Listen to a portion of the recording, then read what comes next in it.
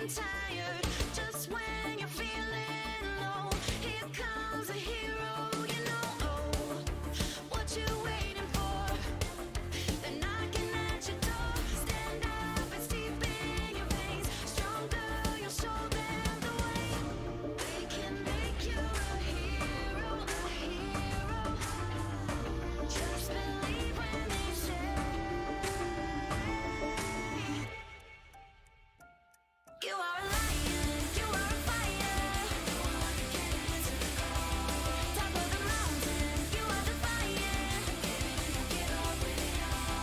Through the day, through the night, you will wake up and never let you give in till you reach the end. No, no, no, no, no. Lion, you are defiant, you are a fighter. Don't you know you're the light that lifts us up? Never giving, never done. Second to none, second to none. When you're feeling low, take my hand and then we'll go. No one can stop us now. No one can bring you down. They can make you a hero, a hero.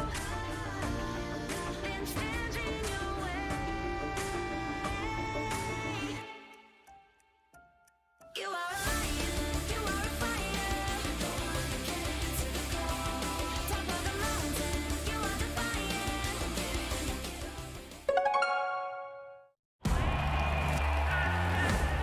This is the time.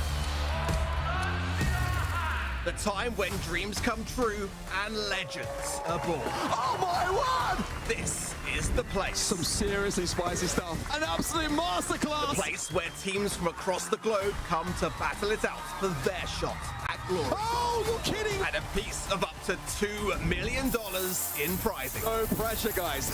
No pressure. This is the feeling. It's beautiful! The once-in-a-lifetime feeling of lifting the trophy at the Brawl Stars World Finals. Here comes the push. Here's the damage. Ooh. This is now the crunch time. This is the game. Immediately taken down. Still not going to fall. He refuses to die. The game you love. This is the Brawl Stars Championship. Let's get ready to brawl.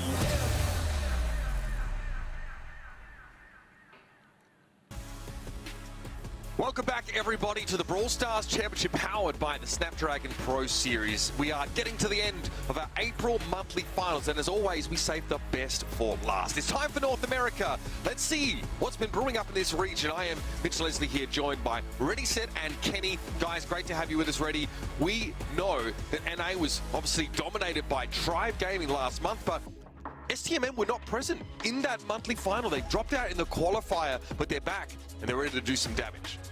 Well, STMN are back, but also some other teams that we would usually see present here are missing. Luminosity, SSG, they're simply not here this month. It's going to mean a lot for our point situation as we are still keeping in mind the World Finals later on this year.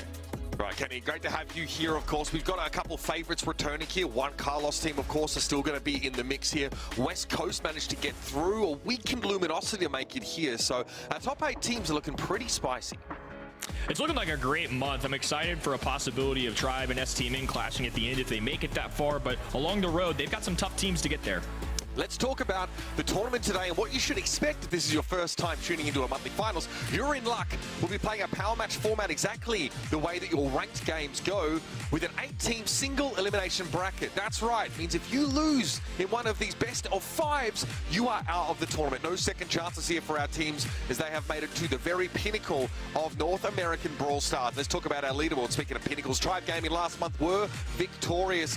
Managed to sweep through, only dropping 1 set in that final game against Luminosity, who, as we've said, are going to be absent this month, so they won't be adding to this tally of points, not being able to make it to the top 8. Remaining 7 are going to be in the mix this time around, but Space Station Gaming also conspicuously absent, had some stumbles and couldn't make it here into this top bracket.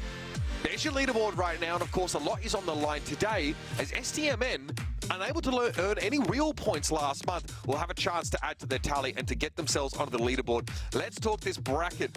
Ready, set. These first 2 matches are quite fascinating. We, of course, have that first quarterfinal to cover on this stream.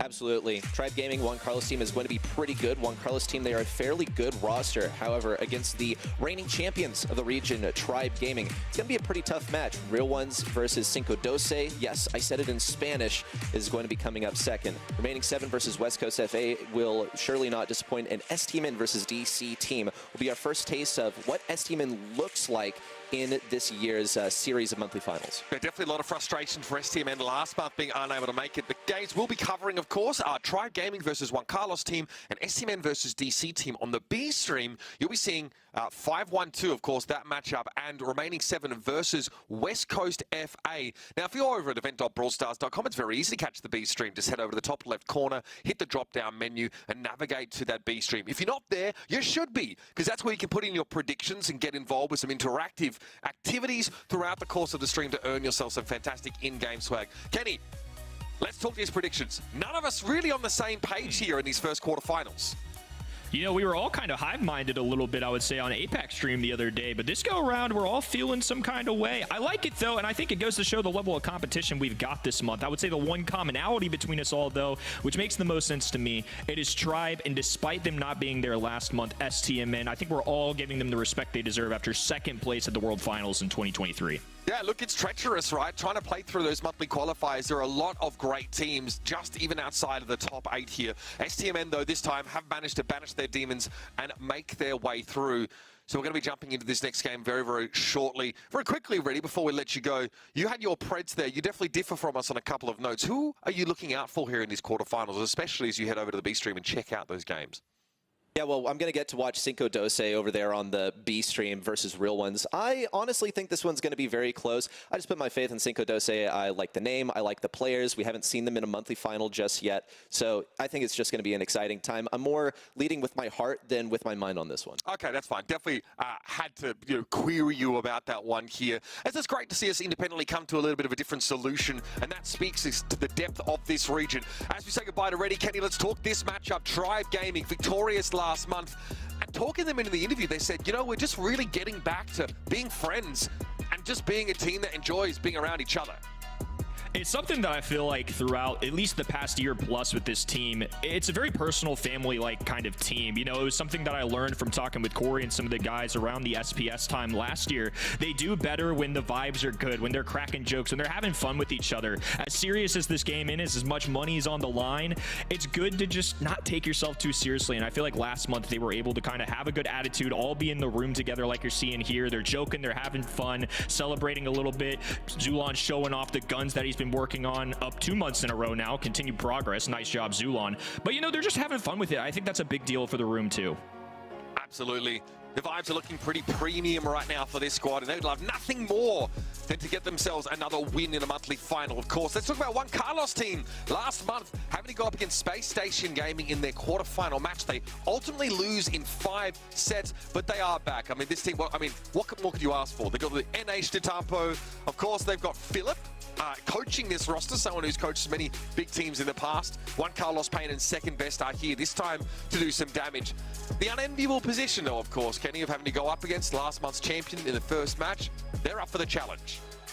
Brutal draw for them, of course, being a lower bracket team, randomly seeded into one of these upper bracket teams, and you're going against a team that looked unstoppable last month. But Juan Carlos team put up a really good fight against a team that, even though they're not here this month, I do have a lot of respect for SSG and what they've been able to do in the past couple of years especially. So Juan Carlos team, I do think have some potential to cause a ruckus here. And they will be looking here to start out on their best foot. Again, I mean, this bracket is brutal. Like, no matter which way you come at it here, of course, the winner of this game takes on the winner of Real Ones and 5-1-2 in that semi-final. Again, a lot of expectations that Real Ones come in with a bang to this tournament after a great showing. I mean, both Real Ones and 5-1-2, you know, on a side note, managed to take down Space Station in the monthly qualifiers. So they've both demonstrated a quality of a team that deserves to be in the top 8. But more on this Tribe team. They are, last month, I guess they basically had that clean sweep, rather reminded me of what SK Gaming were able to pull off over in North America. And for these guys, like, they've faced disappointments internationally, right? Thinking back to being knocked out by SK Gaming at Worlds last year. They've always been a standout team in North America, but I think at some point they have to ask themselves, when are we going to get some real silverware here?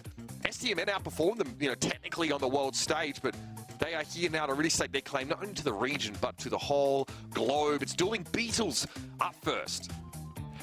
It's an interesting call out here by our audience, 93-8 or 92-8, excuse me, but that's a huge landslide going towards Tribe. I feel like Juan Carlos' team are better than the credit the audience is given, but of course, when you're picking just black and white winner or loser, I think you have to go with Tribe here. I mean, especially after, like you said, this team is hungry. This is a year they're coming off of where at the World Finals, they got upset by a dream run from SK Gaming.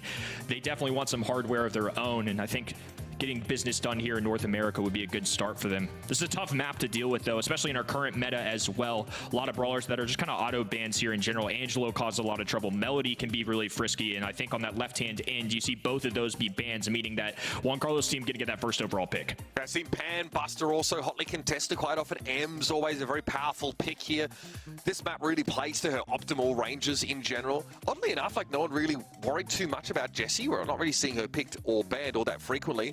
She is very commonly picked up when available, but Juan Carlos' team really favor getting the Pam involved first. I think in APAC we saw like a Pam Buster composition with like a Byron mixed in. That was very powerful. Maybe see, yep, Byron here getting picked up. Sandy also, we saw her in LATAM, very hotly contested, so that's the ban here for Tribe Gaming. Do not want to deal with that. One thing that's certainly become clear throughout the weekend is Byron is a problem. He is somebody that is around through all of the regions. We started with APAC thinking maybe this is just something here, and I didn't see it a ton on this map in particular in scrims for NA, but I think clearly it's a brawler that we need to take seriously. I mean, the rest of the world is a lot of pro players are kind of coming to the same conclusion of what's working, and apparently Byron's one of those brawlers. Charlie available here to be snapped up. Bo also very powerful. Just being able to cover over so much of that, point with the super. Really a problem if you lose control and have to sort of step right back in because you can't interact with those mines unless you step on them. At that point, you just have to run. Wait on Juan Carlos here to round out their composition a little bit more. Angelo almost here, permaban, basically every single time.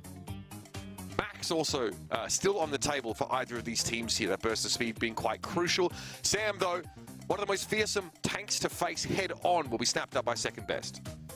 Going to be pairing this with a Stu as well. So we're going to get some serious aggression here. Pam, one of the most commonly picked brawlers in North America for dueling Beatles in particular. And I think now that you got the little diversity of somebody like Stu who can add a speed zone, a breakthrough, which I don't imagine they're going to do at this point just because they've got a Sam on their squad as well. But now they've got somebody in Sam who can kind of focus on being in the enemy's faces, getting aggressive, and especially in the faces of Ims and Byron in particular, that could have been a really good matchup. But Rosa kind of throws a wrench in that. So I feel like everybody's going to have to navigate these lane matchups and how they're playing their particular brawlers if they want to make these strategies work. Yeah, both teams coming in with fairly tanky selections. Of course, that, grasping roots hypercharge of Rosa is pretty fearsome, being able to slow people down, and it's very, very hard to duel her, even if you are very, very tanky or hitting very, very hard, like a Sam, for example. And with all the healing available from Tyrant, this is definitely a strong lineup here for Tribe Gaming.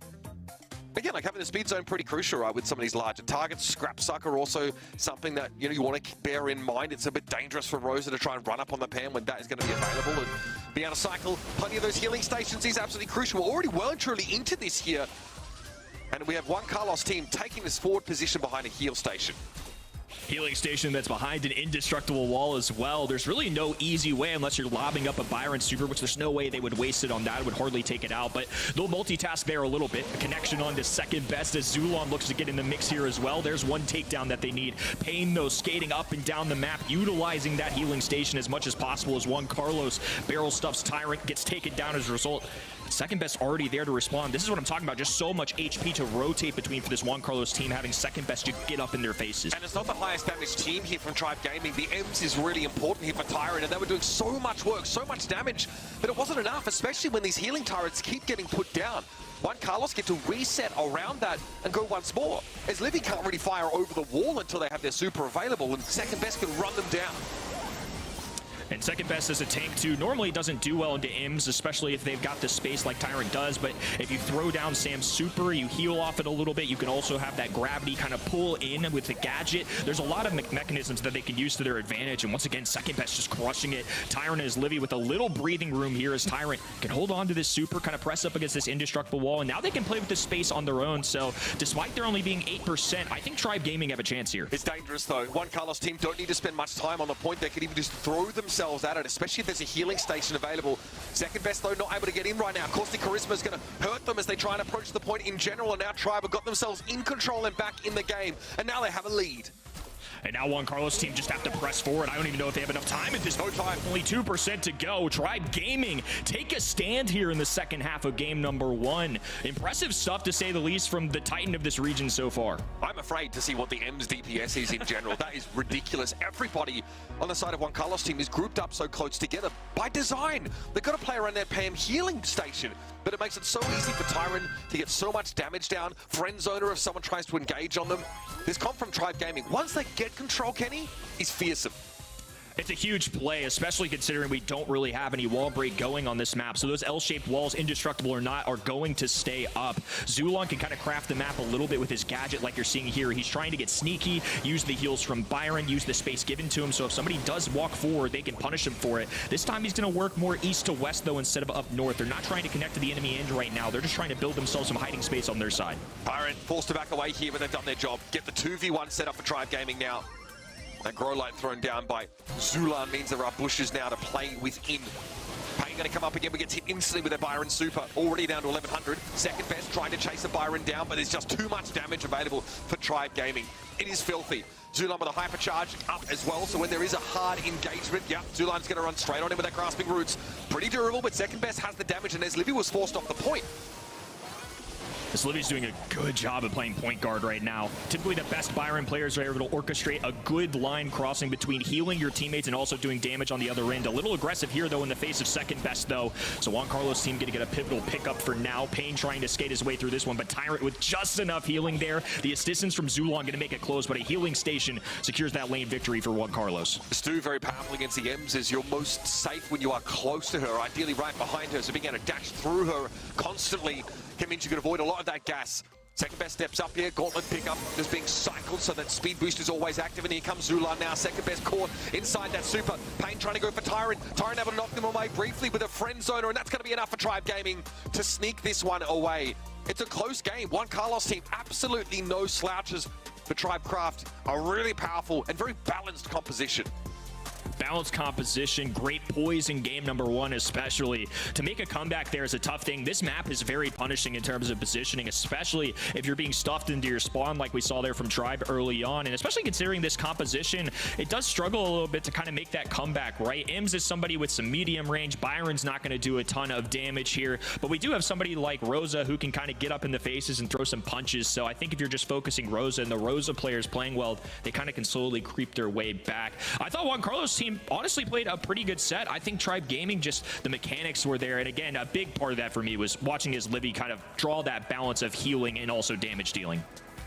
You can see here that Zulan is able to benefit so much from the raw stat boost of the Rosa Hypercharge, as well as, you know, what it lends to your super.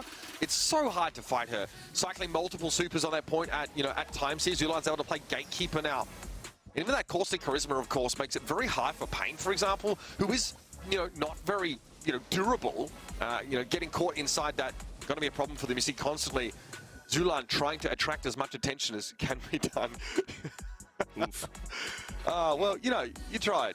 You show me the other side? I like the other side better. That's good. Yep, very good. I don't really care about sign twirling when he's out there doing this kind of work. 575 DPS. If is Livy actually out-damaging Tyrant, that is absolutely absurd. That Byron really starts to hit hard. That damage adds up over a longer round.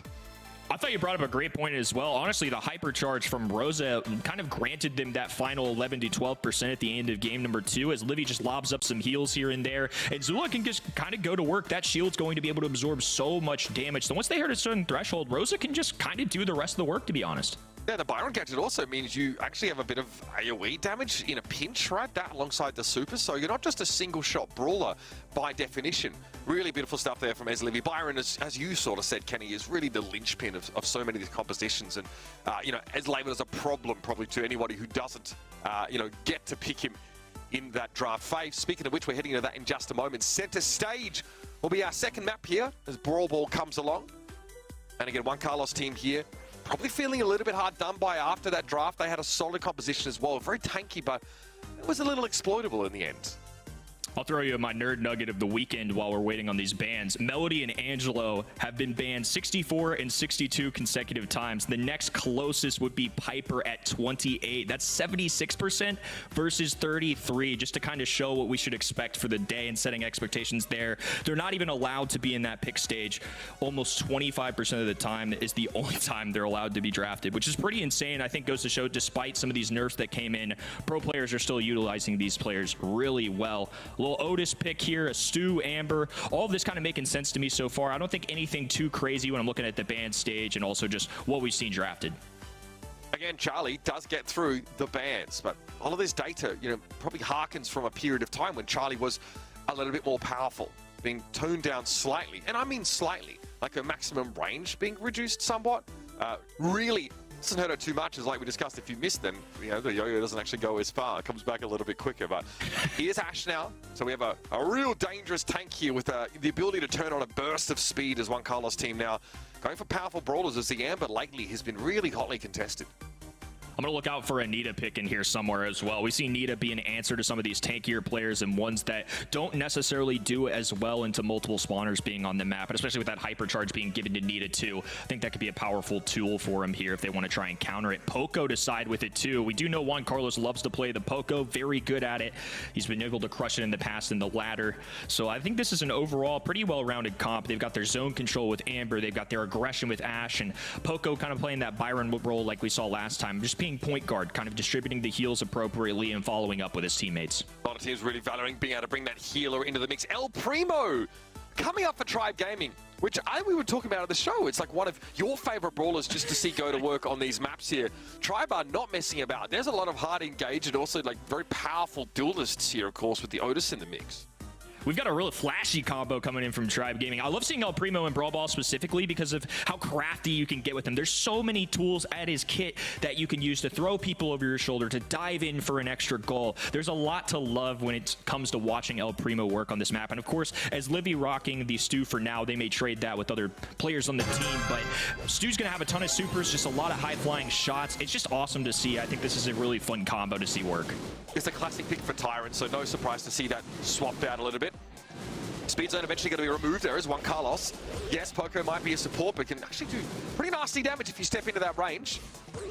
Zulon here just playing within the bushes for the time being. Tyrant, good pressure on the Ash, though. Activates that damage gear. Second best, yeah. The Protesto counters still coming out thick and fast here as Tyrant's managed to make his way in on the right-hand side. Brought down by a heavy hit from second best, though. Here comes that super. Zulon is going to get blown up.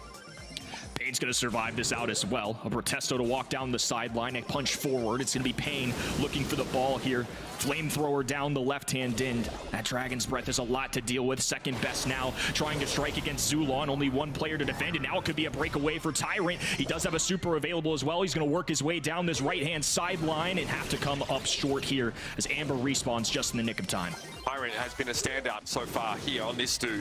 Very, very good at avoiding the tanks and targeting the ball carriers mostly. Payne gives him a tickle, those forced to back away. Zulon just going to take a face full of damage here. Not really much he can do there. Pretty outclassed, I think, by the Amber if he can't close the gap. And this is dangerous now. Second best.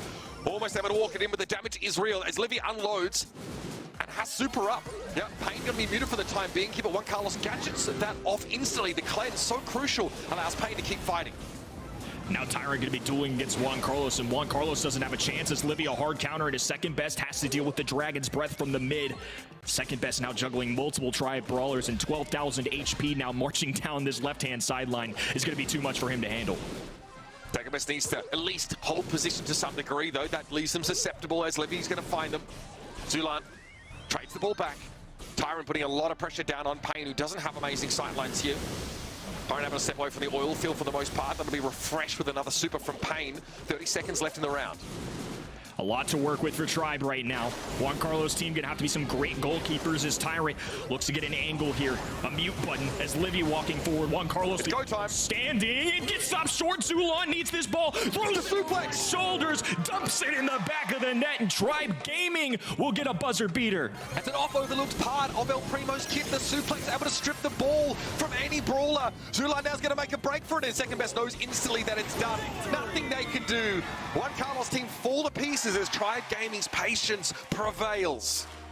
El Primo's just a dynamic playmaker on this mode. That's why I love watching him so much. He's got the super to jump in on opponents. He can throw people over his shoulders while playing goalkeeper or on offense like we saw there. Perfect execution there to get a final goal. Beautiful stuff. One round down. Juan Carlos team now know exactly what the risks are. At least Juan Carlos able to, better cleanse off that mute, which is pretty important, as Levy will use it just to instantly win a 1 versus 1. Fat splatter here, throwing the second best direction, denying Pain the ability to move up as far as they would otherwise like. And Tyrant's just going to kite away from second best here. Heal comes out from Poco, super used. That's at least enough to keep second best in the game. Tyrant clawing his way up this right-hand side as well. Second best and Juan Carlos. They want to be playing offense. They do not want to be stuffed in their spawn like this.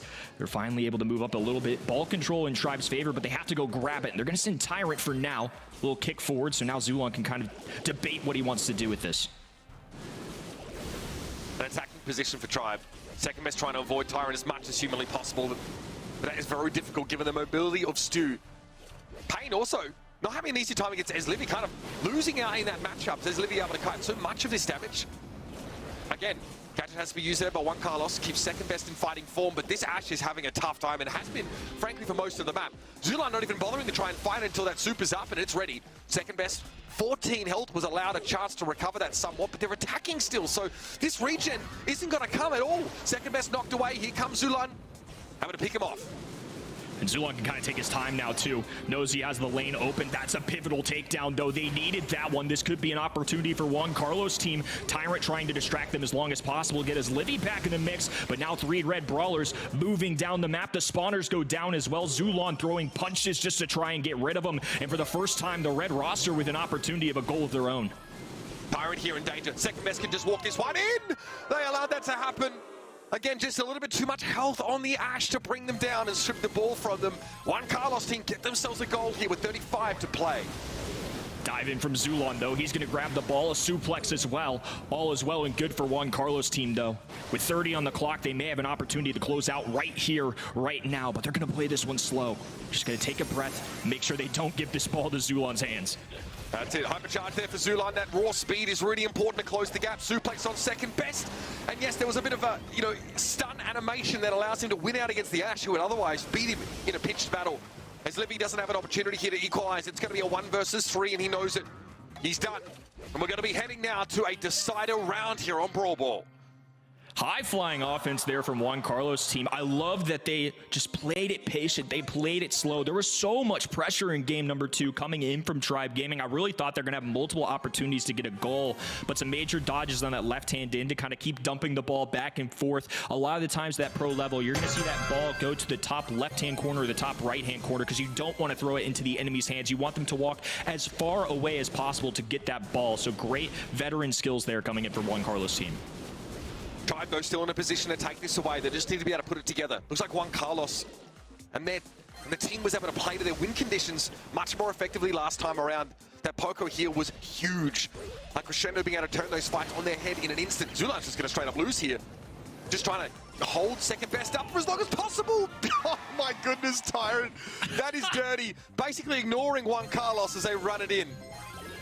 He knows Juan Carlos doesn't have the damage output to stop him, so why not? He's just going to march it on in, walk forward, and it's an easy goal for them. Zulon, though, could be in trouble. That pickup was necessary. Second best still has a lot of HP to work with, though. A pass from Pain, a little heal, a back and forth, kicking both ways. Zulon, though, does get the stop necessary, and now the other end going to be able to go with it.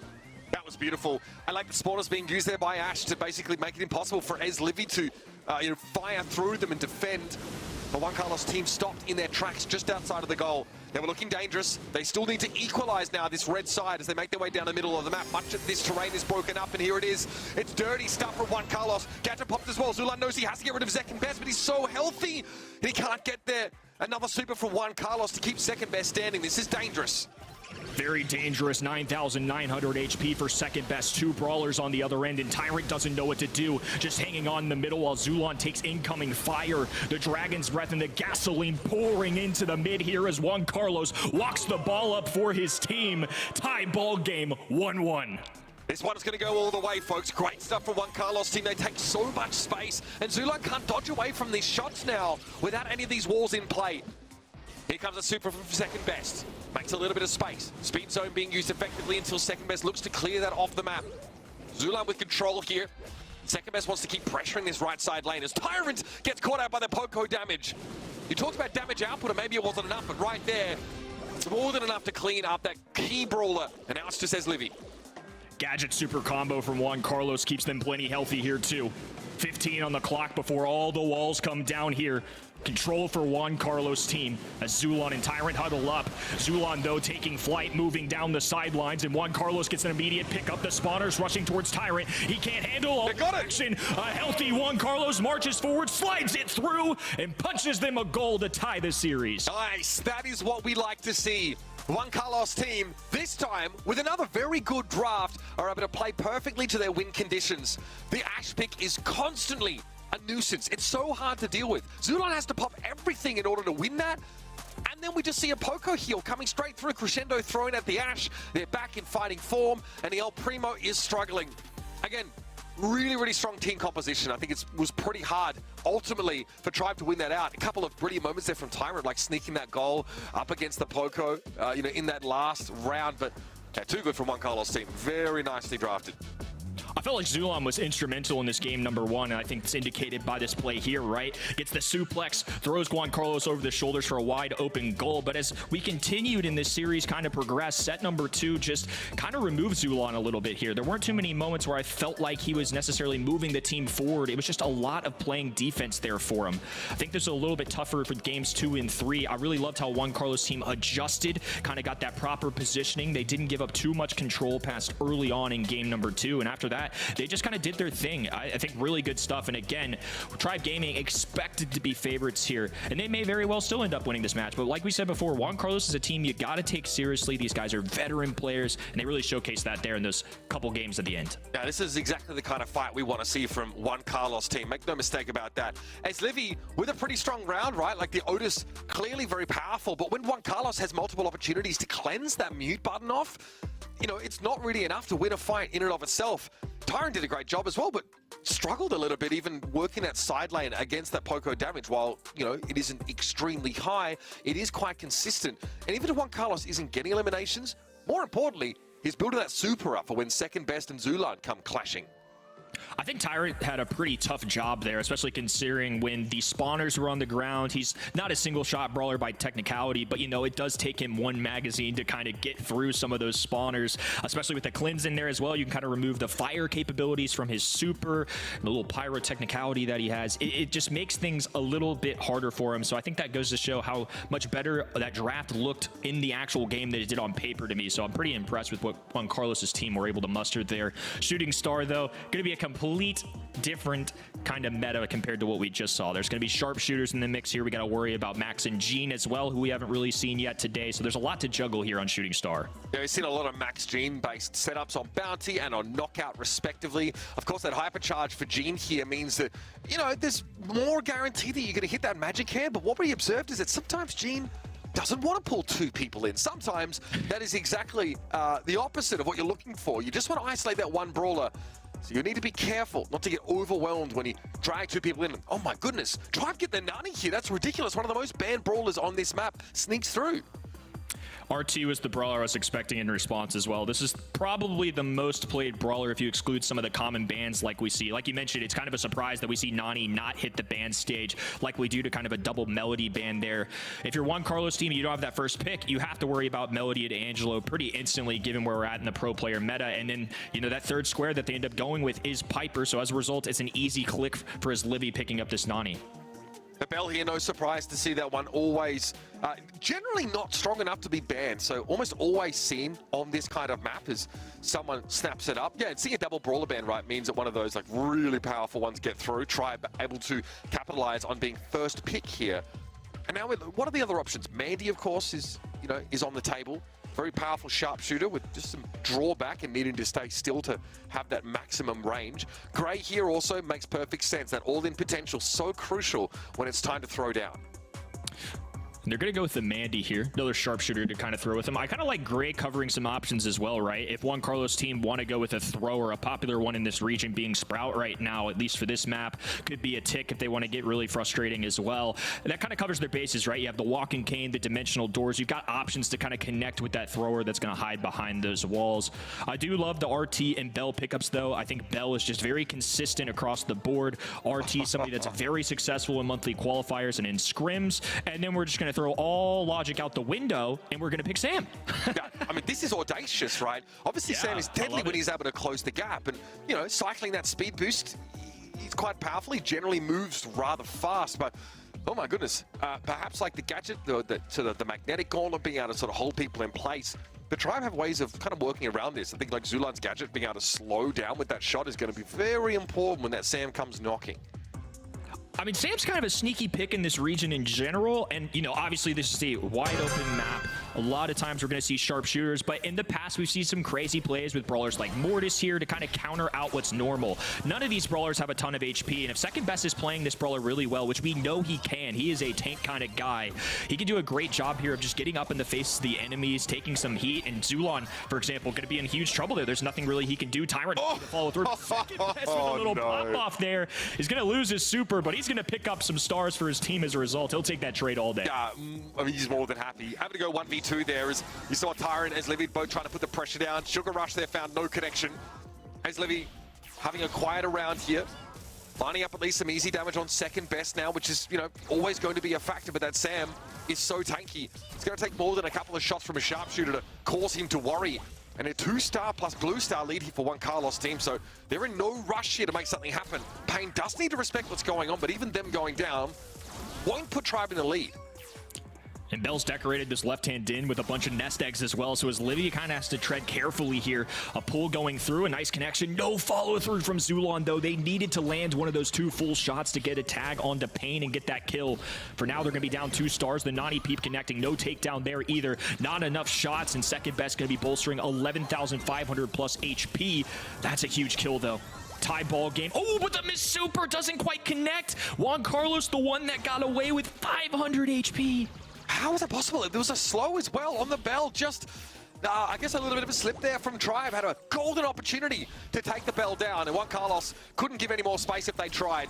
This is probably going to come down to 1 kill, but the Second Best is going to be ready to engage if Tribe get too close, so they can't just throw themselves at this. Return to center there from Zulan. I mean, not a lot of great use cases for it here. And Tyrant gets picked off. Pain is able to get that nice little double tap there. Even Second Best committing a gauntlet. Popping the gadget there, but as Livy not too worried, it's going to be Juan Carlos team with a 3-star lead. Second Best has to go down, but there's not enough time for that. Second Best got to be an MVP of that game in particular. Obviously, early on, he pops off. He grabs a couple of kills. At the end game there, you kind of saw him take advantage of the HP as kind of being a meat shield for this team. He was just walking forward, taking bullets to keep the people behind him protected as long as he could. He was a great distraction, and more importantly, he was probably a top frag for his team. This Juan Carlos team comp is so nice. That RT getting first pick there, having real value in that last round, punishing the step forward to Tribe. Tyrant, walking cane doesn't connect. Juan Carlos is pretty fleet-footed there, but still going to suffer. Zulan nicely done, able to get out of that situation. I think a peep might have been involved there. Pain also is overextended now as Tribe have a huge lead. Monstrous start for Tribe Gaming. A team wipe is definitely what they needed to turn this around here. They haven't won a few games now. It's about time they started getting one for themselves. 8-1 lead right now, and Second Best just kind of forced to press up against this wall. This is where Tribe Gaming can take more of a defensive stat and work the pacing of this a little bit. They're going to slow down. They're not going to get in the faces of Juan Carlos team. They're just going to pick one off at a time if they can and hold their ground. Second Best here having to constantly cycle that gauntlet to avoid this damage and slowly take space. That is what's happening though. Tribe Gaming are giving up the map here to Juan Carlos team, which is setting Sam up to be very punishing. Second Best though, hooked through briefly, that wall taken out, so now he's got nowhere to hide and he's a little overexposed here. Beautiful shots from Pain though, bringing Thailand down, and it's a positive 2-star exchange for Juan Carlos team. Overexposed and also less places to put that super. If you're Second Best, he's now going to have to kind of throw it at the wall on this right hand in if they want it. It's Livy. Big pickup there as well, as Pain and Second Best are just glued to each other. Doing his best to kind of juggle his super, gain that HP, but it's very difficult to make dodges against some of the best mechanical players in this region. Tyrant doing well to avoid every shot there from Juan Carlos. The Bell wants to set up here on the left-hand side. Very aggressive nest eggs deployed as well. Dulan here not able to connect with enough damage on the Pain, and Tyrant's definitely gone. There's no way they're getting out of that one here. Juan Carlos team still down by 5 stars though, as Livy quietly be getting some really important picks here throughout this game. And nice dive, but this is going to be a full engagement now. Second best is going to run them down. Gadget pop to catch Zulan out, and there's Livy at least able to find one, but there's 6 stars. Oh, there's Livy. Oh my goodness, they will fall. And yet, Juan Carlos team have got to be fairly happy about that, getting the engagement they were looking for. Seriously, back and forth game. A big 50-50 moment to pick up right there. That one was going down as the clock expired. I think as Livy was making a run for that teleport to try and get out of that situation. Maybe with a second extra on the clock, they would have had it. But for now, it's going to be a toughie. Zulan not having as much fun as he was earlier, Uber. Yeah, look, Zulan obviously less than impressed with how that went down, but you know, it's a tough map to play. If you don't have consistent wall break, Sam is going to have like avenues with which to approach you from there. Juan Carlos team, beautiful stuff. Another very good draft, and you know, Drive Gaming going to have to find a way to bounce back from this. That's 2 maps where they've had to deal with very challenging compositions. We also, second best, just to keep track of the Protesto count, he actually fired off 20 of them. He also fired off 2 Zeta Division pins and 1 Crying pin. So really getting a bit of diversity there amongst just playing this Sam. And I don't know how he has the time to do this with all the movement he has to do to dodge these shots, but got to give credit to the guy. That's leftover APM being put to good use.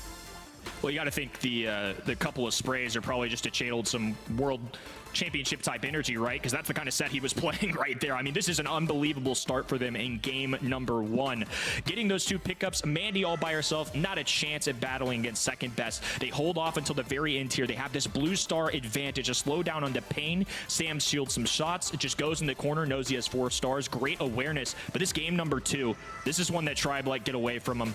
I'm sure they're definitely going to be feeling this one, as that's 4 games in a row now that Juan Carlos team has taken, especially in a 50-50 moment like this, Uber, where a teleport's been set up. They've got 7 stars. Second best is charging down the sidelines, and as Livy even gets a kill here, but has so little. It's that as Livy kill. That's so not big. Enough time to work with. And as Livy could have.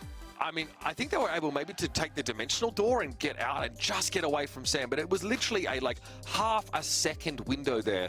Carrying 6 stars and handing them over allowed Juan Carlos team to get to 19 at the end of the round.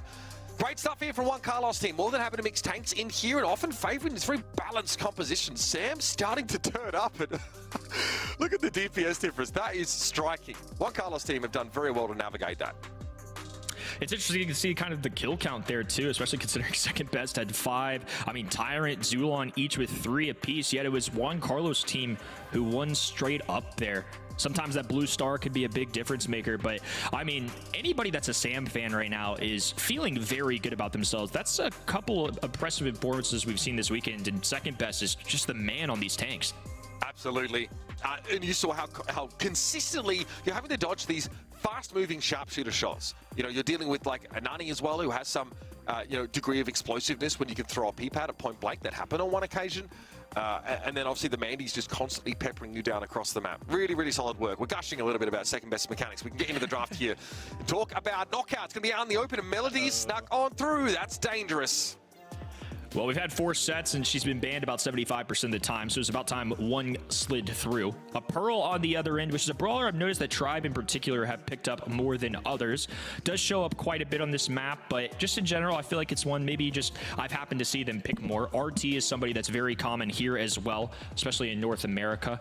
With the Hypercharge recently, Brock's been popular, which makes sense why we see him in the ban phase. Max, another one of those brawlers that's gotten a Hypercharge recently, so not really the traditional sharpshooters we're used to seeing here. No Piper, no Bell. They're both sides going different directions. I mean, like, you know, Max having like a virtual super totem effect baked into that hypercharge is really important. It charges supers and hypers, which is kind of insane. And we know that like over a long game, especially when like, you know, maybe you're juking a lot of the time and you're not firing, we know that Pearl just gets stronger and stronger as that round progresses, and all of a sudden can chunk you down out of absolutely nowhere if you're not ready for it. Juan Carlos doesn't have to full engage, but that obviously is where Melody is the most powerful. So we'll eventually want to try and close the gap and have those music notes up as the gas comes in.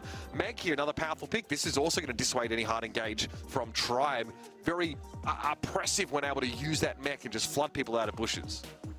I think Meg's borderline bannable in this map, to be honest with you. I think Meg can be very powerful in knockout, especially if there's no wall break going down either. I mean, just the crowd control that Meg can do along with her shot, that heavy machine gun fire, a second life, and even if, say, Tribe Gaming wanted to get aggressive, go with a brawler that gets up in the faces of second best or whoever ends up playing the brawler for them. Meg's got a second life, and the ejection that you can get and the pushback from that star power can be a big difference. And the Byron-Meg combination is an absolutely nasty one. Keeping Meg in that robot as long as possible is huge. Pain here. Going to get some Byron action. We saw that on Dueling Beetles earlier on. I think we kind of, were surprised to see just how much Livy could do with that brawler. Quietly getting top DPS over the course of that entire set. It's pretty scary, especially when you can turn the tables, and there's a lot of healing here. Juan Carlos always loved to get some healing with a tanky brawler like the Meg. And the Buster thrown up here. Again, another brawler that doesn't have to really be fighting to build up that super, but it's not a sharpshooter-based setup at all really here for Tribe Gaming. They have some great all-in options, though. And again, that slow-mo replay to tuck someone back in your direction could even make Melody or Juan Carlos think twice about dashing in. That's right. And honestly, Max and Buster in particular is a combination I've seen more and more pop up across the BSC and practices this week because, one, Max is getting stronger, and also, especially on this map, Buster is great for pacing, pushing yourself forward. It's kind of a free way if you're in a spawn trap to activate his super and just walk forward, because the long-range shots from all three on the side of Juan Carlos' team are all going to get reflected off of that. So it is a great way to kind of have a comeback mechanic for your team built in. Up to the races we go. Pirate here just trying to trade a little bit with that very tanky Meg. And there's Livy again. We'll be able to get lots of purchase with these cookies. They are very wide cone of fire, much like Pam, albeit a little bit longer range. He comes to engage here, take a lot of space behind that montage now, and Juan Carlos' team are forced into the corner of the map. And with paired with that max speed, you can see what that Buster Super could do. They were able to walk halfway across the map for free. I mean, it was just getting themselves into a better situation. Lots of supers available for the side of Juan Carlos' team. Those who work our way east to west now, instead of north to south. Juan Carlos now dashing forward. The Devilish Singer, gonna be a tough one. Oh! Zulan gets a nasty pull, but an easy walk away and pick up even for Juan Carlos' team. Yeah, behind that play from the Buster, there was some great shots coming across from the Byron. Zulan here, I mean, I never count him out in those situations, but isn't quite able to get it done. He does know the Melody is hiding in the bush there, and is able to tug her in, but I don't know if Tribe are ready to blow her up. Well, this max speed made things very interesting, granting them plenty of space to work with here. So Juan Carlos' team going to be in the back of their spawn. Is Livy going to blow this wall wide open here? He's receiving a lot of fire, though, as Juan Carlos presses forward. The shield keeping him covered for now. And Tyrant going to be forced to kind of hold back here with the max speed as he's at low HP. Yeah, that raw speed is just too much to deal with. Zulan, of course, having to fire off that montage towards the Meg here. This is trouble for Tribe Gaming. This is extreme danger. This could be a big problem for them. If they have any hopes of advancing here in this monthly final, they pick the composition, and we know what the win condition is. We see the plan. Speed up with the max, use the montage, take space, capitalize. But that last part, they have not been able to do over the last couple of rounds here of knockout, and they're at risk of losing it all here. 5 straight games going Juan Carlos' team way. Tribe Gaming got to dig deep here if they want to avoid an early exit. A nearly flawless run in month number 1 is now into question here for our second best, Juan Carlos and Payne. Just going to once again group together as Livy working alongside Zulan, try and get that super built up. The heavy hitting shots from Pearl as well. But again, they're going to have so much work cut out of them. As Livy still looking to push back. Pirate here trying to keep a respectful distance. Now Tribe Gaming know exactly what Juan Carlos' team's composition are capable of, and if they let the Melody get too close, with 3 nodes up and a shield gadget, it could be curtains for them. Livy just trying to juke as much as humanly possible now. Juan Carlos needs to get those shots to get those nodes up here. So if he's starved of free damage, it could be a problem, but the gas is coming in. They've got to go. Tribe Gaming need to move into the middle of the map. All the action going to be going down here as Juan Carlos dives in, proving why Melody is so darn good right now. 1 goes down, 2 goes down, and a lone Zulan falls as well. Juan Carlos' team 1 round away from proving 92% of Brawl Nation wrong. They're on the precipice of moving to the semi-final, and Tribe Gaming probably can't believe it. Your last month's champions now running up against a brick wall in their quarter-final match in April. That's a wild story. As Livy's really not had the chance to make use of that super outside of breaking apart walls to try and engage this Pearl. Has been pretty well nullified on this map. Tyrant getting a couple peaks here, does have a super build up. Everyone from Tribe are ready to go. Juan Carlos team have to know exactly what they're going to be walking into and would love to build a Byron super before that fight comes to a boiling point. Payne powering up his teammates here as Buster tries to march it forward for his side. Tyrant peak shots, a blow up there, and as Livy picks up one. Second best in Payne. Have to deal with 3 Tribe brawlers incoming. A little cheeky corner right here as Livy with the follow up, and Payne goes down. Another round point here for Juan Carlos team, who are still 1 away. Tribe not out of the woods yet, make no mistake. They still need to close this round out. They use their supers in order to secure the previous one. Zulan downs with the Byron super. Second best playing at off angle, started to take control of mid. This is dangerous. Zulan going low. Serious damage coming out from Juan Carlos team, and Juan Carlos is going in. Music note collides in with Tyrant, takes him low. Juan Carlos thinks about moving up to the wall, but here comes the counter push from Tribe. Speed boost there for Zulan. He gets up behind the montage as Livy has hypercharge available. The Juan Carlos team don't lose any players to that Tribe gaming push. Juan Carlos is going to try and build up these musical notes for another dive in. A back and forth in terms of momentum. We've got Juan Carlos who can push his team forward, and a Zulan Tyrant combo can also give him a super speed and reflection to get them up as well. Everything is slowed down here, but I imagine we'll be speeding things up alongside a double super coming in from Tribe. They're trying to force into a corner here as Livy and Tyrant working on this left-hand in. Nicely 3 done. brawlers now standing for Tribe. A little room to breathe. Down goes one. Juan Carlos falls, and Tribe Gaming have tied us up in set 4. That is huge, Kenny. They were up against the wall after that first round. And now they've managed to stabilize a little bit more. Getting the Pearl a little bit more involved as well. You saw as Livy having to take a 1v1 against the Meg and winning it out. That was pretty crucial because there was a lot of action going on across the map there. Now we're even up in rounds. Juan Carlos team still in a position to close things out here, but Tribe have come alive. A lot of teams in North America, especially ones like SSG and Luminosity, who are out of the mix right now, are watching this one very closely, hoping that this point differential will be much better for them with the Tribe early exit. Juan Carlos Payne, second best, all in prime position here. Nodes being built up for Melody, who's just going to kind of use these to encircle this indestructible wall. It's kind of some free tags if they play it close enough. They will wait until that max super is available. They can threaten a dive onto any of these individuals. Payne especially has to be ultra careful, keeping themselves at their optimal range here and staying out of pick zone. Carlos getting a couple taps here. It is healthy enough. Like, these music notes definitely are relevant here, but it's a thick wall. You can't hit anyone behind that. Second best gets knocked out of the mech, though. That's great. But there's Livy taken down by the mechless Meg. And now it's Zulan who has to hold on. And there's no chance. Juan Carlos team again get themselves on their match point. A lot of low HP brawlers there for Tribe, and Juan Carlos team are just able to hold it together just enough to pick up 3 straight kills. Another classic round number 2 here for Tribe Gaming. Speed and a Buster Super to grant them access to the mid and the other side. The Juan Carlos team ready to respond. Juan Carlos built up a super of his own. Second best has a swing ready to go. He's ready to deliver a forearm to any of the opponents that get up close to him here. Zulan as Livy close together. A second life for second best, though. A dive in from one. It's over. Pick up there. It's a lone Tyrant here. No free points available here in North America. Juan Carlos team with the upset. Unbelievable stuff. Juan Carlos team from start to finish of this entire game have fantastic drafts. Yes, they start a little bit slow there in that first set, but they bounce back with a Tribe Gaming. Frustration would be putting it lightly. Zulan here, not showing too much emotion, but I guarantee you they are very, very disappointed. And this really throws this region into chaos now because now, I mean, Tribe Gaming don't have the chance to extend their huge lead, right? They had like over 100 points. They're not going to be adding to that tally by much at all now, Kenny. I mean, teams like SSG and Luminosity for missing this month are not going to be punished nearly as much with Tribe Gaming falling in the first round. That's about 30 points going their way for just appearing in the monthly finals. They could have built on this lead, really taken a stance here if they make a deeper run, even if they don't win it all this month. But this changes things up entirely. Teams like stmn are licking their chops, ones that aren't even on that top 8 leaderboard after a miss last month. This is a real opportunity for several teams in this region here today. Tough break for Tribe Gaming. The Juan Carlos team, I'm really impressed. I mean, they get the Melody, they recognize which she's snuck through the pick and ban. Tribe Gaming maybe go for a setup that orbits around that Pearl, which makes sense, but there are windows where the Pearl is much weaker, especially if you don't have a lot of heat build up.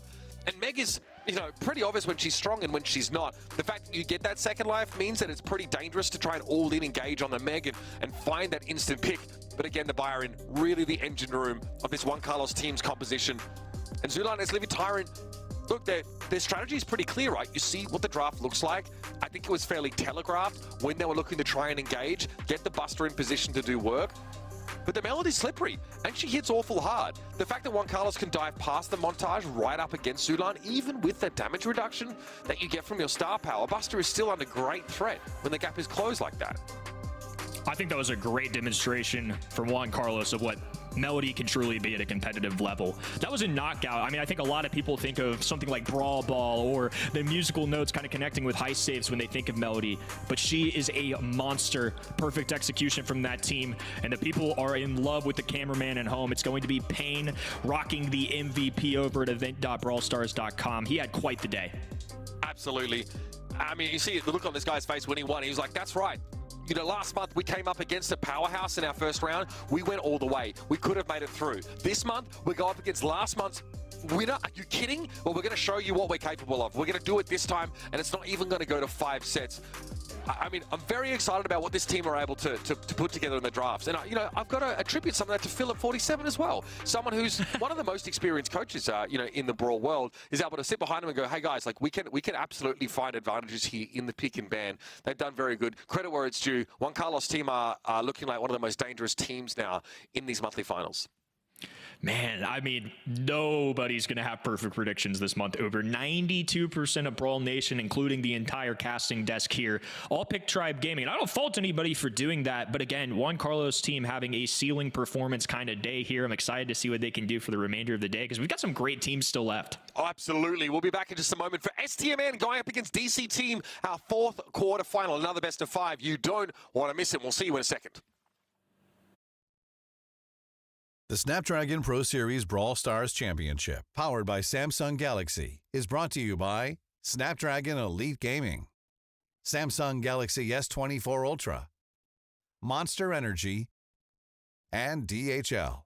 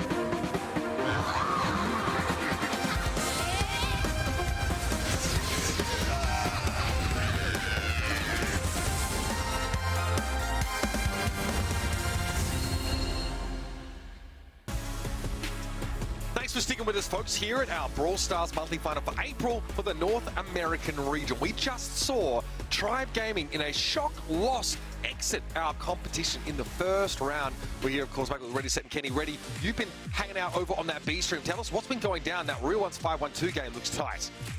Yeah, and honestly, this scoreline doesn't even reflect. I think every single win that we have seen for the Real Ones was actually very close to being taken by 512 over there. Real Ones have been putting up a serious fight, but they have not been able to stop what could be a reverse sweep in motion. The 512 have gotten set number 4 and set number 3, one after the other. So they're in set number 5 at the moment in what could be yet another upset. We'll keep an eye on those matches as they continue to progress. But now, Kenny, we're going to turn our sights to our 4th quarterfinal. STMN, your world runner-up, are going up against DC team with a couple of veterans, and Roledu, I think, coming in here. Previously a coach, now hitting the stage big time. Bobby Zara and Sands, though, had to sit out last month as they failed to qualify. So they're back, Kenny, with a vengeance. If you're a longtime Brawl Stars fan, you're going to know exactly who these guys were, and especially their journey last year was an incredible end of their year, all year long fighting in that West region and coming out in an LCQ performance that was just unbelievable. They get through day 1 and they take on Reject with a previous world champion on their side, 2-time world champion, in fact. They beat him 3-0 before entering the world finals. It's a really good team. I don't envy anybody that has to play these guys on this bracket. I mean, that roster, that Reject roster featured a couple players now on Na'Vi who are doing fantastically over in that APAC region. So STMN have continued to go from strength to strength. That LCQ run was something to behold, and then Ready Set, they really delighted us at the World Finals. No doubt. I mean, going all the way to the grand finals and then putting up a very good fight against Zeta Division, it honestly looked like either of these guys could win. It all came down to a catastrophic moment where Zeta Division had a pretty brilliant move. Picking the Edgar into Sands' Colt was a phenomenal move. Ended up with them winning the entire dang thing. Yeah, that was a pretty special moment there, seeing Zeta Division take the crown, but STMN were real contenders. Speaking of contenders, we've got DC team on screen right now. Batushis and Alianos, of course, returning. We've seen them around the scene quite often. Kenny, what should our expectations be for a team like this? It's a new look for this roster, but they've got quite the challenge on their plate. This team's kind of frisky too. I think they're a solid set, but I think it's hard to say that STMN shouldn't be favorites here. I know STMN didn't make it last month, but every single year I feel like we go through the same song and dance of STMN just have to do it the hard way. They miss a month, they have a tough opponent, a tough bracket run, whatever ends up happening in the past, they always overcome it.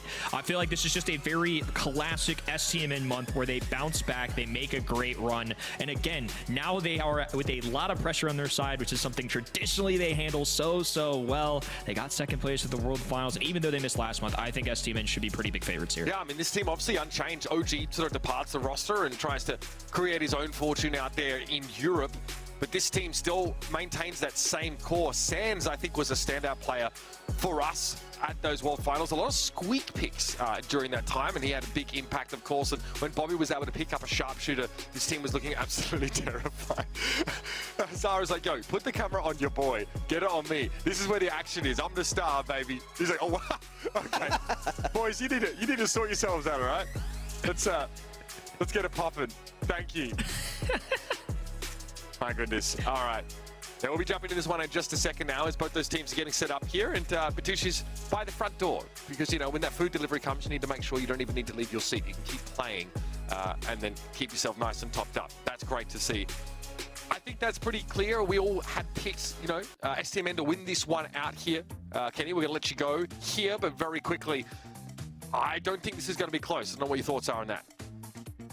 I don't think it's going to be that close either. I think we're going to see DC team's best efforts. This is the only match that they should be preparing for today. These should be the only group of maps that they are practicing. Stamina, they have their eyes on the prize. Yes, they need to focus on beating DC team. It is the first step towards the ultimate goal for them of making the grand finals. They need to win grand finals if they plan on going to the world finals this year, which is undoubtedly where they wish to find themselves again at the end of the year. And now that they're looking at a field that doesn't even feature their longtime rival in Tribe. Remember when these regions were split in North America?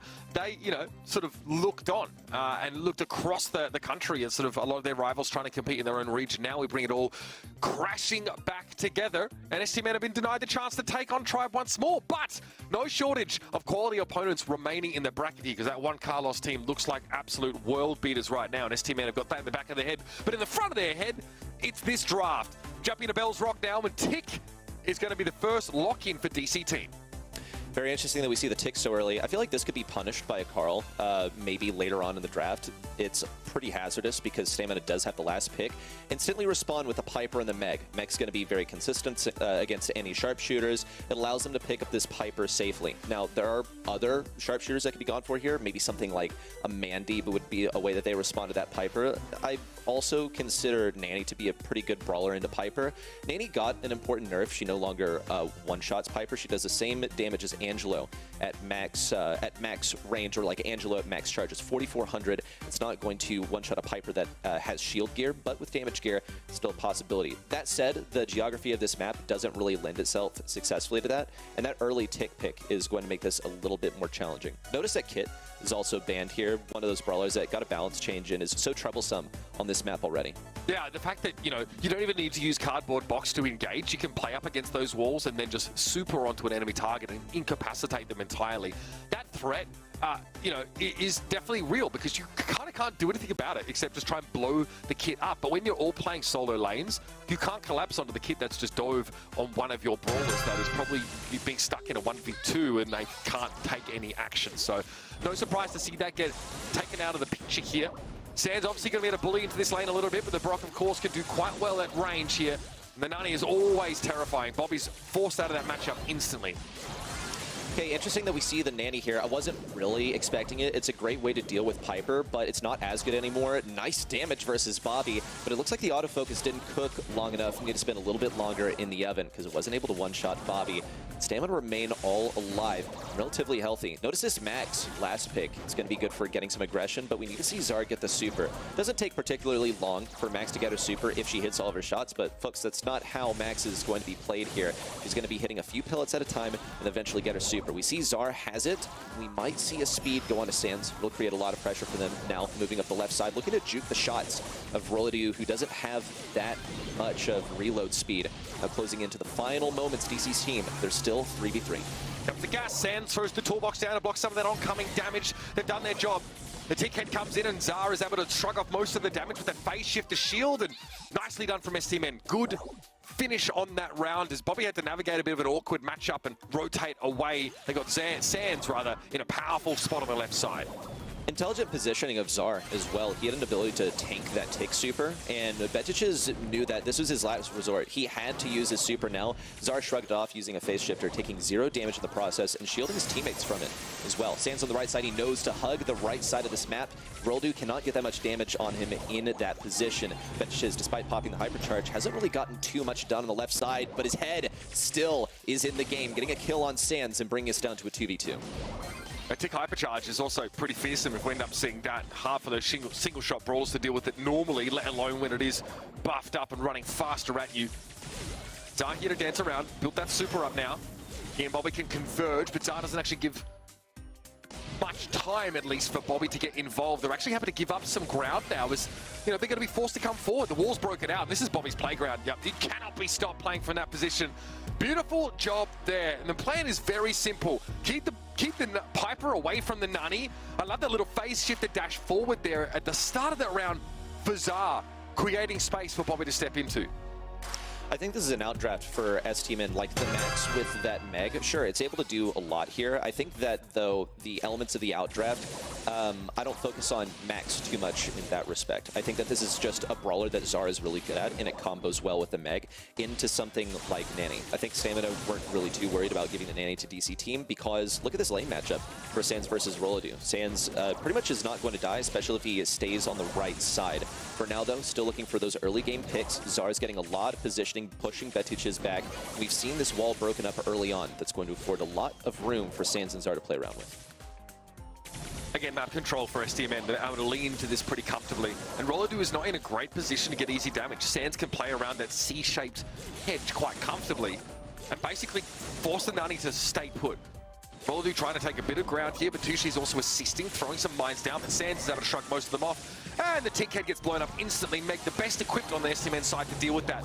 Zar has to be careful though, very low. Sands doesn't have a super here to punish Batushis for closing the gap, and that last hurrah means Tick had that extra burst damage. It still doesn't matter. Zar stays alive and helps STMN end the round.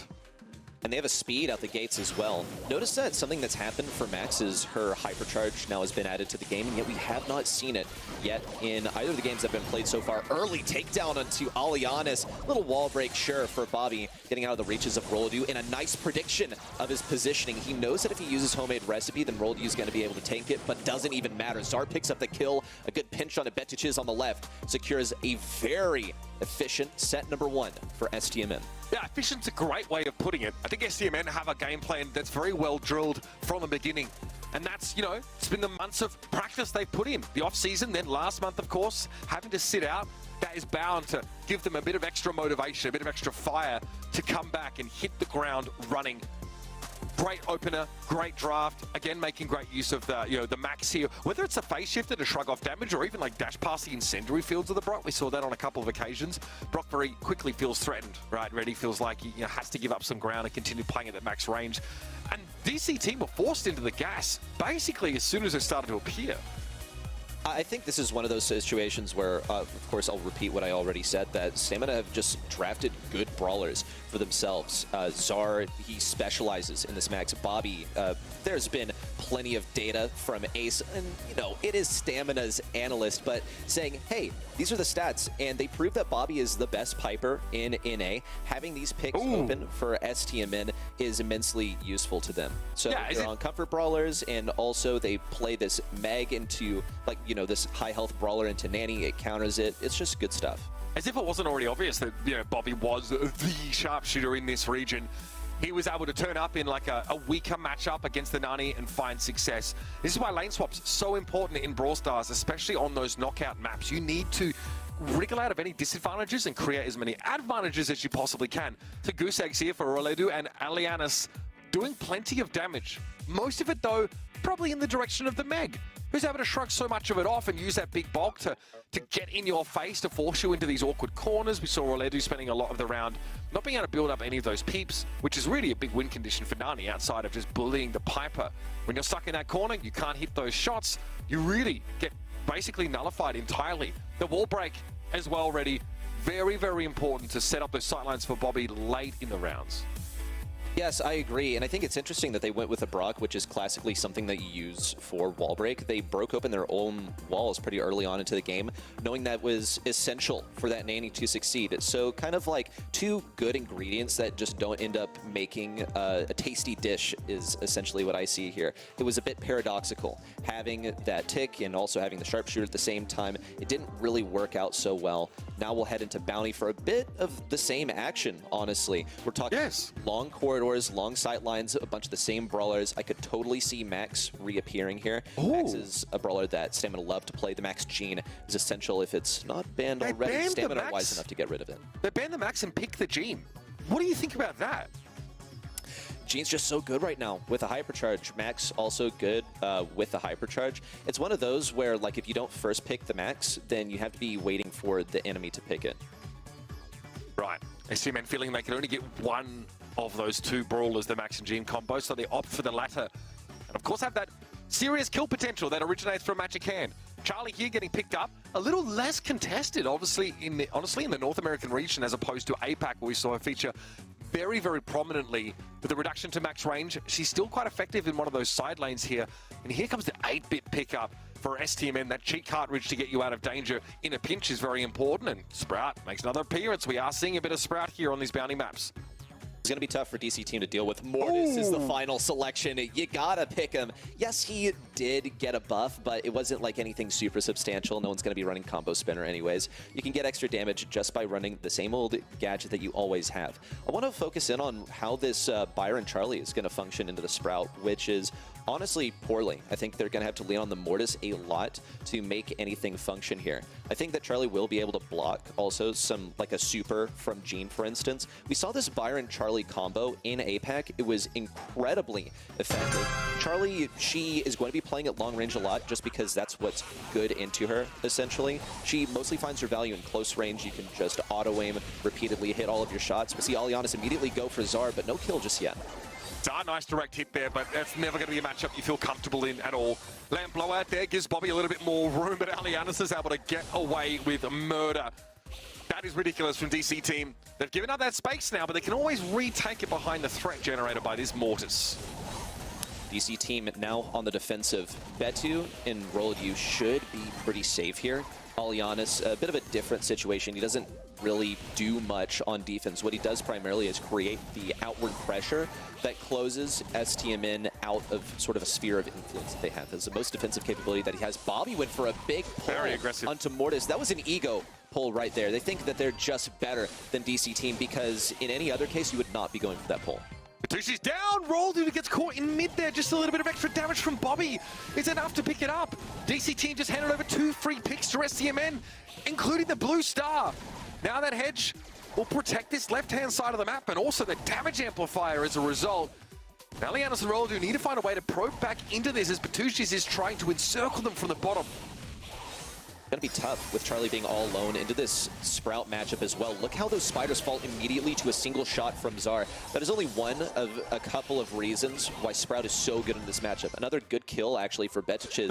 It's a kill off of Bobby, but DC team still find themselves at a deficit thanks to the blue star.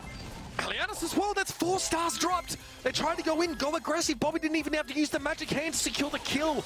Oh, that's disastrous. Batushi's hypercharge, doesn't matter. They get blown to smithereens as they try and approach because Sands is loving the damage amp here. Another lamp blowout, here comes the magic hand, just 1 caught, that's perfect. Roldu plucked out of the mix here and Alianis just feeds because they know it's done. Batushi's here might be looking to end the round by star total and not time. But stmn again, they navigate these big threats, these threats that have to be answered. This time around, it's the Mortis that causes them problems at the start of the round. But they're able to find these picks, anyone but Mortis basically getting taken down. And then they can deal with the Mortis trying to go in solo with just overextending a little bit. They're able to evade. I want to point out that Bobby has gone for lamp blowout. They'll just put Bobby near Zar, maybe leave him a little bit further away to bait Alianis in. But Bobby has the lamp blowout. Good positioning from Alianis, though. He made sure that he was between Bobby and the wall, very close to the wall, so that when he did get knocked back, it would actually be a shorter duration that he was airborne because he was right next to the wall. They end up picking up a kill off of it, but still give a lead to stmn so far. Alianis getting close here, very close. Those magic puffs doing a lot of heavy lifting, the super even there for Alianis, but it's not enough. Devastating. Roladu also get picked off at the same time. He advanced to try and help Alianis, maybe throw some healing in there for the Mortis. At least another super's been generated for Alianis, but there's a lot of catching up to do for DC team. Alianis wastes no time. That hedge, though, is going to stuff them on this right side. Looking towards Alianis as he attempts to move in. That damage booster is now down, but Sans has another one that he's been cooking up in the meantime. Betichiz is also trying to create some space. On the right side, Roladu is being kept back by Zar. There's just nothing that he can really do into the Sprout. Maybe throw super off the wall, but what he needs is a kill confirm, and that super is so useful for getting healing on your teammates too. You just gotta have it on standby for an aggro play like this. Probably expected some more damage taken by Alianis when he threw in that super. Didn't get too much off of it. No kill onto Sans. He's the healthiest target on the team. A good combo there onto Bobby. Dangerous. They force Sans and Zar back into the left corner, but haven't achieved anything as a result. Nice use of the super from Zar to block things off. No dice. Bobby goes down, but DC's team are still at a 4-star deficit. They're still losing a player every time they try and engage behind this Mortis ready. That's kind of half the issue. Bobby here, hypercharge available. Magic hands get dodged away from Alianis. This time is ready for it. 13 seconds left in the round now. 4-star lead for stmn, so it's got to be Zar. The DC team go after. Head thrown up instantly now. Alianis caught on the other side of the wall, and Sans is going to be able to throw some damage in at the advancing Mortis. He gets blown to smithereens as he tries to fight them inside that damage air, but the DC team don't have enough to get the job done. Another strong showing from STMN. Nothing really seems to rattle these guys. Near perfect execution for STMN, and honestly, early in the set, we started to see some of the ego come out. Them just knowing that they're supposed to win this match, of course, but also knowing that they are going to win this match. Now, I'm not a script writer. We all cast our predictions, but it's the confidence with which some of these things were played that also led to a deficit at times. We saw Bobby go for a pull on Immortus, and folks, his main attack is to get out of the way of something. He just has to use a single attack to evade a Gene Super. If that is an ego, then I don't know what is. But they still managed to win it in the end. Yeah, absolutely. You miss every shot you don't take, though. Thanks, Wayne Gretzky. That was definitely Bobby trying to channel his countrymen there in getting an advantage early in that round. Either way, like, it's pretty clear to see that STMN, and something we always have to say about them is that they're well drilled. Like, it's really hard to rattle these guys because they've seen it all. They've seen everything. We were just talking, I think, about like Tensai going for his 18th monthly final win in APAC this month. Didn't happen, obviously, but STMN also have competed in a comparable number of these tournaments and won many of them. You have to come up with something really off the wall, really spicy to get the better of these guys, and they've played at the highest levels for years. DC team, though, respect the gumption that it takes to go for this kind of pick, and you saw Alianas is able to be a threat. Generally quite terrifying at times, but that 8-bit damage on top of an amplifier at point blank, see Alianas there, just gets absolutely nuked because Bobby also was doing more than 2k damage before that shot splits up. Like, you can't go 1v3 on a damage amp against STMN.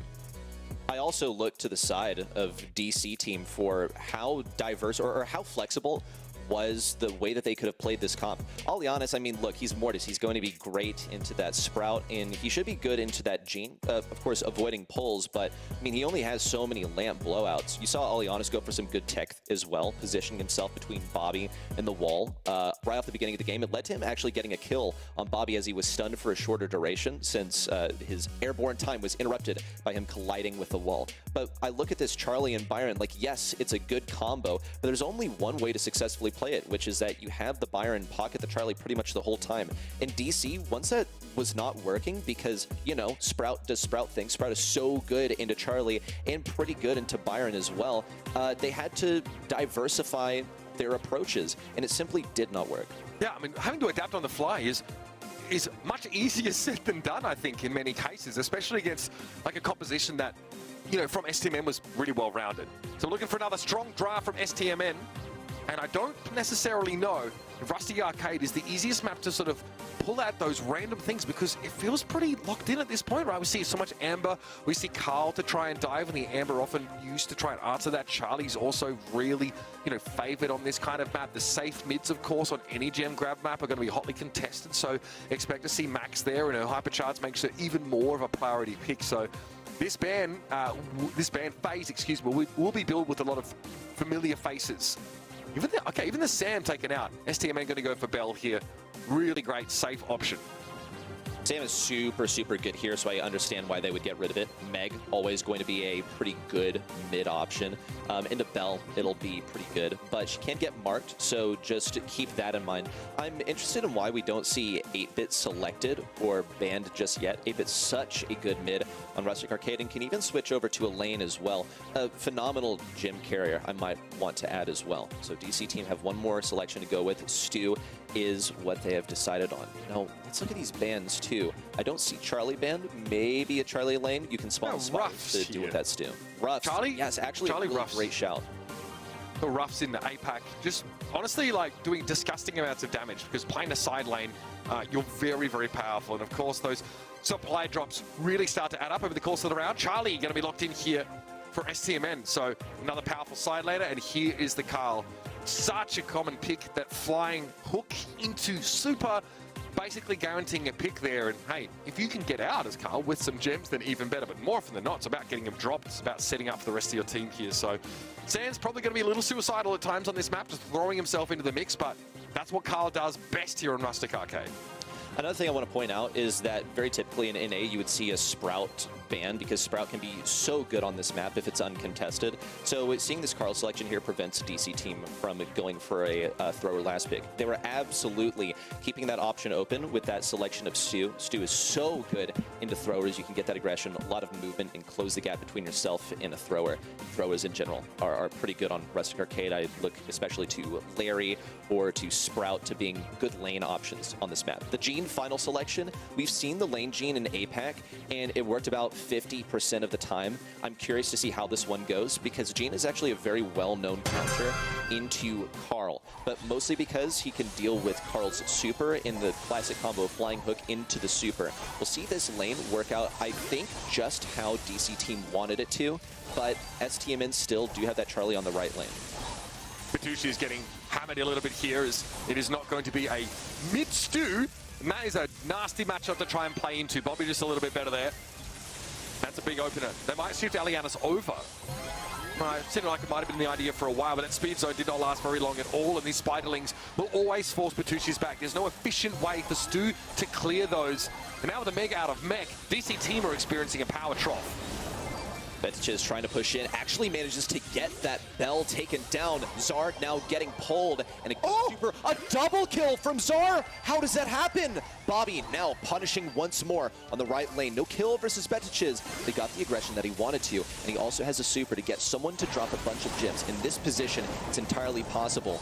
No super just yet from Bobby. Czar claims yet another kill. He's going for another, but Roldu pops him out of it. No problem for Czar. He's got so many gadgets to work with at this point. Countdown active, double hypercharge is popped because why not? 10 seconds remain. Bet2 dashes right into the Bell trap. And folks, this one is already in the books. STMN close out this game with a rockstar performance going on to match point. You said it perfectly there. Czar was such an issue, finding double kill there, and you know, also just at least getting a positive trade, getting the gems dropped here, and actually making up for the fact that, you know, we saw Bell picked off by the Stu at one point, and STMN were at a player disadvantage for a little bit. Love that raw aggression, and you saw how liberally those flying hooks were being used there. All three charges basically burned, you know, in the first half of the round to make sure Czar could be as oppressive as humanly possible. Okay, different lane switches this time. They're going to have Roldu on the right side. It could be troublesome. Actually, nice moves for Alianis to go in here for the pinch on Bobby. Yes, that's like how you play. You want to go for pinches with your lane. How is Bobby able to do this? Some good jukes there. But he was able to take those spiders off of the back of Gene, which I think is good team play.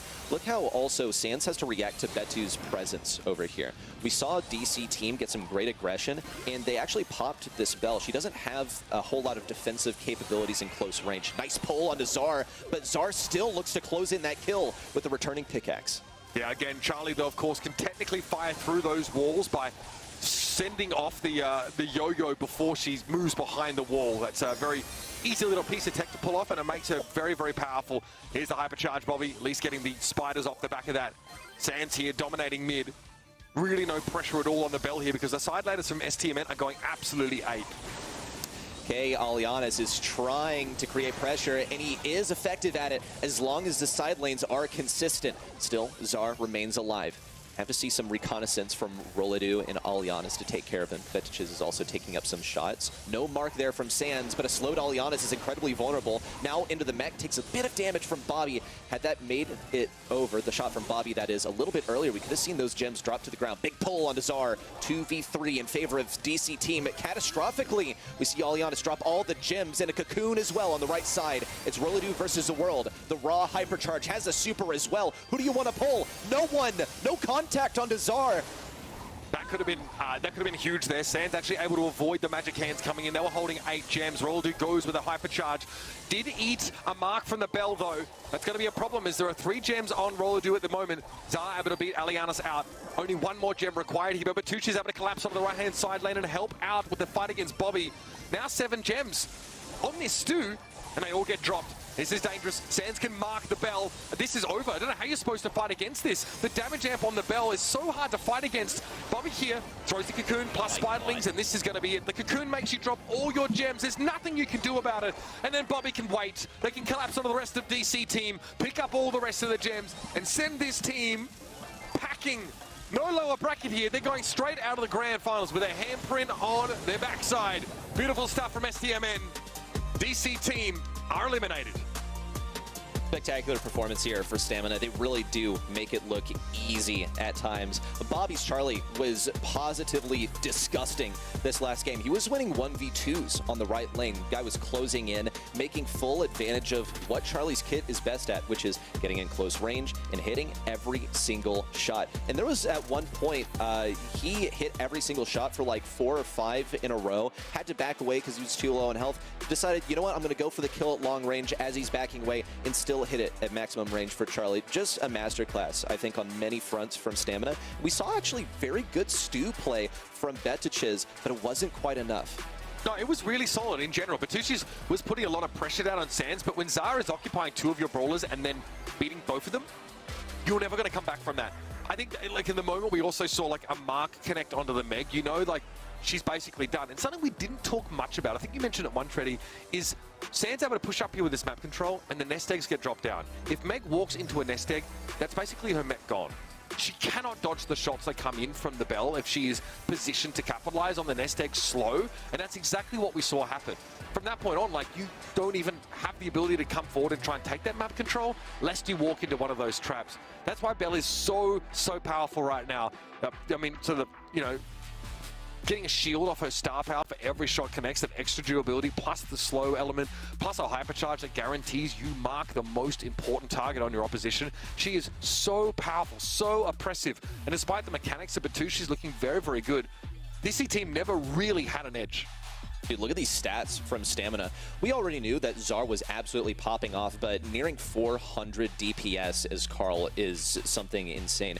Considering that Gene is also here, but he's not exactly where he used to be in terms of, like, the way to deal with Carl. Didn't see a whole lot of ways to deal with Carl on the side of DC team. I saw not a single good lane into Charlie either. Big issue. The only thing that could really do much against Charlie, I guess, is maybe Meg. She has a lot of health. She's not going to get rushed down as quickly. She's able to deal with the spiders. But even then, she's just a big super battery for Bobby.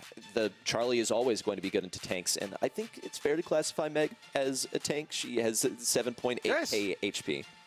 Absolutely. I'm fine with that. Yeah, Meg is a big problem. But Zar, as voted by you over at event.brawlstars.com, is your MVP for this game, and how could he not? He was flashy, he was exciting, and he was devastating as soon as that car was able to engage in and dominate with that super. And the protected pirouette means that you can do that all day long and even come out on top. Dropping the gems, bringing some back for the rest of your team. Often we've seen Amber used to try and shut that down. Obviously, Gene also can be effective, right? The lamp blowout creates the spacing you need against that super. But there was not an answer to the Kyle, whether it was just not really respected enough by DC team or they didn't have the space to sort of pick around it.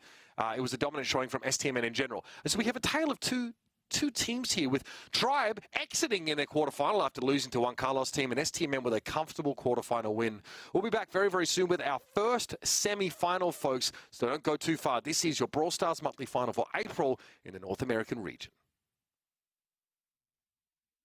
The Snapdragon Pro Series Brawl Stars Championship, powered by Samsung Galaxy, is brought to you by Snapdragon Elite Gaming, Samsung Galaxy S24 Ultra, Monster Energy, and DHL.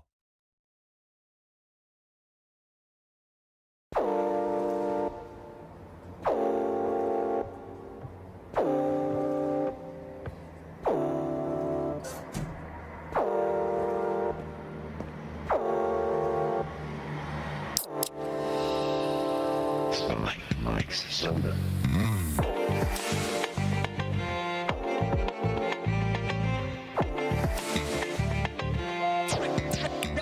My headshot.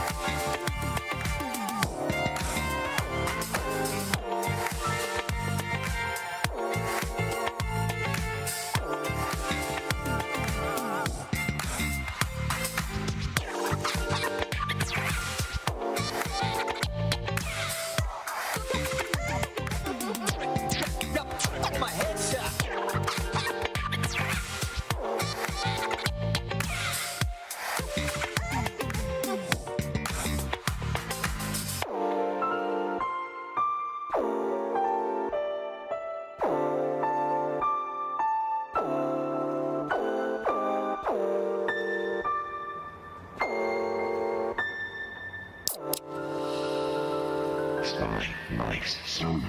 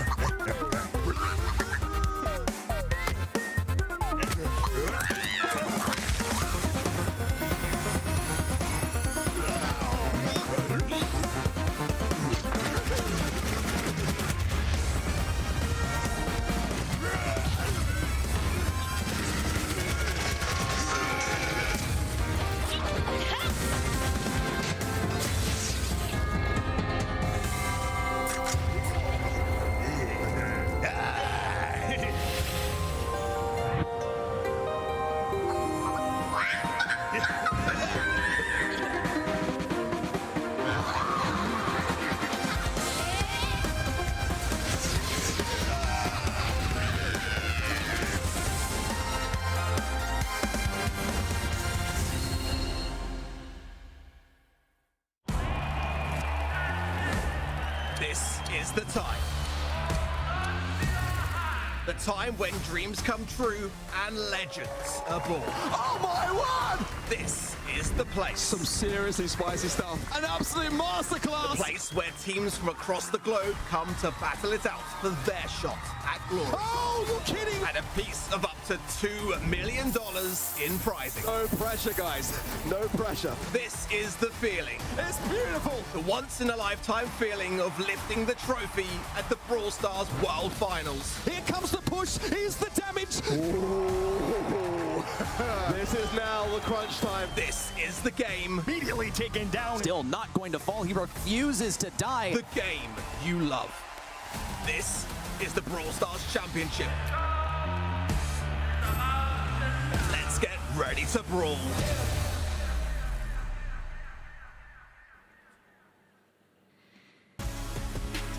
All right, gang, it is a semi-final time. We have whittled our 8 teams in this monthly final for North America down to 4. And we have some interesting results from those quarters, that's right. We're here at the Brawl Stars Championship monthly finals powered by the Snapdragon Pro Series, rather. I'm Mitch Leslie here, joined by Ready, Set, and Kenny once more. Guys, some pretty crazy results out of the quarterfinals. Obviously an upset in the first game we covered, but one of our teams here has just completed a reverse sweep to make it into the semi-finals. Ready, Set? They have, in fact, 5-12 managed to do it, which is completely crazy. I wish y'all had seen that match, but you can always do it if you go over to the B stream, where we've just completed things too. Remaining 7 esports took down West Coast FA 3-0, but 5-12, what a match that was. Real ones, they only dropped 1 game, going all the way to match point in set 3 before getting reverse swept within the set, and the reverse swept overall by 5-12, who now have the opportunity to play a semi-final versus Juan Carlos team. It doesn't get any easier, though, for 5-12, Kenny, as Juan Carlos team shocked us all with a dominant win over Tribe Gaming with some really tidy drafts. I mean, don't even look at my Preds. Oh, God, that is actually terrible, man. Come on. Oh, it's been a tough month to call, though. I think that's safe to say. The 1-5-12 lover here, you know, in Ready, Set, getting that call right. But we thought West Coast would be comfortable. Remaining 7 end up winning out in that series. The only one that we were all sure of, and we ended up being right on, is that stmn are the truth, and they will be advancing into that second semi-final. Kenny, what is going on in North America today? My God. It's kind of just another month, right? I mean, North America is known for just being something crazy. Our predictions are ruined. The people at home's predictions are probably ruined. I hope everybody cashed in their 2,000 points earlier in the weekend, because right now things have gotten just absolutely off the walls. Yeah, it is wild, but let's move along here with those crazy results in mind and look forward to another banger of a match. It's Juan Carlos team with a 3-1 victory over Tribe, going up against 5-12. And this Juan Carlos team, I mean, they mean business. We saw Payne on camera. He was not even surprised that they were able to take that win over Tribe. I mean, this team is deadly. They fell out of the quarterfinals last month against the powerhouse of Space Station Gaming, but now it seems like they're here to stay, and they have been racking up some serious results. Second best, going off of the Protestos. APM off the charts here, and Payne, cool, calm, collected, ready to throw down once more. Ready, Set. This one is a tough one to predict for, but I think all of us on the same page after seeing Juan Carlos team beat Tribe. They they could be going all the way, at least to the grand final, we believe. I think if there's any team to do it, it's got to be Juan Carlos' team to take down Tribe Gaming, especially from the lower bracket qualifying through that stage. 512, on the other hand, I think that they primarily had their sights set on this quarterfinal. They just needed to beat real ones. And of all the teams for them to face, honestly, I'd say they got pretty lucky facing the real ones. Your other options are Tribe, Stamina, this kind of stuff. Facing the real ones, though, was no easy task. They went all the way to match point and then started to bring it back. We talk gem grab as well. This is where 512 had really brought it back all the way to set 5, and it was a total draft diff. I have to commend them for their drafting abilities here. Diego Gamer's in his first monthly final, and so far has been looking fantastic. We've seen Togi on Vatra Gaming, I think, a couple of years ago, and Counter was on Raconic Esports North America. So a couple of players here returning now to the limelight, and they really had to fight hard to win that quarterfinal matchup. But looking ahead, from what we saw in the B stream especially, Kenny, is there any potential for what we would consider an upset now with how high we are on Juan Carlos' team? Are this 512 team the real deal? I mean, we were saying the same thing about an hour ago for Juan Carlos' team over Tribe Gaming. I think it's the same kind of scenario. 512 is a team name, maybe less familiar for the people at home, but the members of the squad have been around for a little bit in the brawl scene. They've been competing, whether that be monthly final stage or past other third-party tournaments. You know, these guys are legitimate players. Juan Carlos' team should be favorites. I'll say the same thing, roughly what I said for Tribe Gaming. I mean, I think Juan Carlos' team should be the favorites here, but it's been a crazy month already. I mean, why the heck not? What's one more? Exactly. What's one more? Very, very tough region to predict. This one has been in general. The Juan Carlos team are really, really solid. We talked a bit about their drafts, right? We credited that also to the fact that, you know, Philip is now on his 27,000th Brawl Stars team and has coached them through that draft phase very effectively against a true powerhouse in the form of Tribe Gaming. Tweet there from Ez Livy. All he had to say was tragic. See you guys next month. Pretty easy to be speechless, I think, if you're in their position after the kind of loss that you suffered from this raw power the Juan Carlos team showed against them. 512 definitely deserve to be here. Make no mistake. See Diego Gamer here, ready to throw down. The Juan Carlos team look like a different beast. They look like a top 3, top 2 kind of team. That's why we have them going all the way here. This is definitely going to be, you know, a strong set and an important opportunity for us to take the temperature, more importantly, of 512. Already getting to the top 4 is a huge achievement, but can they go further? Can they do it without a reverse sweep? Those are the things we're talking about, because I think, Ready Set, you really want to be starting this series strong. I'm going to hand it over to you and Kenny now as a step aside. Take away this first semi-final. Let's make it happen. We're getting it started on the Hideout. You guys at home, 84% of you said Juan Carlos team, and you can't really argue with the greatness that they put on display last month and just did versus the total favorites of Tribe Gaming in the first quarterfinal. Considering these guys just thumped Tribe Gaming. Again, that's not out of disrespect. This is just a team that people at home probably aren't going to be as familiar with. But again, these players have definitely been around already. I mean, we've been in the North America scene for a long time, whether that be the BSC, other third-party tournaments. So definitely some familiarity with these guys, and credit deserved in that aspect. I will say for 512 in particular, because we haven't gotten to put them in the spotlight just now. I mean, these are some of the nicest guys around. If you have been watching sort of the third-party scene, you know, watching some match arenas and stuff, then Diego Gamer should be a familiar name to you. Counter and Toji, we also saw them if you watch the Queso Cup, but they were on a team called Trio Tijuana just last year. We're moving into the draft, of course, now, seeing that Charlie selection from 512, as well as the RT. The first pick of Max for Juan Carlos team is, I think, really the direction that draft these days needs to be going. The balance changes didn't come in too long ago, but Max being this first pick, I think, is definitely in tune with where the new meta is headed over the course of this next month. New meta, and also I think what this team is traditionally known for. I think Max sets you up for a few different options, right? You can go the more traditional long-range route, or if they want to get aggressive, they can pair that with a Max as well, and I think do pretty well. It is interesting to kind of see Sandy be at a point in the meta, though, where Sandy's appearing on Bounty. This isn't the first time this weekend that's happened either. This Max-Sandy combination is a long-time one, but especially both of them now having Hypercharge. And personally, if you've messed around with Sandy's, I mean, the Swift Winds is unbelievably strong. I would say a risk, however, is his lack of range. I think that Sandy can do fairly well around some of these bushes. We did see Sandy work pretty well, actually, in EMEA, actually. Semantic was playing a Sandy here into a Larry, of all things, on the right lane, and he was still able to get the diff. It just took him a while to kind of figure out how he was going to do it. I see a possibility of a thrower being selected here. It's going to be risky into that Max and Sandy combo. 512 need to be considering how they're going to deal versus a rushdown. I don't know if RT is going to be getting any value. Okay, interesting Crow selection. Yes, you will be able to diminish the healing. Yes, you'll be able to slow things down, but Crow has been not a max counter for a very long time. His slowing gadget has been nerfed to barely be any time at all. Oh, thank you, Diego Gamer. It's nice to see an appearance from the spike, but not in the draft. It's going to be Crow as their defensive option. Yeah, Crow's got some question marks for me. I mean, again, we're on this side of it for a reason. These guys are the pro players, so I would love to see them prove me wrong. But we did see Crow a little bit in some for SA and things like that, and it didn't super work out well. It's a brawler that hasn't been scrimmed a ton. I don't know. I just want to see what happens. I mean, I'm open to be wrong, but it's definitely a brawler that I was not expecting here.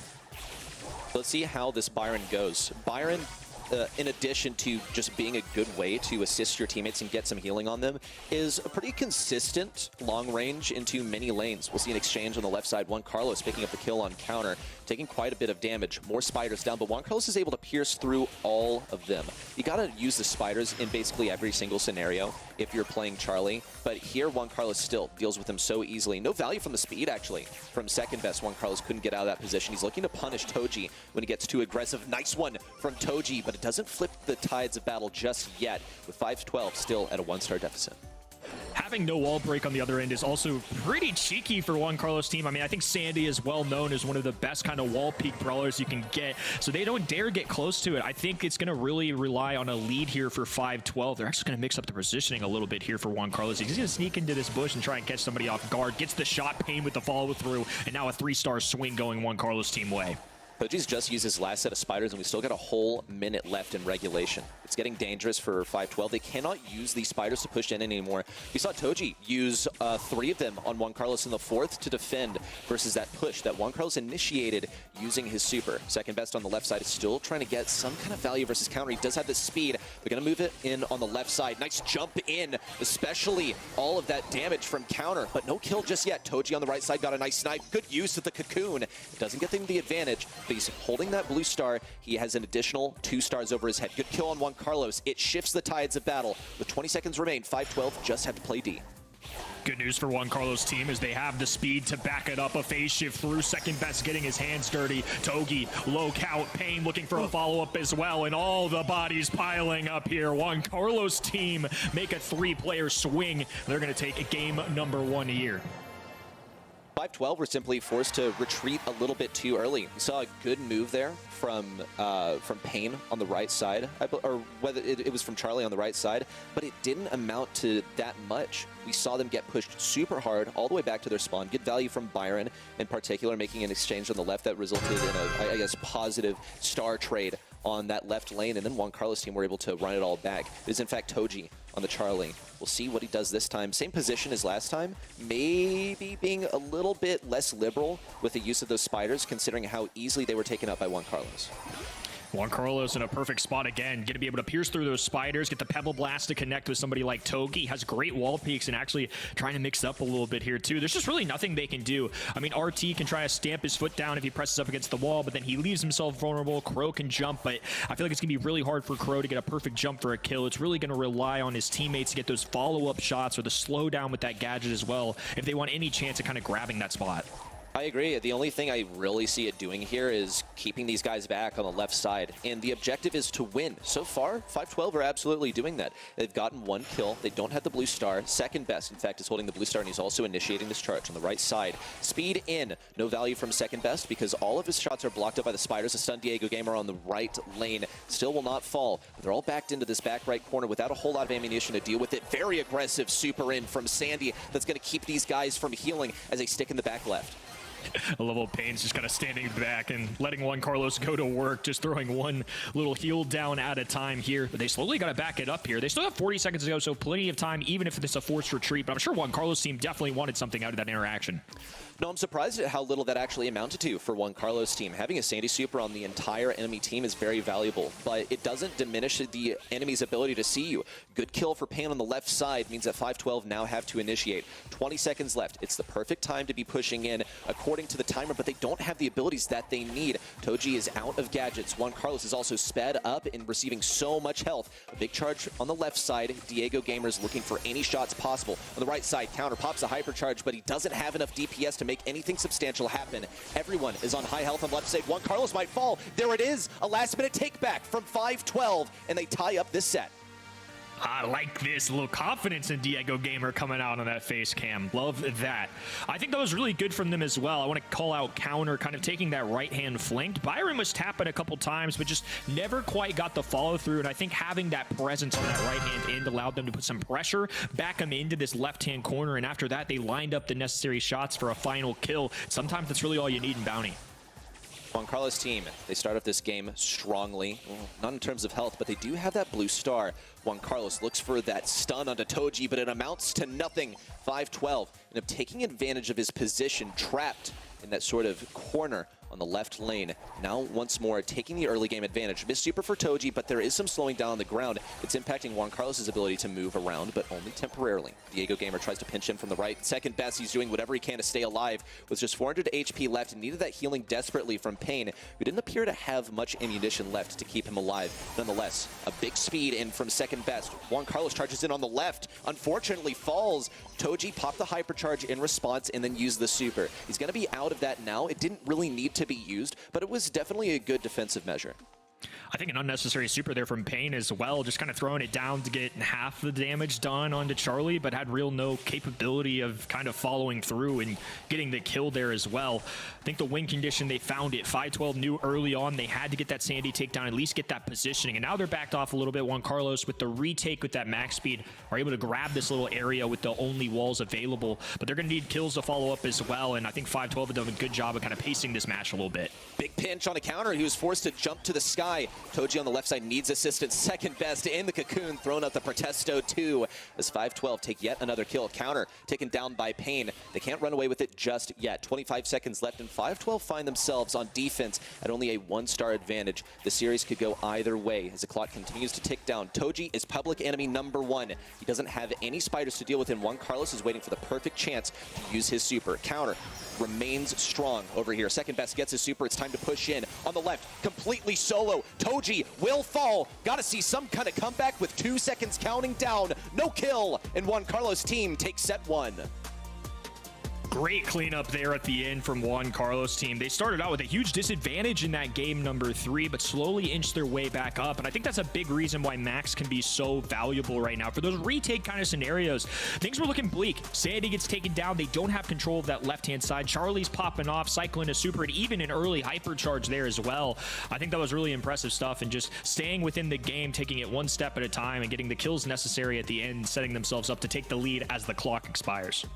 The end of the game there was pretty tragic for me, because seeing all alone on the left lane, Toji holding all the stars, I mean, he's the most ideal target to take down, and he was getting pinched by the mid in the left lane. It was a little tough to watch, because you already know how this one is going to play out towards the end of the game. Here it happens once again. We'll get a chance to break this one down. Counter on the right side. He's backed away. Gotta see some defense on Toji, but it wasn't quite enough. They didn't have the ammunition to generate a kill at the end. Juan Carlos very much could have gotten pinched there, but you're not going to come back from losing 5 stars and a blue star to the enemy by taking down a 2-star enemy. Yeah, and seeing Counter on the Crow there, 0 kills, which honestly doesn't super surprise me. I mean, again, I'm always open to being wrong, but I don't really feel like the Crow brought them the value that they would have wanted. I think you made a good call out earlier that Crow isn't necessarily the #1 max counter these days. I don't think he's in a spot in the meta where he's necessarily super powerful. I know he has a hypercharge and things like that, but I just don't think he's a top-tier brawler at this current moment. I think I would have probably looked to go elsewhere, and I think they're probably looking back thinking the same thing. Despite the lack of kills from Crow, though, I will say, I mean, Crow's just not a brawler that you're going to be getting kills on in this mode. Right. If anything, I would expect like RT to be getting more kills. He has a lot more range to operate with. I think we saw some great defensive measures from Toji on that Charlie. Honestly, I don't think the Crow was as bad as the stats say and the people at home may feel. Yeah, he got 0 kills, but it's not really his job. He just defends. And consider also the matchup here. I think power scaling wise, if we're debating like, okay, my team beats your team, like my favorite team beats your team, I think Juan Carlos' team should be beating 512, and that set was very, very close. I think that 512 actually did really well, even if the Crow, like stat-wise, didn't appear to do so. I think that's very fair. I mean, I wouldn't expect Crow to kind of frag out like that, but I think part of it too is playing the game mode a little bit, and maybe they're a little more confident. Maybe that's a personal brawler pick that they're good with. I just haven't seen the best results from it this weekend, so I don't know if they necessarily set themselves up to kind of frag out like I would have hoped, but nonetheless, still a very close set, and I think they clearly show that they deserve to be here and are strong adversaries for Juan Carlos' team, who are going to pick arguably one of the best brawlers on this map and mode. It's going to be Colette. Hey, pretty strong option to start things off for Juan Carlos' team. Check this out. Colette with a 62% ban rate. People know that Colette is so good here, but check out the other things that have been banned out. There are no duplicates, it appears. Melody is so good on this map. I mean, every single one of these bans is a brawler that's pretty busted on safe zone, and that's why we see something like Colette sneak through. 8-bit is going to be pretty bold in the Colette, but I think the mentality here is that, hey, if we don't 8-bit, then they're going to 8-bit. Colette's such a good way of dealing with that brawler. We see also the Byron. Byron 8-bit is like actually low-key a classic combo. You can boost the healing that Byron deals to you, or I guess heals, takes damage off of you. Maybe, okay, you know, you do the math, not me. But you get extra healing if you're inside of the damage boosted radius. So pretty typical combo. It's one that we don't see that often. A response Piper from Juan Carlos' team will keep things pretty good looking at mid. It'll be able to break walls that 8-bit needs to stay alive and post up on that safe, and also remove any areas that he can throw his super behind. I like Piper as a brawler, but in the monthly qualifiers, she only had a 36% win rate. It was pretty similar in scrims this week as well, and you're also playing into an 8-bit, so that's a very tough matchup. Obviously, you can get big damage, has long range. I like Piper as a brawler. I just don't know if I love it in this specific situation. However, Buzz throws a wrench in things. I think it's a very fun one, and definitely can get the damage done if he makes it across the other end. I see Byron as being really vulnerable to the Buzz here because honestly, like, what does he even do into the Buzz? For that reason, 512 are going to have to consider some option that keeps Buzz away from them. Keep in mind that Buzz is going to be charging his hypercharge, and he gets basically unlimited movement from that. You're going to be charging those grapples really quickly. Fang is a selection from 512. This is pretty creative. I don't have a whole lot to say about it. It will, like, maybe get some good team interactions, probably going to feed the Colette, and probably just going to get knocked back by the Piper, because the only reason you'd run Homemade Recipe here as Piper is to get a kill onto Byron, and Buzz is able to do that just fine. Yeah, this is really interesting. I feel like because Buzz was selected 512, maybe this was the plan all along. I'd be kind of surprised. I wonder if this was just a specific interaction they want, if they like diving across the map. It's something I haven't seen whatsoever in scrims, really across the board anywhere in the world. So I'm not sure what to expect. I'm excited, though. This is a couple of dynamic playmakers on each end, some fun interactions, and of course, some classic ones, like you mentioned. Byron 8-bit is a strong combination. The extra heals, the extra damage. A lot to look at here. Okay, Byron keeping Diego Gamer alive already. Juan Carlos grappling onto the safe. I mean, you just keep the aggression constant. Look how much damage he's done already. Dropping below 30, now 59%. Big super in from Pain. And Juan Carlos' team, they're not a base race comp really, but they might be able to do it. Already 51% dealt to the safe. The 512 are now equipped with some supers, but check out the wall break. There's no real safe place for Diego Gamer to put his super. One thing I always look out for in comps on this map specifically is how much damage output you have. If one single brawler on Juan Carlos' team get less loose, they're an issue onto the high save. We saw it with Buzz. We saw a dive in from Colette. You have to focus all three of them, which is a big problem. That's not something you can say for somebody like Byron on the other side, who's kind of just forced to play mediary. And now Juan Carlos free to dive in once again. Second best. Pain haven't been focused, though, so they're still controlling this mid. And Pain even has a super. It's going to be able to get 10% if they make it. A perfect roundhouse kick stun, though. Kind of a cheeky interaction there that I wasn't expecting. I was expecting this, like, well, okay, not totally expecting it. It was possible. I knew it was possible, but I didn't really expect it to happen. So well done for counter, but it's a really niche possibility. Juan Carlos is mainly going to be going for the safe. Instead, he just goes for the ego play on the right side. Bros KD farming. They already knew that they were going to win this game. No reaction from Pain here. I mean, they knew they had this one in the bag in terms of that draft. I want to talk about one interaction that stands out to me in particular, which I wasn't sure exactly how it was going to go. 8-bit here, you're probably going to want to run boosted booster so that you can get additional damage on the safe and also so that you get a larger radius. But plugged in is always a possibility that makes it a bit tougher for the Piper. Since 8-bit is always going to have that very slow speed, he's just so easy for second best to take down. We now see him reacting by playing that right lane instead of into Piper, and it seems to be going quite a bit better. Well, Juan Carlos is going to get taken down as a result of Pain. Gets the distraction, gets the super as well, and 16% immediately erased from that heist safe. 512 just haven't gotten any offense going. It's been tons of pressure from Juan Carlos' team, and because of the mobility they have with the Piper jump, with the Colette dash, with Buzz's gadget, super, hypercharge, whatever it is, there's just so much mobility for these guys, and it's so much to keep track of across the map. Took a tremendous amount of effort to deal with Juan Carlos there on the Buzz. Went on the entire enemy team. Pain just farming some damage too. He sends Toji packing. Counter goes for a big play, but no damage on the safe. Now Diego Gamer gets the first shots down. It's only 6%, second best, not even phased. Didn't even have to use the knockback. He went for the homemade recipe to, as expected, get the kill onto Toji. Pain contributing some big damage on the safe. Now Counter is healed up and he has the super. Second best anticipating that. Now jumps away. A bit of damage in from Juan Carlos. Drops the safe to even lower health. The Juan Carlos team seem to be gearing up for a big defense. Nice stun from Counter, but it's still not enough to send Pain packing just yet. Kind of fun too. The hypercharge just keeps going. It doesn't matter if you stun him. He's got 2 opportunities at that high save every time he dives in.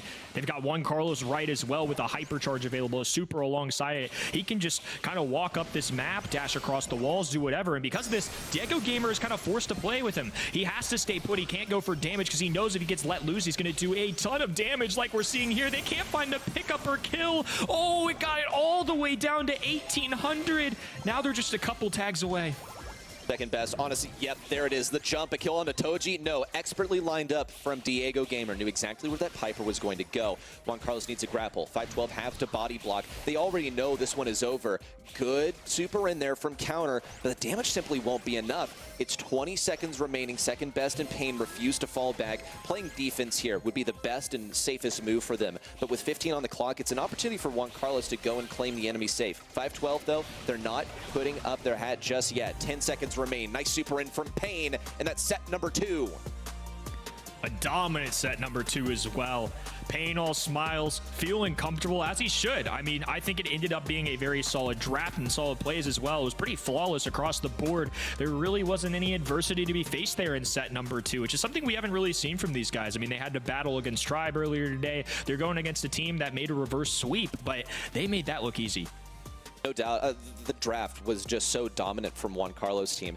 One thing that stood out to me in the draft, and I remarked on it in the game, and I will do so again, is the Piper into the 8-bit. You break open the walls that 8-bit has. 8-bit also, yeah, dude, you're going to be running boosted booster. It's heist. Doesn't have the speed that makes this matchup versus Piper actually possible. So you're very slow. You're just going to be getting tagged by Piper the entire time, getting beaten up by the Colette too. The 8-bit was double countered in basically any other case. It's going to be good. This is just a symptom of the meta right now. There's so many brawlers that are win conditions on these maps that we saw.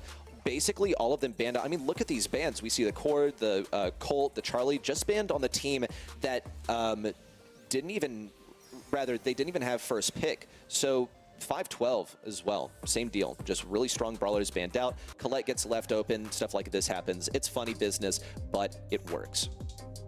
Yeah, I like the idea of the Byron 8-bit shell, but the thing just kind of threw me for a loop a little bit. I mean, in fairness, Juan Carlos' team also threw them for a loop, I think, too. I don't think Buzz is super common here. I think once in a while gets the matchup that he wants, or maybe gets some play here. Maybe this is one that Juan Carlos' team were keeping in their back pocket. We know they love to run tanks, but overall, I don't know whether it was the gameplay, the draft, what it was, but just something about 512 there just didn't necessarily keep up for Juan Carlos for me. Well, stellar performance by Juan Carlos team. Look at all that DPS that second best is churning out. You would expect a brawler like 8-Bit to be doing a lot of DPS on the side of 512, but when you're counted so hard by a Piper, it's really tough to do so. Toji also administering a lot of healing, and that's just damage there, folks, on the bottom side, doing more damage than the 8-Bit even. You can see that Byron is really being stretched thin on his responsibilities here. It's a tough one to navigate for sure, but Juan Carlos team now only one set away from making a grand finals run here. They're going over to Rustic Arcade, which also definitely has some features, including sharpshooters on this map. We'll see anything from 8-Bit in this region to Piper, a lot of common ones like that, but also we can't forget now, especially now with the recent hypercharges, that Max Gene kind of archetype. It's time to see some long-range stuff. It's the only gym grab map in rotation right now. It's the one that you expect to have a lot of effort contributed towards mastering the draft, but it is a brand new meta. It came out less than a week ago. Bell for selection from Juan Carlos team. Now, do we see an 8-Bit anywhere? Doesn't look like it. I think that Bell should be fairly good into an 8-Bit, but it's going to be picked up anyways. I remarked on this earlier when we saw Bell in Rustic Arcade. It seems like she's just fairly squishy. I mean, a jump pad in, which, yes, there's a jump pad present on this map. You could jump pad onto that Bell. She just dies pretty easily. She doesn't really have anything to deal with close range. When we talk 8-Bit, he's got good health. He's got good damage. He is able to teleport with the gems all the way back to his turret that is safely stowed behind an unbreakable wall that can't be dealt with by anything. So on Carlos' team, I think this is just a decision to not pick up the 8-Bit. Gene also can't complain from 512, but that's probably going to be a lane Gene. It might have to be a lane Gene, right? Unless they throw 8-Bit on that side, but I think they want to rely on the teleport for 8-Bit, try and set him up there, so it wouldn't surprise me either way. I think Gene and 8-Bit's a pretty strong 1-2 punch here. I mean, like the reasons you mentioned, they've now got a couple of solid gym carriers, I would say. They've got the pull if they need a game-changing kind of play, which sometimes, especially on Rustic Arcade or other maps like that, you need a momentum swing if the other team's got a countdown. Lola, I think, is actually a pretty good response into this, too. I feel like Lola, traditionally, is just going to kind of go into these brawlers that can't do a ton of DPS and bolster some of her own. So I think if it's a lane matchup of Lola versus Gene, for example, I think Lola might be able to get it done, especially with the spawner on her side. This is also a map where the lanes are just incredibly important, where you need good, consistent lanes to be able to do anything at mid. You can get pinched so easily owing to the open landscape that this map has to offer. I'm still curious about where this Gene is going to be run because we have two brawlers that are good at mid. I think that 8-Bit will be better at mid, but it's possible to run him on a lane. He's going to be stowing his turret behind one of those unbreakables. It's not in the middle. It is on either side. So he's basically going to be choosing a lane that he will be able to pinch in one that he's not going to be able to pinch as effectively. The Pam from Juan Carlos team is quite interesting to me. They'll be playing that on lane, I expect. I've not seen Pam on Rustic Arcade just yet. Sprout last pick is miraculous. I'm not sure how this one made it through the ban phase. Really interesting. I think Sprout actually not a bad shout here. I mean, it's kind of a toughie, right? You play those kind of skinny lanes on the left and the right-hand end because the mid's just so widespread. But I think if you can get the proper cutoffs, and especially now that Sprout has a hypercharge, maybe not the worst shout. I mean, traditionally, throwers go really well into somebody like Lola or Bell who can't make it across the walls. No wall break on their end either. So I think whoever ends up playing this brawler for 512 and they play it well, that could be the X factor that they need to kind of make a comeback here.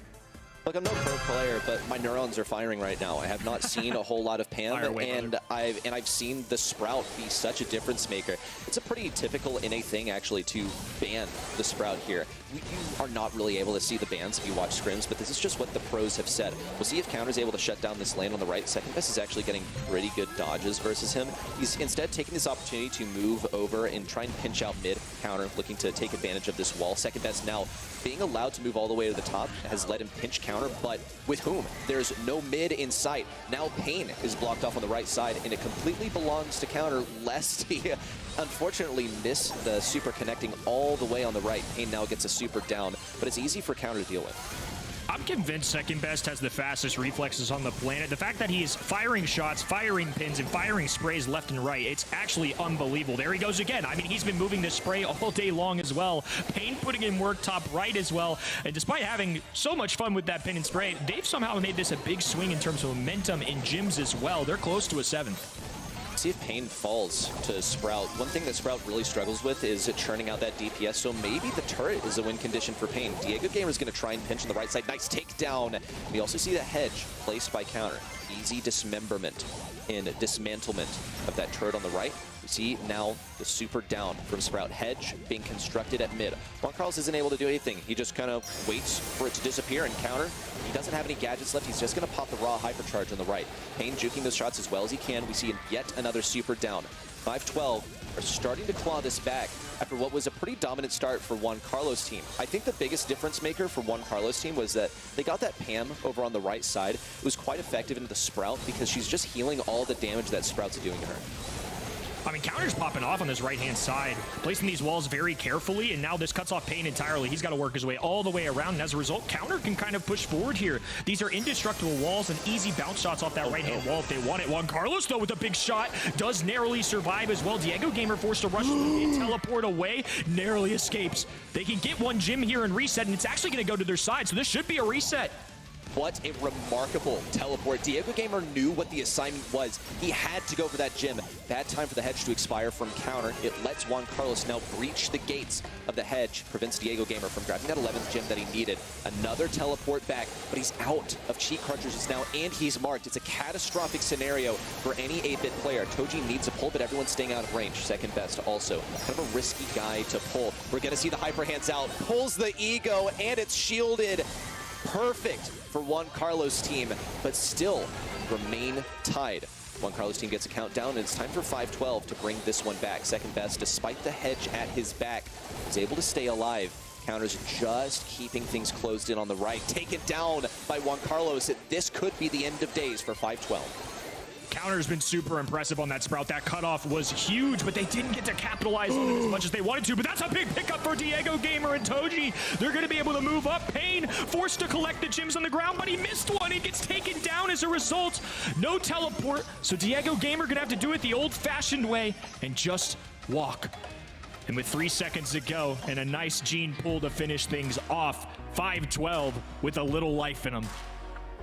I will say a lot of that is owed to the Sprout gameplay that was generated on the right side. I think that was stellar, what was possible versus the Pam on the right side, and then also blocking off mid at most of the opportune times. There was an unfortunate moment where the hedge expired right before 8-bit needed to move in and grab a gem, but aside from that, placing the hedge where it kept second best in a bad position. We'll see Juan Carlos' team once more start off with a Lola on the Sprout. It looked like Pain actually did get kind of that cycle that he wanted, where he had that healing turret down, and it kept counter from making any substantial progress on the lane. He wasn't able to get a kill. Yeah, you can get a hedge, but whatever, the guy's going to stay alive. They'll move second best onto this lane now. I still will contribute my opinion that Pam was a way to deal with the Sprout. Those nest eggs are going to be pesky to deal with as well. Pain going for a gadget to try and finish him off here. They trigger one. Diego Gamer safe, though, if he just teleports away if ever needed. But wasting those early, I think a very big deal. Juan Carlos dropping him while he can. They still haven't quite connected with this other one. There it is. Got one more, I believe, in his pocket at least. But getting those out of the way for these big pickups. We saw the distance this one went in game number 1. So I think eliminating those earlier and tripping them is actually a big deal. Okay, counter now with a hypercharged hedge to block off mid. No one's really trying to contest that. Instead, they're looking to actually double stack the left side. Juan Carlos has his hypercharge. Now he needs a super. He must be only one off, but the speed isn't getting him in range. Instead, it's getting him mid-control. Pain has done so much on this left side. An incredibly aggressive healing turret, but now Diego Gamer has his turret up. It might actually fall to second best. He's trying to close it around the corner. And nice, nice super there from Pain. Yeah, kill the enemy turret with your turret. Contribute your effigy to the enemy side. So far, Juan Carlos' team is looking fantastic. A massive 7-star lead. No takedown of that gym carries. Juan Carlos is safe and sound. Even a blind pull. Maybe he's hiding in that bush, but he went all the way to the back lines. Nice plays there and a good turnaround. I don't think Sprout was nearly as much of a factor there in game number 2, which is a huge deal. You know, we saw some big time Sprout walls there early, but towards the end game, once they won that lane and kind of had Pam going down that left hand in, putting the pressure on them, they had to kind of back off. They didn't have a choice. They were kind of put into a tough corner. So really impressive stuff from them. I'm still digging this Sprout pick. They're actually going to mix it up a little bit and send this left hand side. Second best Lola Ego was able to kind of shield for him towards those end games. So we kind of saw what the extra spawner could do as well. So they're just going to swap things up a little bit, see if it works out better for them. The lane matchups have been really curious to me this entire set so far. I've been unclear on which is desirable, but 512 rolling out with a different lane setup than they have in the previous 2 games indicate that there is some preference that they have. So far, Diego Gamer has gotten his turret set up. It's fantastic. Second best is going to try and clip around the left side. Juan Carlos is looking to get a shot onto Diego Gamer, so it's reflected back. But now that he has the plugged-in star power active, he's going to be able to dodge shots much more effectively. Need to see some kind of pinch on a Pain in order to make anything real happen. We'll see Counter also block off mid, keeping Juan Carlos from getting any gems here, and taking advantage of a slowed Toji. Tripping the mine usually makes you a dead man, but with the hedge blocked off, we actually see a Counter save the life of his teammate. Huge deal as well. They still got one more nest egg they have to get through, but finally they just get a couple gems on the board for themselves. Juan Carlos picking up an 8 now. They played this one pretty perfectly. Haven't given up too much positioning. CTR trying to do something now. Has that wall once again cutting off the mid, firing shots towards the spawn, but Juan Carlos and Pain just sitting comfortable here. There's the pull that they need. They need some kind of momentum swing here, and that's a great start. Counter's also pushed up this left side, but he needs to heal up health first. Pain's going to press in from the left. We also see the takedown of the gem carrier from 512. Now it's 8-Bit's responsibility, but it's him versus second best and Juan Carlos, who has all 10 gems. A remarkably safe situation for him. But if things get pushed back too quickly, then maybe Toji can get a hyper hand in here. Everyone's super low. Toji needs this pull. Juan Carlos completely defended by the Ego and by second best. Juan Carlos team close it out in a 3-0 sweep to go on to their first grand finals of the year. Huge deal for this North America leaderboard here. Juan Carlos team making a grand final, something not a lot of people expected. Against Tribe Gaming, they had 92% of the voters at home stacked against them. They got the job done there. They take down a fresh team in 512 who had a reverse sweep in the first round, to give them credit where credit's due. But they made this one look easy, only dropping 1 to 2 games here or there, making it all the way to a 3-0 sweep to get to a grand finals. This is a huge deal for this team and this region. Forgive me for never shutting up about it, but I've tried so many times to understand how everything in this draft interacts, and yes, it's my job, but I cannot really figure it out. The Pam, it worked when it got all the way to the enemy side, and same for the Sprout. They both had their moments. 512 and Juan Carlos team swapped lanes repeatedly to make something advantageous happen. I think everyone really did have their moments. The only thing that I didn't really see succeed was, in fact, the Gene. Didn't really see any huge pulls. We saw some pulls here and there, like onto Pain, and here comes the turret. They're really low on health. Juan Carlos is safe and sound. Just no pulls of the gem carrier.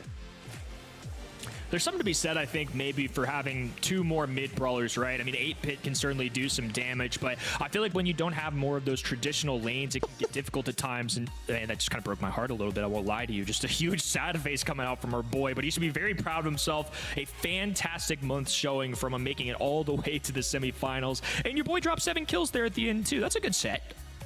Yeah, dropped 7. Bomb on the right side, but on the left side, second best, 0 kills, which is, I don't think, really evidence of a poor performance. So this guy did contribute his fair share, and in important moments was dodging a lot of shots with that Sprout hedge at his back.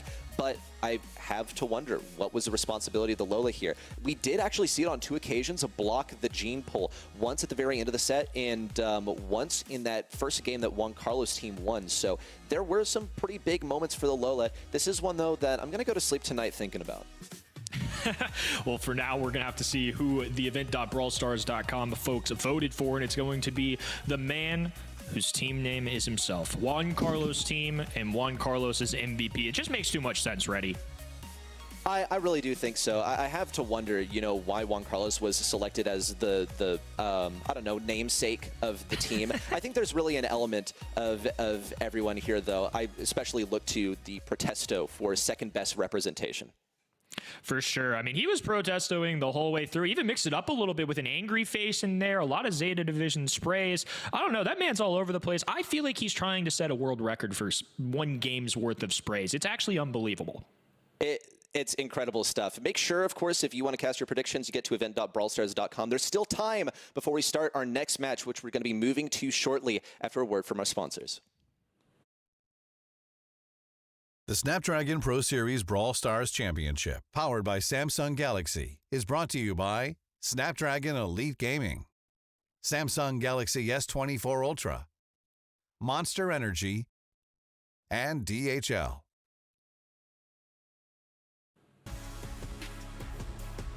Welcome back to our April monthly finals for North America, powered by the Snapdragon Pro Series. I am Uber. I'm back here in the booth with Ready, Set, and Kenny, and that one was pretty open and shut. I feel like Juan Carlos team definitely looking a cut above the competition today, securing their spot in the grand finals. I think you guys were just talking about it there. Juan Carlos coming out as MVP, pretty confident showing here. But now we head down to the lower bracket, Ready, Set, with two teams that also swept their way through their quarterfinal matches, remaining 7 and STMN. STMN is a team that I expected to sweep their opponent. Remaining 7, just the opposite. I mean, you've seen our predictions. West Coast FA, they're a very good team. Remaining 7 in the last monthly final. They made it through the quarterfinals relatively easily. And then come the semifinals, they were actually swept by Luminosity. So this is their time to prove that they can make it beyond the semifinals. They're looking pretty good on the leaderboard at the moment, but this is one of those months where some of the best teams are not even competing in a monthly final. So getting your steps in now and getting an advantage now is incredibly vital. Kenny, let's talk a little bit about remaining 7. They featured on our B stream during their quarterfinal game, but they were pretty darn strong. They're back for more after last month, and again, you know, it was a semi-final loss to real ones. They, you know, were definitely facing some issues. I think they're sort of saying, I'm not feeling 100% last month, but here they look very, very good. And this team also likes to mix it up in the drafts a little bit. They're going to have to do more than that, though, I think, to you know, put some pressure here on STMN. A lot of credit to them. I mean, remaining 7, 3-0ing West Coast is a very good team to 3-0 against. Obviously, STMN, I feel like, are regarded as a little more hands full in this kind of situation, but nonetheless, a great showing here early on. They're going to need all their strength in this one if they want to take down the Lightning. Still, though, got to be happy with their quarterfinal opening, already securing themselves a decent amount of circuit points, making it into the top 4 in North America. So even a disappointing result here would still have them in good shape. Remaining 7, though, are up against a hot favorite from that lower side of the bracket. Here's Killer on your screen. When he's not playing, he's obviously working the Rubik's Cube. This guy keeping his mind sharp, ready to throw down here. For STMN, who, while, you know, they've struggled to get their camera placement right, you know, in the player dugout, every other aspect of their game, Ready, Set, has been pretty darn perfect. They looked incredible in that quarterfinal. And this is also one of those moments where the map pool is smaller than it would usually be this month. There are repeats in the maps that these guys are going to play, so you don't want to reveal your hand early on. I don't think they really did. There was nothing unusual, nothing that looked like super creative from Stamina. Saw them playing their comfort brawlers and saw them playing also just stuff that's like all around good in the meta, but nothing out of this world. To be able to do that kind of stuff, play comfort, play, you know, stuff that isn't too revealing, but at the same time 3-0 sweep your enemy, I think is a great display of what these guys are bringing today. It's one thing to ban out the powerful brawlers in any current metagame, and it's a whole nother thing to have the space, the room to ban out the comfort brawlers from your opponent. And so many of the brawlers that STMN thrive on are just not looked that heavily at in pick and ban. They can get so many of them through. Like Piper is not being banned on every map, and we even saw Bobby have to play up against the Nani on Bell's Rock in their quarterfinal, and they were able to rotate him out of that matchup pretty comfortably because they had a Meg that could sort of walk into that lane and start to bully just a little bit more. Like Nani wasn't really able to do too much here. So STMN not only take brawlers that they're powerful on individually, but they also rescue each other from those weaker lane matchups. This team really is big on setting each other up for success instead of taking the limelight. And that's why they've been so good. That's why they are currently a world number 2 team, that obviously going up against Zeta Division in that grand final in Jönköping last year, really representing this region well. And now we've brought both NA East and West back together. The competition gets that much heavier come these monthly finals. Kenny, we still expect STMN to be a huge part of it here. Remaining 7, how on earth do they target this team if they can't ban the strong brawlers and STMN's comfort picks at the same time? That's part of the fun, isn't it? I'm going to leave that to them, man. That is a tough job that I definitely wouldn't want, but I think to your point, that's what makes good teams drafting against so tough. If you're somebody like Remaining 7, who are, I think, a very strong team, they're definitely the underdogs here. You kind of try to draw that fine line of picking brawlers that are good in the meta, picking good brawlers in the enemy team, and also just something that fits the current mold of what's happening right there in front of your face. It's a lot to juggle and something that makes being a pro player so tough. We're going to say goodbye to Ready, Set for now and jump into Rustic Arcade. like Rennie mentioned, we are seeing a few maps get repeated here. The pool is a little bit smaller, and we've already seen what STMN are capable of on this map. Zar went absolutely bonkers playing the Carl in their quarterfinal game, getting double kills, rushing forward, just using that flying hook off cooldown, making sure that the pressure was never relieved on their opponents. But again, how could you feel good about banning Carl? There are probably only a few situations, a few maps where that's viable. It might have to be here for remaining 7. Let's see.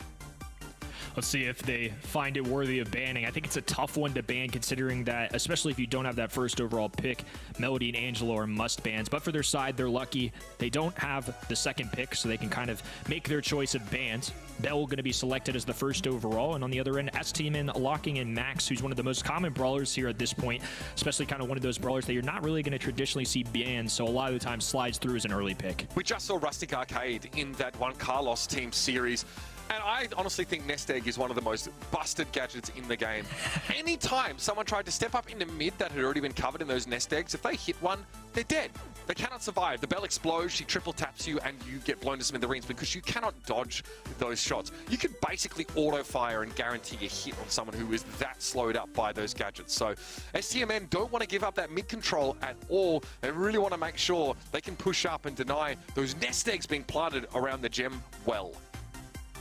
Kind of some surprise bans probably in there for the folks at home too. I mean, we've seen Sam pop off a little bit here today, but in scrims, I've actually seen Sam on this map in particular several times. So maybe this is something that R7 have intel about, making a little more selective of bans since they can afford to as the first pick overall on their side. Colonel Ruff's also somebody that might surprise some people at home, not showing up a ton in casual play, but actually very valuable at a professional level. Lola, somebody that's becoming more and more common here. And here's that Carl that they definitely didn't want to let slide into Zar's hands. Okay, that's been picked up for remaining 7 here, but they already have a very strong side laner in that Ruffs. Someone who won't want to be pressured down by Carl, though, so that's not going to be a matchup where he feels amazing in, and the sandbags do very little to Carl's sort of auto-fire damage. That in mind here, but we've seen Ruffs go absolutely bonkers and you know, in APAC be very, very strong. The Buzz to round things out here. That hypercharge letting Buzz really get across the map with refreshes on that super if you're hitting sort of a wall or some terrain. Means that whoever has that, might be even Sands on that pick, they'll be able to cross the map and get to grips with the opponents. They've got a hard engaged side laner, even though Carl got taken away from them. Yeah, fun interaction here. I mean, there's crazy plays you can make with Buzz, especially to somebody like Carl, where if he's tail spinning or flying hooking, you can disrupt that with a stun. I think whoever ends up playing this, very possibly Bobby, could be a really fun one. I mean, this is kind of the X factor that we saw last time around. We saw Sprout picked on this map. Now we get to see somebody like Buzz. Big playmaking capabilities. The stun could be very valuable to get a countdown to swing your way. I think there's a lot of potential with this pick.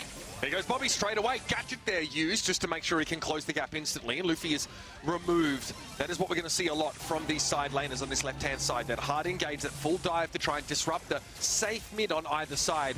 Luffy, though, has an ego at work here, so Zar needs to respect the damage output of that Lola. As we see a lot of grouping from R7 in mid there. They're trying to get the Carl out of the Buzz matchup.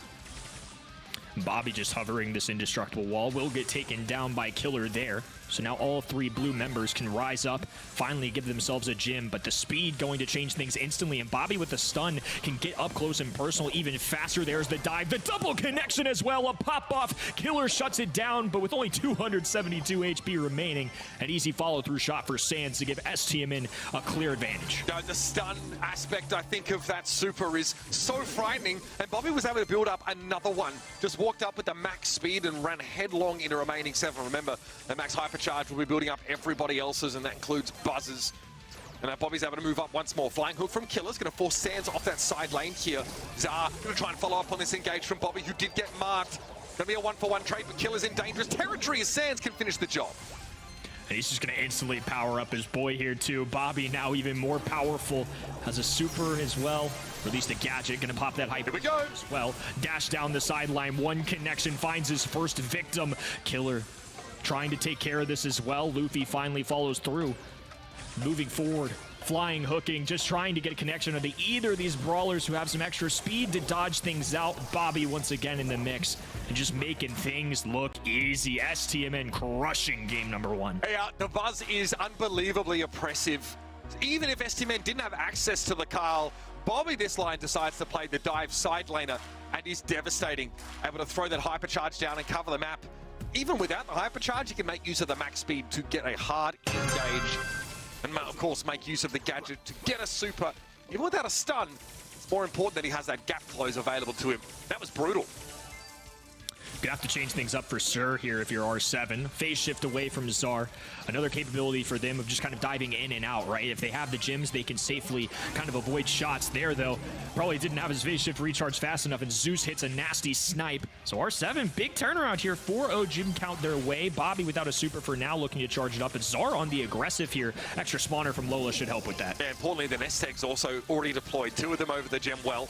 That's going to be dangerous. Czar can't afford to step into those. Killer goes deep, gets punished for it, but Bobby has been marked. That's unlikely. That's going to put him off this idea of just diving whenever possible. But it is going to make it easier to stave the buzz off, especially with that Lola damage coming in hard. Luffy able to survive that dive from Bobby. Can only close the gap and then get blown up. Even though Bobby goes down, that was a huge distraction in the sense that they were able to trip those nest eggs more carefully, didn't get punished for it. There's the last phase shift going through for Czar as well, so no more free dodges for him. And Bobby right back in front of their faces once again. Killer just anticipating him to go out. Zeus doing his best to hit the shots.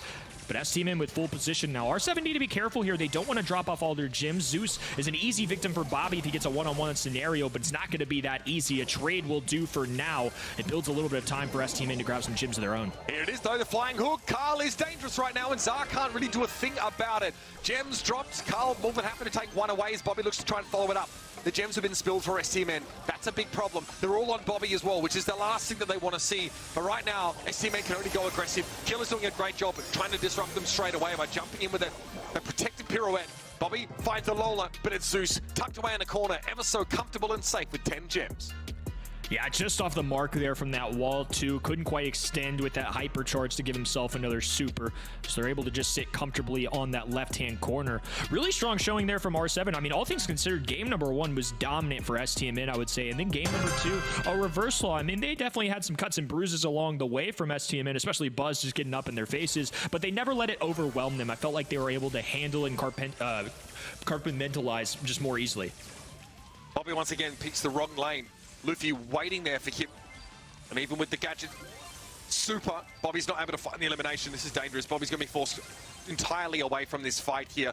Ego already up for Luffy. Freeze frame use, so a bit of extra protection for the Lola there. And she's starting to bully that left side. Now they're just going to hang in the mid here for a second. A little calm before Bobby just dives in once again. He's just not afraid to get his hands dirty, Uber. Just consistently trying to be aggressive. And I think that's just what good buzzes do, man. They're in your face. They're wasting shots. He hasn't gotten as many kill conversions as I think he would want, but here goes another gadget as well. And Killer just simply can't do a thing. Tripping one of those nest eggs, I think, going to help them along the way, too. But still plenty set up here for R7. Dark can use a phase shifter, even if under the effects of nest egg, to dodge a shot from Zeus. That might be important here later in the round, as Stamina have no choice but to try and clear this stuff out. Zai eats another one, so the coast is clear in that regard. Sands have to throw the sandbags down, but they don't do a damn thing against Carl, and it will be 2 players from stmn eliminated. At least Zai was able to take enough map control to even up the gem score, Kenny. Every single one of these games has been so different. 2 dominant games beforehand, I would say, for the most part, and this one's just even Steven. 7-6 now as Killer looks to get a momentum swing for his own team. Sand's going to be left all alone here. An easy isolation there and a pickup for them, but Bobby looking to do the exact same thing. A trade for both sides, a 2-on-2 scenario while they wait for reinforcements to come in, and Czar's instantly going to drop the speed here. Looking like Sands is trying to get a little more aggressive and a little revenge as well with that. Bobby's in trouble. Very dangerous here, seeing the Lola walk up, and Bobby doesn't go for the hypercharge, knows that now is not the time. Nicely done, Zar, able to phase shift away from that hypercharge mark from the bell. Bobby back in the fight though, hypercharge get him across the map. He's going coast to coast, ends up deciding on Killer here, but not even able to finish the job as Luffy blows Bobby up. The damage from that Lola is just ridiculous. And now remaining 7 have that 11 gems. They have a lead of 3. Zar's been forced to drop the gems now, getting caught out in mid. This Lola is so oppressive, and Sands is trying to dodge these shots from Zeus, but it's going to be too hard to close the gap. Bobby with a super up, taking far too much damage, and that was really classic stuff from remaining 7. They navigated that map perfectly. They got the Carl, but I really feel like the Lola was a big problem for stmn. It was. I think having that extra spawner and just the sheer amount of DPS is a reason why Lola's been picked up so much here and is also incredibly successful, at least in the scrims that we've been able to watch this week. I've been loving what they're doing here. I mean, R7 are a strong team. STMN, though, are fierce opponents, man. I know we didn't see them last month, but this is the same team as last year. They got second place in the World Finals. I have big expectations for STMN, but we got to keep in mind, too, while we didn't see R7 in the postseason, they were right there for an LCQ spot and contending with teams of now SSG and Tribe Gaming at the time. Yeah, they are seriously a threat. They are a genuine contender. Also interesting, the draft sort of played out, left Bobby not playing the safe mid, actually playing that dive brawler as opposed to Zar, who we saw earlier on, who was playing the max. Not sure if that really makes a huge difference here because I think R7 were very, very good at executing their game plan. I think if you get the Bell and the Carl, you're already in very good shape. You just, you know, sort of round out your composition with a really high damage, nasty little mid-range brawler. It could be Amber, it could be Lola, or anything of the sort here. And that's frustrating for STMN. They, you know, weren't able to get Bobby in a position to succeed. And you know, when your Buzz hits that hypercharge, it ends up having to settle on trying to kill the Carl. You're not in great shape. Luffy here was incredible all game, and that's reflected here with these stats.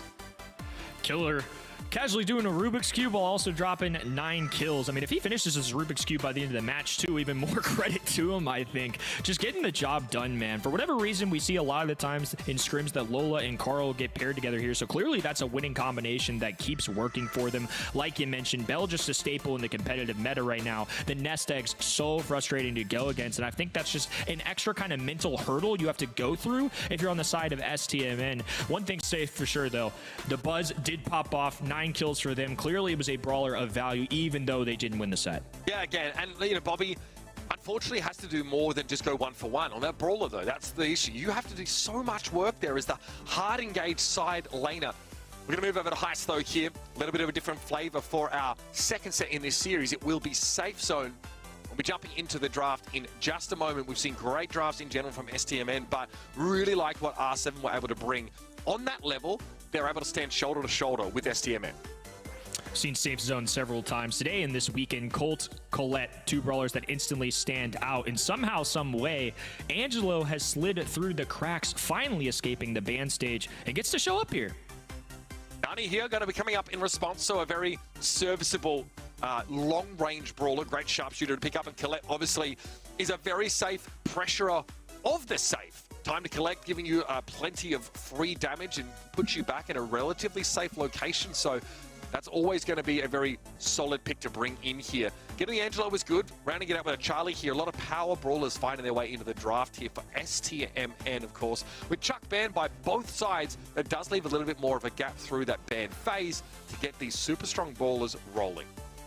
STMN have just drafted generally good brawlers in the meta right now. I think it's hard to argue against Angelo considering how much he's been banned and especially a professional gameplay. I mean, just if you're a sharpshooter, if you're hitting your shots, the damage that he can charge up by holding on is crazy. He did receive that poison damage reduction, but I still think it makes him a very, very good brawler. They're pairing this with Charlie and Carl. Carl's going to be able to dive across with the flying hook, get that extra high safe damage. So I think they've got multiple options here to frag out if they need to get damage on that high safe. I think they have to rely on a little bit more control here than, say, a Nani or Colette, who can kind of punish by getting that high safe 1 to 2 times. But nonetheless, I do think this is a pretty strong combo for STMN. The remaining 7 don't have all in yet when it comes to the safe or even any of the individual brawlers. Now they have it. Picked up Sam here. Very, very powerful. A real threat to someone like Angelo, who has to take a while to charge up each of those shots, and now that poison damage super sort of being reduced a little bit means that, you know, once Sam does close on you, you don't have as many tools to sort of win out in that engagement. You obviously have the gadget that lets you get away. That's going to be important to be able to disengage. And I think hitting cocoons on this Sam are going to be a key part of the game plan for STMN. Yeah, Sands on the Charlie is going to have to really focus down on this killer brawler if that's the respective people who end up playing them. I think it does pretty well into the Carl matchup. I think you make a great point as well. Angelo does deal a ton of damage, but it takes time to charge up that shot. So they can kind of punish them for it if they're up close. And Killer's just going to go straight down the middle of the map, not waste any time whatsoever, and try and get the faces of the enemies. But right now he's taking a lot of heat and not going to get any real damage for it. That's very good poke damage. You need to keep Sam honest at long range before he can close on you. Bobby, though, will be a problem. Able to move, of course, as he charges up these shots. Luffy just trying to play sort of horizontally there, I think, as Zar fancies himself against Killer. That is asking a lot of Carl. Loses out in that battle against the Sam. Not sure if we'll see that from him again. Cocoon there on Sam, though, that's what we're looking for. Pick off on Luffy in the meantime would be perfect, and Sands is able to provide. Perfect timing on that Cocoon as well. The second he threw his super, they cocooned him, so he couldn't pick it up easily by the time he got out of it. Sands able to dive in, get some damage, and set up Bobby and Zar for positioning. A great get-out-of-jail-free card there with that gadget from Bobby, who's now set up with a super. And keep in mind, too, he can gravitate over that water. Okay, nice peep use there by Zeus. The knockback element actually forcing Zara away from the safe, but Sands can step up and get some good free damage. Hypercharge available. That's going to be the Cocoon, and the Spiderlings also adding to the overall DPS. Zeus would have to clear those. They're going to throw themselves at the Nani here as Sands goes to town on the safe. Bobby and Zara able to deal with Killer again in the middle of the map. This is going to give STMN a considerable lead.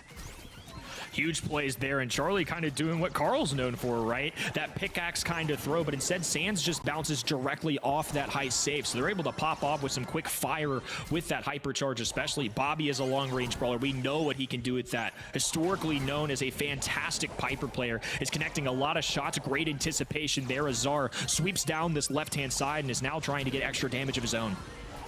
Okay, point-blank peep there to deal with Zar. He's going to go low and not be able to pressure the safe right now. Little RTS action from Zeus. I like that. Killer was hoping to go to work on STMN safe and is healthy enough to draw Bobby back into position to try and deal with this Sam, who's healing awfully fast. Zar has to use the tailspin to deal with the interloper, but STMN still have a healthy 40-odd% lead. Luffy low HP though, ooh, and does go down. Zar with a nice pickaxe swing there. Now looking to get more up close and personal with Killer here. Does get a major pickup as Zeus has to play a good blend of defense and offense here, electing to teleport through, and Sands hits the gas pedal here. Luffy trying to dive forward. No real connection. A few snipes going down, but Bobby there to play defense. Zar to clean up the rest, and Sands speeding us along here to end game number 1. Yeah, that was really nice. Again, on Heist, there's always that one brawler that needs to be answered as like a legitimate threat. A lot of the times it's Chuck. He can be a little bit challenging to handle. But when it's a Sam, he has some really defined weaknesses. He's got to walk at you. A run, in some cases, I suppose, if he's picking up his gauntlet. But you have windows to poke him down, punish him, get him nice and low. And STMN handled Killer really well. Once again, he's just going to be taking off down the middle of the map. I don't really think they have a choice. You made a great call out last time, too. They handled Killer before he put a bunch of pressure on him. If they can just get to him before he gets to them, it really helps out in that case. Everybody's kind of focusing up on him now. Yeah, and it's still not going to work out for him, though. Once again, we're just going to see STMN take mid-control. That's a free safe damage here. Bobby just going to line up some of these shots here. So while Killer is away, that's a free 10% done. Sand stepping up here. Zeus going to use the Warp Blast. Going to head over to the safe. It's going to be a bit of a race, but we have a tailspin for STMN. And of course, up close, Charlie's DPS is incredibly high. The Spiderlings also getting involved. STMN well ahead in that damage trade here. The Nani does get out alive, but R7 can't match this DPS. And now they just kind of got to hold control, and I'm not sure that's really what their composition is meant to do, especially with somebody like Killer, who's just made to be aggro, and all of the brawlers falling down here. Luffy going down as the last one on his team. Killer, Zeus respawning, but I don't know if it's going to be enough here. Only 15% left. The poison damage trickling in as well. Killer getting a flank. Sands now moving in. They're body blocking as much as possible, but the incoming pursuit from STMN might already be enough. And Bobby's doing it all right now. He virtually won a 1 versus 2 there, and for a time was even ignoring Zeus in favor of that safe damage. This will be the last push. This will be remaining 7 falling here on Heist as STMN manage all of the threats that remaining 7 can pose and then add some damage of their own. Beautiful stuff. The car looked very, very good, and as we know, Zar4 being deadly on that brawler. Charlie can't be underestimated for high safe damage there, too. That's something I learned real quick, especially with the spawners on their side as well. It's easy to forget how much work she can do. You know, we saw somebody like Carl in there who's traditionally known for that role, but especially when both of them were on there, I mean, we saw that high safe get eradicated really early on game number 2. Yeah, it didn't take long, and even, that game 2, both teams opted into a base race, but all that R7 had was a single Nani, which obviously doesn't have an incredible fire rate, is not really designed to be, all in the safe in general. Wants that consistent chip damage over the course of the game, but there was no safe sightline because Angelo was constantly dominating mid. Even if Bobby took some damage, that could be healed up really easily with the super. You can dodge some of these shots coming in. Zeus tried to, use those peeps effectively, sometimes being forced at close range to throw them at Zar, which is not what you want when you could otherwise be working on that key objective, which is the safe. And the Colette wasn't a factor. There were no really tanky brawlers that could be pressured by, Colette's inherent percent health damage. And yeah, there were a couple situations where he could super the safe, but now Luffy at 187 DPS, not able to have nearly enough of an impact. Yeah, 2 kills in there as well. I mean, we didn't really see Colette run onto that high save too many times either, to your point. And just on the other end, I mean, a masterclass from STMN, 8, 11, and 5 respectively, DPS across the board. You could feel it just when watching the set. I mean, stats aren't everything, but it didn't really ever feel like there was a time where STMN weren't with a lead in one of those 2 games. Yeah, no, I think you're exactly right. STMN looked much more comfortable here than they did on that first map. I think they let the draft get the better of them, but that happens. Like, those kind of games get sprinkled in here and there, especially against tough competition like Remaining 7, who has always been on the periphery, if not well and truly in the mix as, like a top 4, top 5 team in this region. I think that's really safe to say. They've been threatening for a long time to take that leap into the very top tier of Brawl Stars in North America. This is another great opportunity to test their readiness for that. Because STMN, I mean, they're not invulnerable here. They dropped that first set. So as we go to New Horizons, it's all about a strong draft here. We've seen teams pick some cheesier comps, ones that are designed to, just come alive in the last few seconds here. But obviously the sharpshooters will be hotly contested here. I like the kit ban from STMN. They know that R7 love to use Kit and Miko. Yeah, you brought up some cheesier strategies too, so I think that's a big reason why we're going to see somebody like Kit enter that ban stage. But some brawlers we have to look out for are ones like the Max Gene kinds of combos as well. Buster gets in the mix here a lot too, but as a result, since there's so much to juggle, particularly in this map and mode, brawlers like Melody are going to slide through, and Melody can be a very threatening here. Absolutely. Her shield gadget is unreal. She's virtually invulnerable when she's able to close the gap. It feels like it's basically like a Gus super level shield for the Melody. It's over 2,000 HP effectively. So in a pinch, that's amazing. And you're not using it, of course, unless you have 3 music notes going. So you just run up on them and do a ton of damage. I also think Mr. P, a pick that we're seeing a ton in South America today, which found some success, is really powerful when you've got these sort of long walls. You can break up the sight lines and still damage people from behind them. And the spawner also is going to put some pressure on STMN if they're working with a lot of single-shot brawlers. Yeah, because of the ban stage as well, we just have so many interesting opportunities here that I feel like most of the time we wouldn't get, especially for STMN, who have the selection of Gene for themselves. They get that kind of 4 or 5 turns, so they ban Tick, Kit, and Colonel Ruffs as a result. Some more traditional sharpshooters and brawlers that we'd see are like Nani escape, Melody even escaping the ban phase. Again, it's just a really big deal considering how much she has banned this weekend. Mr. P's seen some success as well, like you said, and it's a great Gene counter in general, or just single shot brawlers. I mean, ones like Nani, Piper, Bells of the world can get overwhelmed a little bit at times by those porters. That blank brawler there for STMN is cold, by the way. So STMN have some, really good wall break potential, but so now do Remaining 7, bringing Pearl in again. On Knockout, it's been a popular pick, but for Tribe, it did not work out at all for them in that last set of their first series against Juan Carlos team, as Levy brought that brawler in, and they weren't able to show the true strength of Pearl, often being denied opportunities to get big value off that super and to get consistent damage done.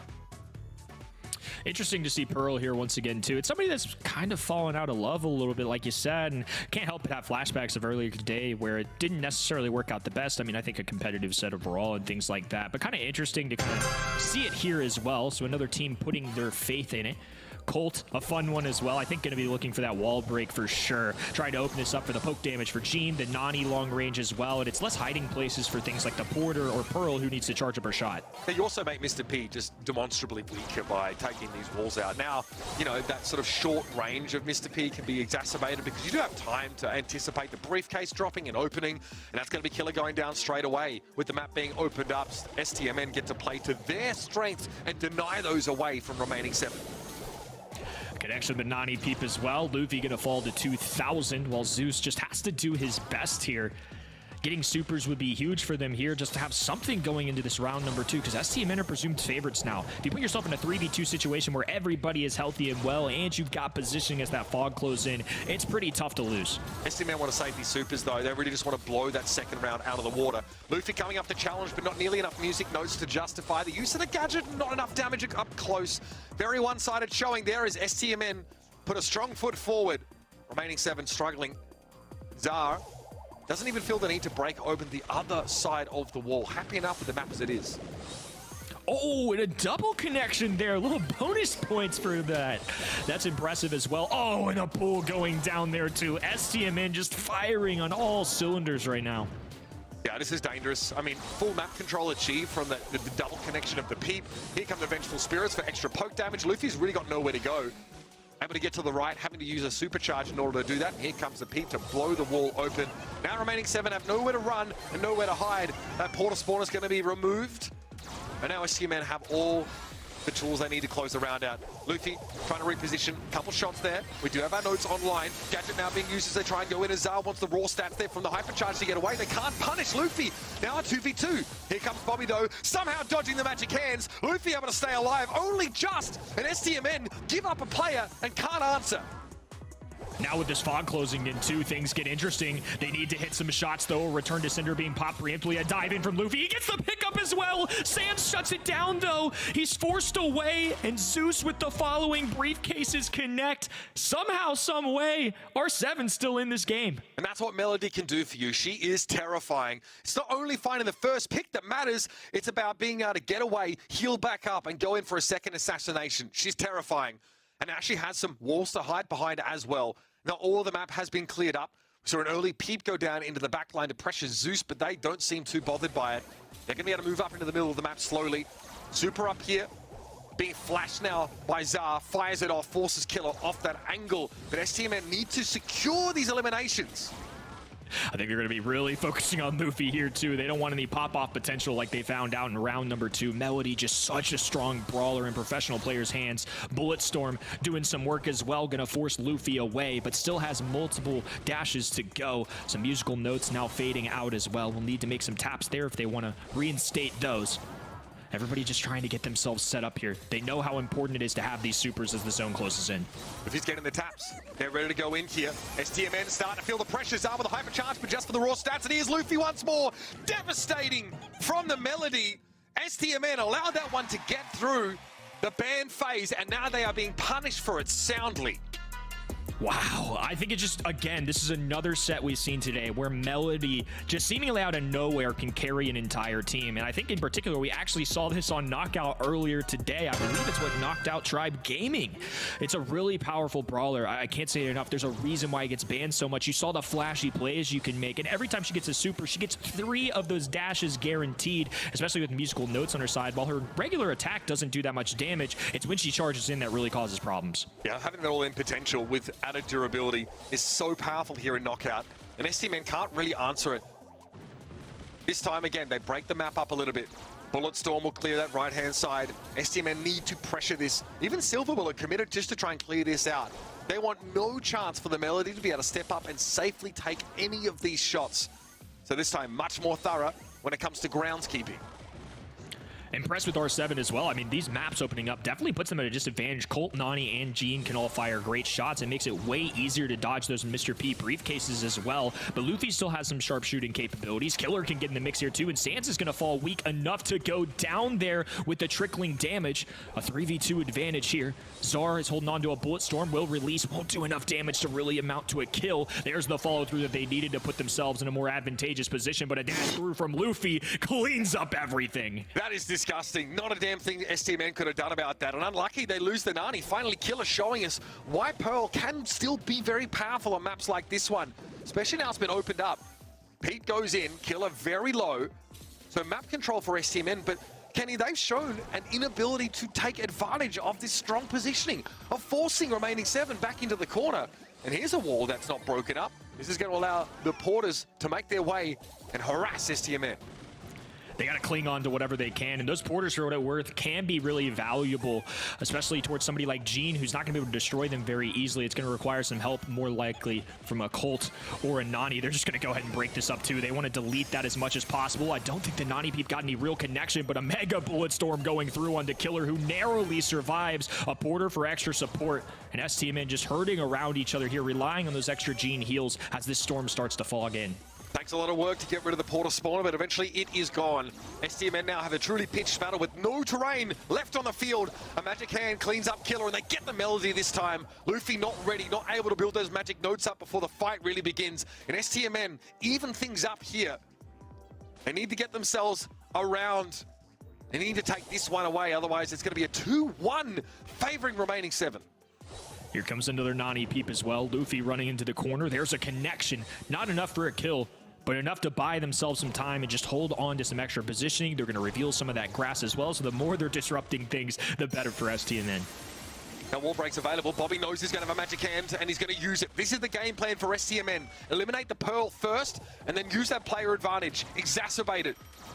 Luffy now having to play in the open really doesn't suit Melody. It's not safe for her to get those easy little taps. The damage isn't great either. She needs to do much more than to just shoot at long range. She has to find a way to go in, but STMN this time are using that map control to their advantage. We criticized the inability to do so in the past. Very nice little return to center there for Sands, and it's going to be an easy shot. Here come STMN. They're going to even up the set here as Luffy has nowhere to go.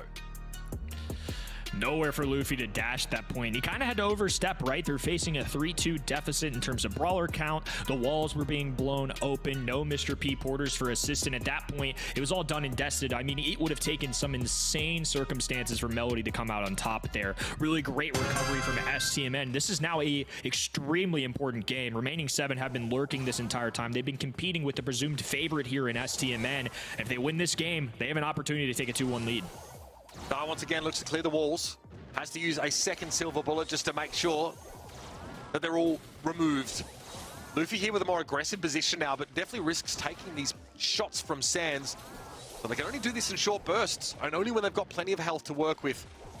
You can see that Sands can outrange Luffy, step back, avoid that primary fire shot, deny a music note. If they can't get Luffy ready, if they can't get this Melody in position, they're in deep trouble. There's no pressure being generated by her right now without a super and without any notes orbiting her. Here comes a peep. Killer will take that damage now. Silver bullet now. The map is open as it gets in mid.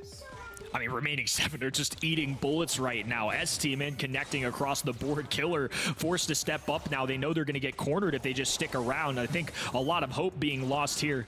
Zar firing another super there too. Killer doing his best to charge up a shot, gets the distance as well. Low HP brawlers on the other end, but it's not enough. Zeus looking to throw in the towel here and just move forward. Jumping into the gas to the nice supers, but Bobby already has that magic hand up again. There's also a peep that'll be used now to apply some early pressure, most likely. There are portals on the map. Now going to be spawning here as Killer will be forced away once more. This should allow Zar to be more aggressive on this left side, but the spawn is not being dealt with. So a little bit of extra pressure, fantastic. Get rid of the biggest threat. Melody goes down, and that really puts remaining 7's chances of taking this set away into extreme question. Hyper Bullet Storm is good. Zar's able to mow Killer down, and it's just Zeus, and there's not even any gas to run into now, but he knows it is over, and STMN wake up in that third set and take it away.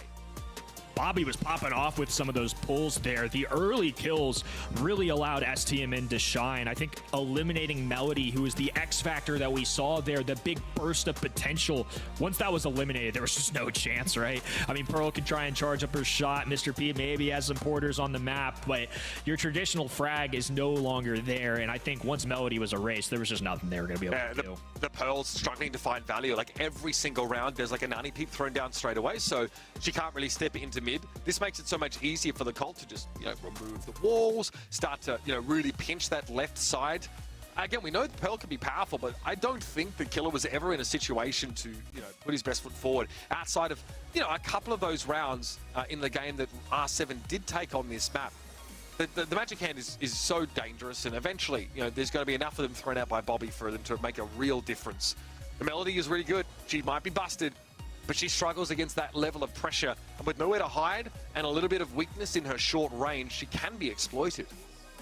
I feel like there was just never really a round or enough rounds, at least, where R7 was putting on that early pressure. It just felt like STMN, even though it did go the distance for a lot of round 3s, it felt like once they got those supers, opened up the map enough, and especially if there were maybe porters on the ground or anything, they eliminated those. It was easy pickings. I mean, it's a lot easier, of course, when Bobby's hitting every single pool nearly, but it's just something that I really felt like they were never able to get a grasp of, and I think that's partially due to the composition they have and the composition on the other end they're running into. As a result, we're just going to see the kill category just lean STMN the whole way through. Yeah, big time. And the damage is the most telling part of this, right? And that obviously equates to more of those supers. It equates to more, peeps to pressure individuals down or blow the map up. It equates to more magic hands to potentially secure picks and allow you to exacerbate a 3 versus 2 advantage, which we just saw time and time again. And yeah, the Melody, not set up for success either. Very, very hard for her to do what she does best, which is to build nodes and charge in. In that sense, it is pretty telegraphed when Melody is going to want to try and throw caution to the winds and close the gap on you. So STMN can play around that and make it so she never actually gets to that point. Goalkeeper's Dream coming up next, though. Brawl Ball for our 4th set. Volatile map, to be sure. I think Stu going to be hotly contested in our picks and bans. And this is definitely one that's Melody's playground. With the amount of supers that she can throw down, trick shots are available. And I think that's one reason why Stu can do so well here too. Just the ease of being able to charge those super shots and go for those open goals is really nice. Max going to be the first overall selection here as we look at the ban stage. I think some very targeted ones for remaining 7 for the most part. You see the Gale there and you see the Nita as well. Nita could indicate along with Gale of what they want to run. It could be a more aggressive composition that traditionally has a tank along with that Max. So curious to see how they adjust here after seeing a Poco B combo on the other end prepping for him.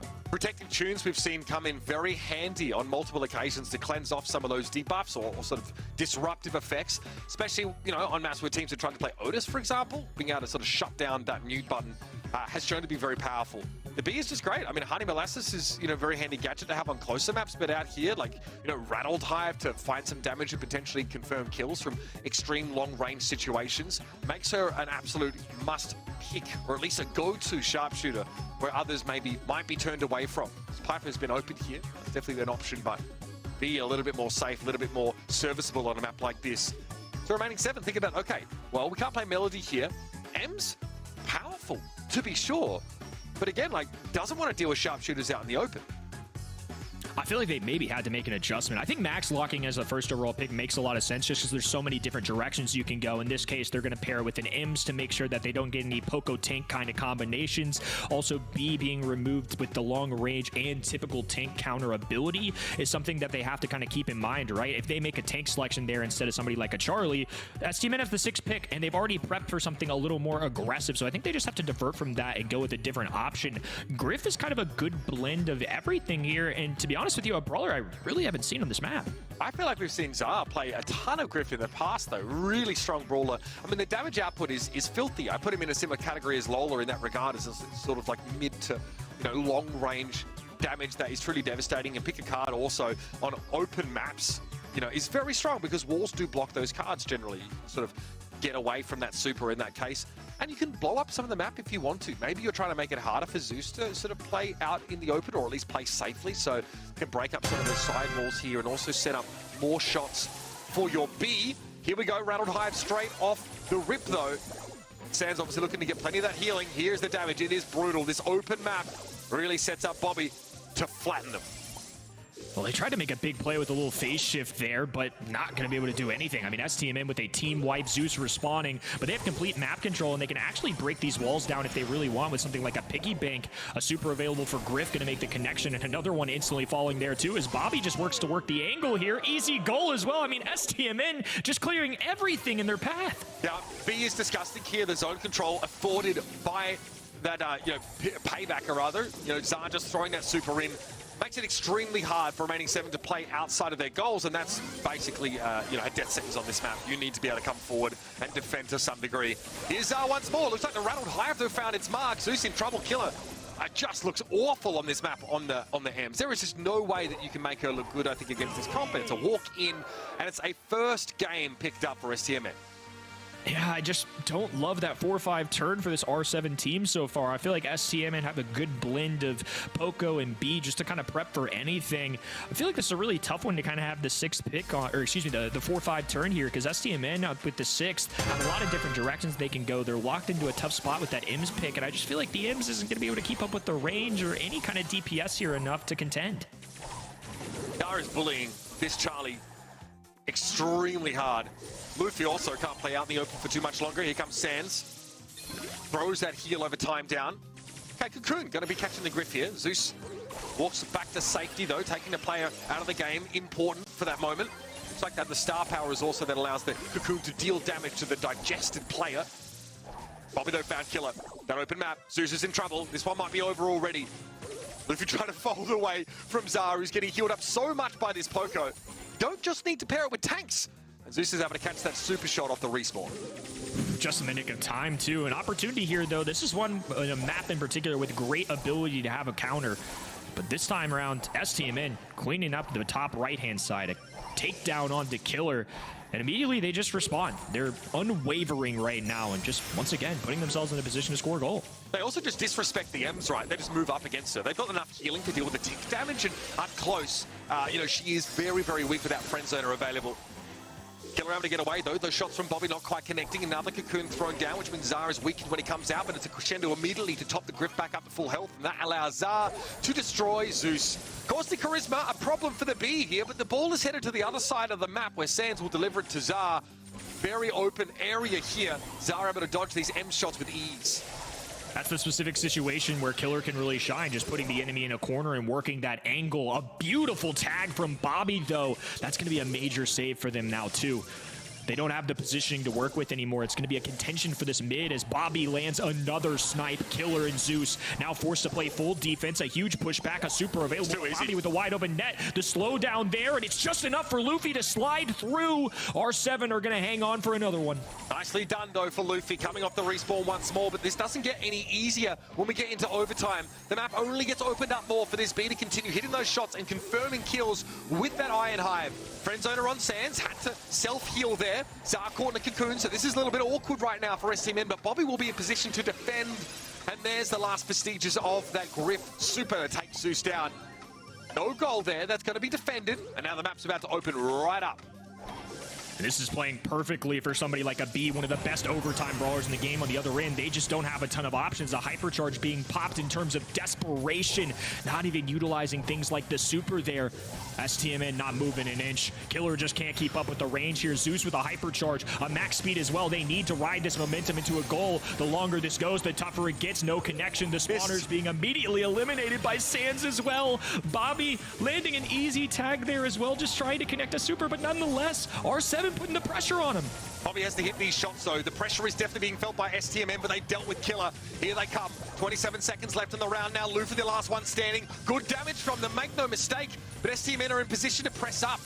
It's unclear if they'll be actually able to finish the game here. They need to get rid of the max, and Zara is unable to connect many of those shots. Good connection, though, on that Iron Hive. Killer very, very low as Zara steps up. Super thrown out to make the space, and here comes Bobby looking for a shot. Not going to connect. Luffy down, though, and Bobby can finish the job in the last remaining seconds. STMN wrap up Brawl Ball and the series. Ooh, they all feel in some kind of way. Sands had to make an appearance on the camera. Haven't seen much from the big man. Staying hydrated, maybe. Not sure. It's empty. Is that what he's... Yeah. Oh, well, he's feeling a little bit. There's electronics on the table, Sands. Little extra hydration, brother. Yeah, that's how they do it out there in Bakersfield. No cares given whatsoever.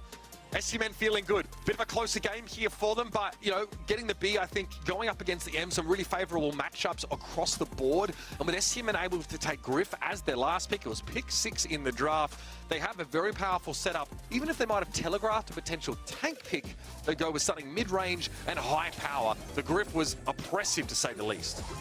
Yeah, just the composition for remaining 7 didn't do it for me. I think it's a tough position to be with, given they didn't have that 6th pick. Some maps, it's just going to happen, right? You're a little more favorable if you can have the final selection as a counter pick available. But STMN just kind of go with a well-rounded comp. The M's can't keep up with the range. The B kind of a sneaky pick here that's shown up a decent amount in practices and across the board in other regions. But I think we really got to see why it can be so good here. The slowdown from the super, the easy ways to get that rattled hive connections if you need some long distance. I mean, this is a map that traditionally favors offense, and that wasn't necessarily the most aggressive comp, I would say.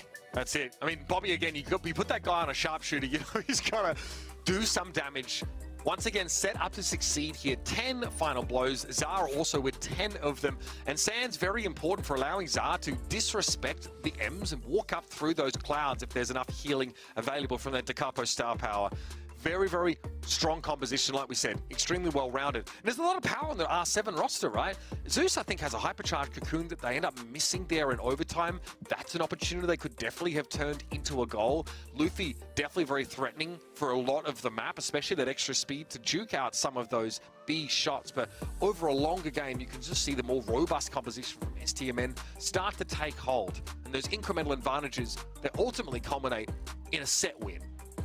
Bobby and Zara's individuals had enough kills to outlast the entire other team combined. And the three fellas on the screen once again, MVP being crowned. I believe that was Bobby that ended up getting it from y'all at event.brawlstars.com, and well earned. I mean, that was a huge sniping capabilities there across the board. Multiple maps where he was popping off, whether it was Angelo, B. I mean, Bobby's the man when it comes to those kinds of brawlers. Yeah, absolutely. This is what we're saying, right? You can't ban out not only the very strong brawlers in general, like the strong meta brawlers, and also someone like, you know, Bobby's brawler pool. There's always going to be something that slips through, whether the Bell is banned or what. You can play B. Piper's always an option for him. We did see them start off, you know, with Bobby, you know, playing the Buzz, and them struggling a little bit on Rustic Arcade, but a great showing for stmn, securing themselves a grand final showing after missing out last month entirely. They're here for all the circuit points. We'll be back on the other side of this with our grand final. In the meantime, I want to direct your attention to a documentary that was just released. It's called Grudge Match, and it features SK Gaming's incredible run through last year's Brawl Stars circuit. Well worth checking that out. We've got a teaser for you in this break. The Snapdragon Pro Series Brawl Stars Championship, powered by Samsung Galaxy, is brought to you by Snapdragon Elite Gaming, Samsung Galaxy S24 Ultra, Monster Energy, and DHL. Sorry, Paula. Maybe we can try again if we get more comments.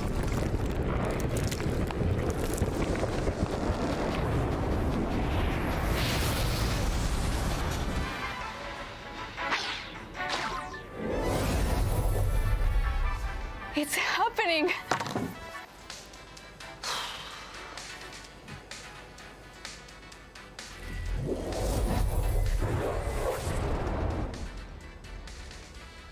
What the?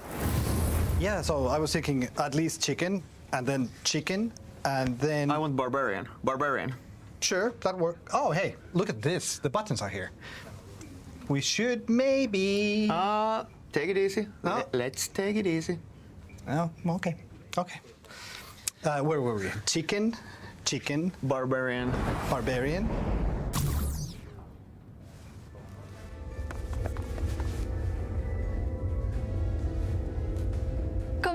Come on, Ilka, you can do it. Yes, do it. Press it. No, not that one. Yes. Oh, Squad Busters is going global.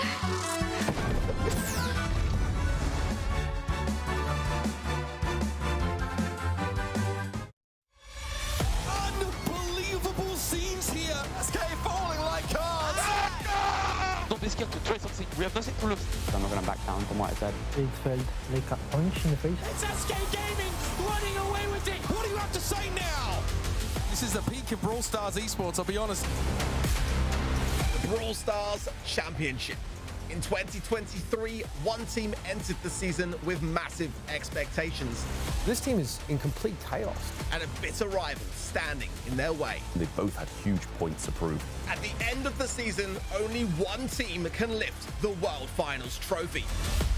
But are there other ways to measure greatness?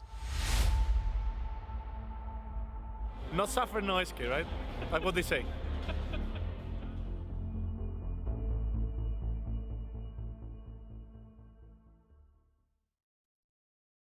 The Snapdragon Pro Series Brawl Stars Championship, powered by Samsung Galaxy, is brought to you by Snapdragon Elite Gaming, Samsung Galaxy S24 Ultra, Monster Energy, and DHL. Safe bet. Welcome back, everybody, to the Brawl Stars monthly finals here in North America, where we're now getting down to the last match of the day. By the way, Kenny, we saw that Squad Busters trailer. It looks like a lot of fun. I played it personally. Seen Ark play a little bit of it. By what I've seen from him, seems like the most viable strategy is running away and countering like a little baby. But maybe you've had a different experience. I'm a little, you know, I'm a little more of an aggressive guy. I like getting my chickens early and then just powering my feet up, running around, and then in game, I'm ready to tackle some people. I'm a huge fan of a lot of the characters. Obviously, you know, we love Brawl Stars, but there's plenty of other Supercell universe characters that you're going to end up loving. It's a very unique game, kind of more of that solo and kind of experience of just chaos, battling a bunch of different people to see who comes out on top. It's a lot of fun. You can pre-register on the App Store or the Google Play Store. There's also an in-game reward for all the people pre-registering, so that's going to be a lot of fun. Make sure you do your share for your fellow Brawl Stars players, but we got to keep our eyes on the main focus here. We've had two teams that have blasted all the way through this epic bracket, now going all the way to the grand final. It's Juan Carlos' team versus STMN, an unlikely contender, I would say, in the grand final. I think a lot of us expected Tribe Gaming to be making it through that upper bracket, and maybe even another surprise with 5-12 making it through that quarterfinal, but it is in the end resulted in Juan Carlos' team going up against STMN in this grand final. I think most people would have expected STMN to make it this far, but the fact that Juan Carlos' team have only dropped a set the entire day to get here is something a little more shocking. I mean, it's a really good team, don't get me wrong, but the fact that Tribe Gaming were on that side and then they blew past the semifinal opponent, they just made it look easy. I think it was a little more challenging, obviously, with Tribe Gaming. They're a very accomplished team, but nonetheless, I've been really impressed with the squad. Well, let's talk Juan Carlos, our upper bracket team here in the grand final. It gets started with Juan Carlos, Pain in second best, who I believe I heard Uber refer to affectionately as the Este Tampo. Now, this guy's been dropping the Protestos and the Zeta Sprints, all spins, pins, sprays. I'm combining words, but you know what? You got to adapt as a caster as well as the players. They're dealing with some balance changes that recently came in, and they seem to be doing so swimmingly. That's a great point. I mean, a lot of credit to all of the teams competing today in the sense that we've had a little bit of a map shift. We've had some brawler changes. We got 6 new hypercharges on the way too. I mean, we've got Sandy and Max, Brock, all these people that they're going to have to juggle here along with just our traditional balance changes. It's a lot to juggle. So the fact that this team has done it so masterfully today, especially against, again, a team like Tribe Gaming who swept through this bracket last month, is really impressive. I love these drafts from Juan Carlos' team as well. I was certainly impressed by what they had to offer, considering also that, look, I make a point of this a lot in terms of what the preparation looks like for some of these teams. You get Pain on the cams today, and he looked cool as a cucumber in our previous couple of matches. Even versus Tribe, yes, there was celebration, but he wasn't necessarily jumping out of his chair or anything like that like we saw in South America earlier today. Maybe it was more of an expected outcome. If you're a competitor, then you can certainly see yourself and envision yourself beating some of these opponents. Thanks for the love, and right back at you, Pain. Good luck in your upcoming match, because STMN is a team that awaits them across the way. And it's a tough adversary as well, but they got through Tribe Gaming, so what's stopping them from getting against the world runner-up in Bobby Czar in Sands? Look, this is a team that didn't make it last month, but the predictions from Vent.brawlstars.com clearly show that people are not underestimating these fellas. They got through DC team, they made it through a strong team in remaining 7, and I'm expecting them to be favorites across the board as well at home for the people in this matchup as well.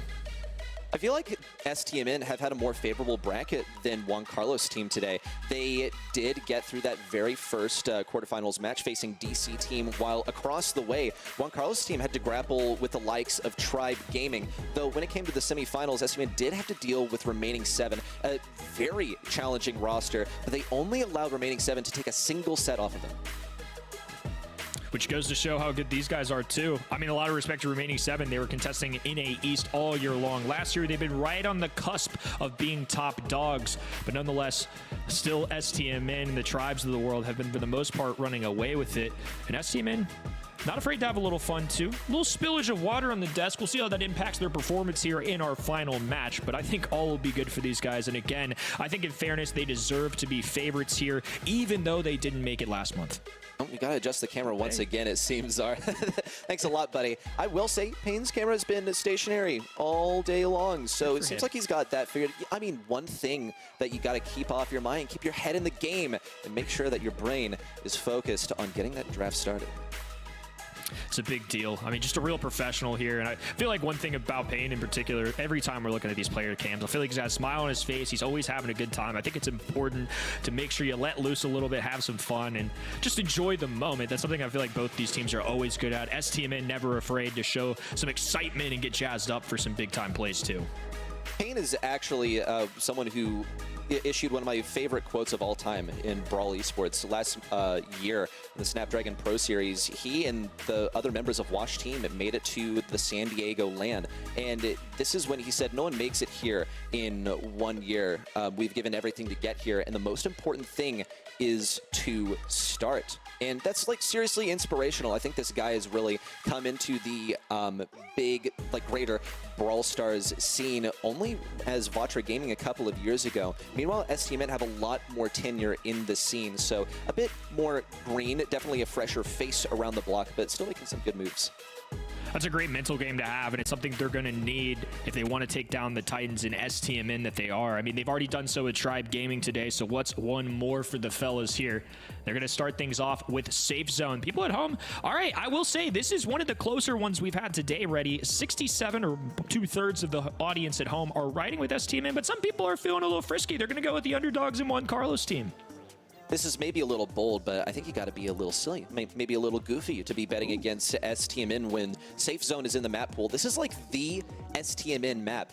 I remember seeing the map pool first from Bobby on Twitter when he tweeted out, "We used to pray for times like this," clearly in reference to Safe Zone being the only heist map in rotation for this monthly finals. And this is the second, actually third time that they had the possibility of playing it today. They've had it in every single map, or actually no, this is their second time having it in the map pool today. But still, 2 is one more than you would usually see a map in rotation for any other monthly final. We'll be getting started with a Colette pick from Juan Carlos team. Now, how do you react to this? Doesn't look like 8-Bit's been banned on either side. I think an 8-Bit pick could be secured here. Bell 8-Bit may be the move for Stamina. Bell, a very safe selection. Nani could be a pick here as well if they want to kind of just have some safe long-range capabilities that can deal damage and also do well into Colette in particular. No Chuck, and of course, Melody and Angelo being removed here as well. It's just some staples on this map. I don't mind this. I mean, Nani going to be a very common pick on this map, a very successful one at that. They can now have just 2 brawlers that do really solid into the range of somebody like Colette, who's going to be a little underclassed in that sense. You know what slipped my mind, actually, is that Piper has not been banned out here. So maybe that's why Stamina have opted to go for this composition, not go for that 8-Bit just yet. I want to also point out that Charlie has been banned by Juan Carlos team. Watching that match earlier where Stamina picked Charlie here on Safe Zone was a bit puzzling to me. Charlie's not historically a very great brawler on this map. Sam is entering this so early. I mean, that's the second best brawler right there. He's going to be playing it here on the selection screen, and also he's undoubtedly going to be playing it in the game. I don't see this really switching over to anyone else, but this is an early time to be picking Sam. stmn have picked 2 brawlers that actually aren't really good into Sam. They don't churn out a ton of damage in close range, so Stamina are going to have to be wise about their final pick to counter the Sam, maybe not using it as like the power pick that pops off uncontested.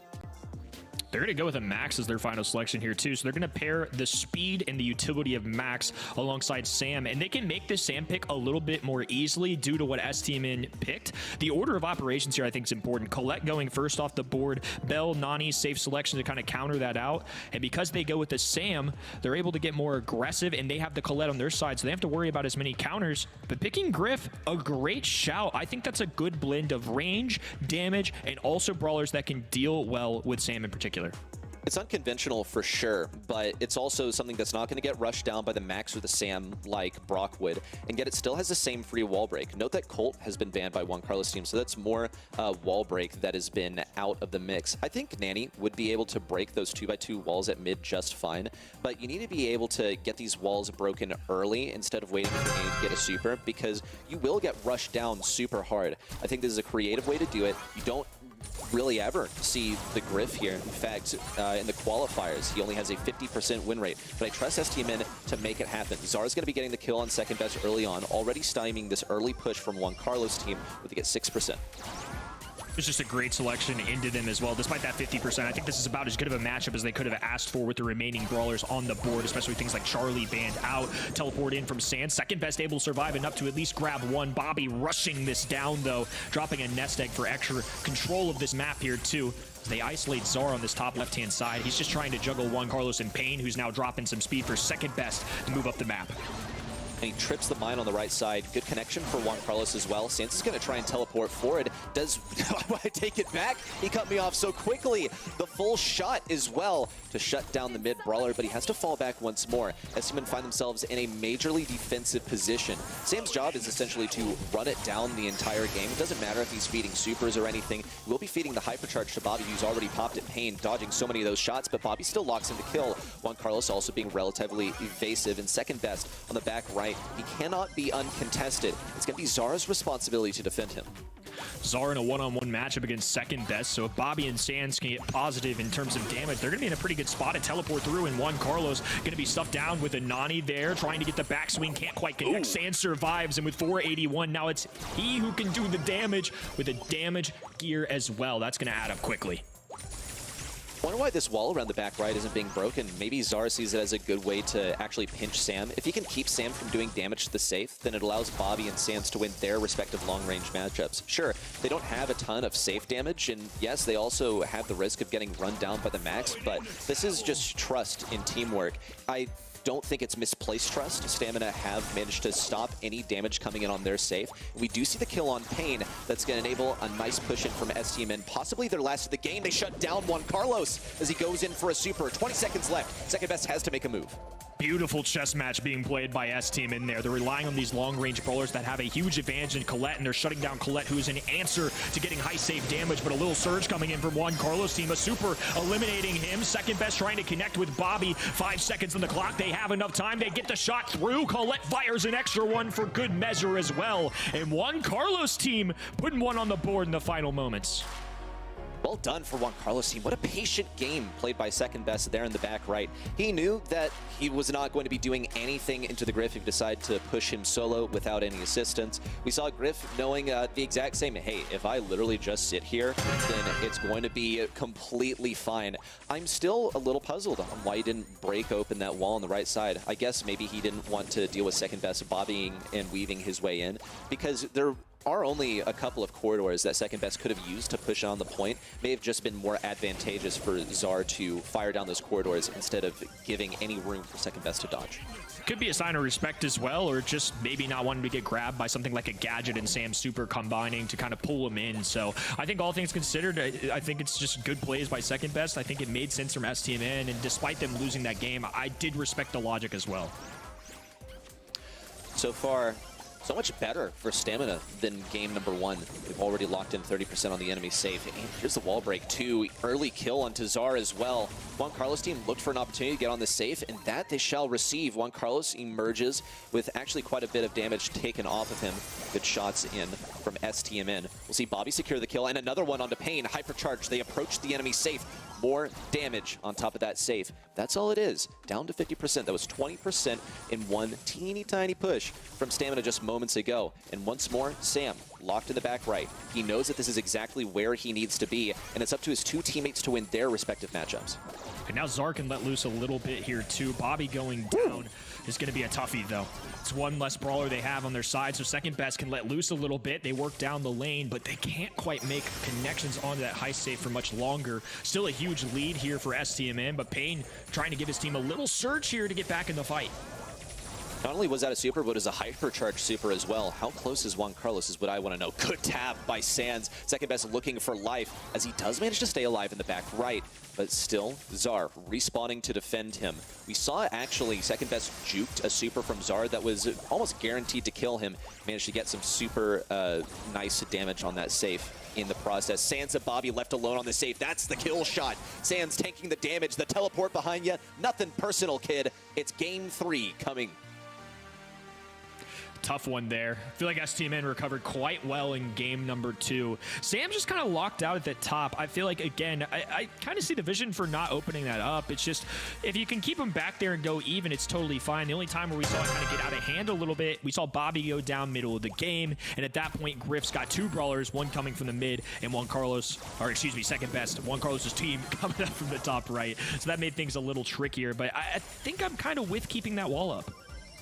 Okay, interesting approach here from Sam as he moves to the right side. That Griff is immediately going to be breaking the wall at the beginning of the game, so usually Sam would be smacking his knuckle busters up against that wall to stay alive. This time he simply can't. He's not even going for the back right this time. They know that him being locked in that back right corner is not a winning strategy. It didn't work in the last game, after all. So now they're pivoting strategies, now trying to work more as a team. Sam has some good team play that he can go for if he uses his super and then stuns an enemy, pulling them back. It allows Juan Carlos possibly to get a super and also work on charging his hypercharge. You see Bobby, though, equipped with the hypercharge and the super. The mark on the Pain, another connection, one more, and it'll be taken down. But Pain uses the super sort of to push in, but is immediately shut down and has to use it to retreat anyway. Juan Carlos, though, now has his hypercharge and his super combined. There'll be a ton of damage on the safe.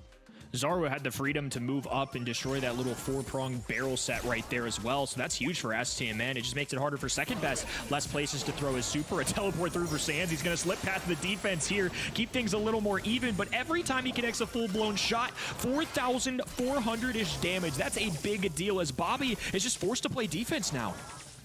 Saw Colette get a couple shots on Bobby as well. 2 more, and we'll see another Colette super come in. 45 remain on Stamina safe. The second best tries to push in on the right. It takes an entire Griff super to shut him down, and Juan Carlos ends up getting marked. That's actually really dangerous for Juan Carlos. I think he might be the ideal target to mark here, since he's going to be giving the most safe damage at a comfortable range. Second best still trying to move in on the safe, bobbing, weaving, and juking to the best of his ability, but cannot make any contact. We're down to 30 seconds remaining in the game, and Stamina finally have a sizable push on the safe. And they need second best to make contact. The scoreboard is close, and they need to find their way into the other end, and this is one way to do it here. Pain with the hypercharge, throwing down some blast onto that safe, but Max isn't going to equate to much. It's only going to allow them for 11% here with a Nani Peep teleport. Teleport in, it's getting dicey. Visual on both safes at the same time. Juan Carlos team rushing it down to 2K left on the safe, now down to 1.7. A big hypercharge defense on the home front. 2 seconds left for Stamina to respond, but 16 damage is simply too much to ask. We see set 1 go to the way of Juan Carlos team. Underdogs once again showing what they've got. This is a career kind of performance from these guys. It's been a long time since they have won some monthly finals. Like you mentioned earlier, we've seen some strong stuff in the past from these guys, whether that be through Vatra, second best, been around for a long time, and the team this year has just kind of come together for a great blend of strengths. And even though second best, I don't feel like got the most value out of that map, 2 teammates in the other end had his back. We talked about trust with STMN in certain spots. Same can be said from Juan Carlos team. The mechanics are there, the strategy pretty well thought through. I think all around it's just working out for both sides pretty well, but just a little bit better for Juan Carlos team. Inside of the wall break, we saw Sam do fairly well, and in some cases it just locked down the Griff on the home territory, or in this case, from our perspective, the enemy territory for STMN. One thing that we saw was that Griff never actually really made a push on the enemy side. He was a career defender, and we saw much of the same actually happen for the remainder of STMN. We saw some moments where they connected with the safe, and actually they were, of course, factoring Griff out of the equation, the only ones dealing substantial damage to the Juan Carlos team safe, but it simply was not enough to get them the win overall. That final push in, we saw a couple of hypercharges earned by Colette in that one. How that happened, I have to wonder what changed for Juan Carlos, as those first couple of games, it was remarkably challenging for him to get those hypers. Well, I imagine this is going to be a crazy one in the stat line. Oh my, 16, 14, and 14. You got to think second best threw down a few kills. And like we said, Nani and Bell, fantastic matchup into Colette, especially when those wall breaks go down. But if you just looked at the numbers ready, I would have thought STM would have won. I mean, that's just some crazy, crazy stuff. 427 DPS, but that's also the sign of a player that is being forced off the objective. You want your damage to connect with that enemy safe, and I see a lot of Bobby's damage going onto Juan Carlos, Pain, and second best. Instead of the objective, I see Pain also getting a lot of kills here and some pretty sizable DPS. You do the math, but that works out to essentially a lot of max speeds. And in many cases, that's a win condition. That's what keeps that Nanny and the Bell back. Even if Sam is going in on offense and dying, STMN have to move backwards, and every single step back, I mean, that doubles their effort to get towards the enemy safe. Numbers are nice, but at the end of the day, it's how you play the game mode, and kills aren't what count, but it definitely kept stmn afloat in that one. They were just kind of hovering in that mid, trying to push past every time. It was just second best sprinting at him, a Colette dive in, Max with some speed to press forward, so making some contact got easier and easier as they pressed closer and closer, but as a result, they closed in on that high safe as well. So for Juan Carlos team, a great showing. I think stmn are definitely still in this one, given how close that set was in general. Dueling Beetles, though, a very punishing map ready. If you lose control, if they get past that indestructible wall and put you in your spawn, it can be really hard to reverse it.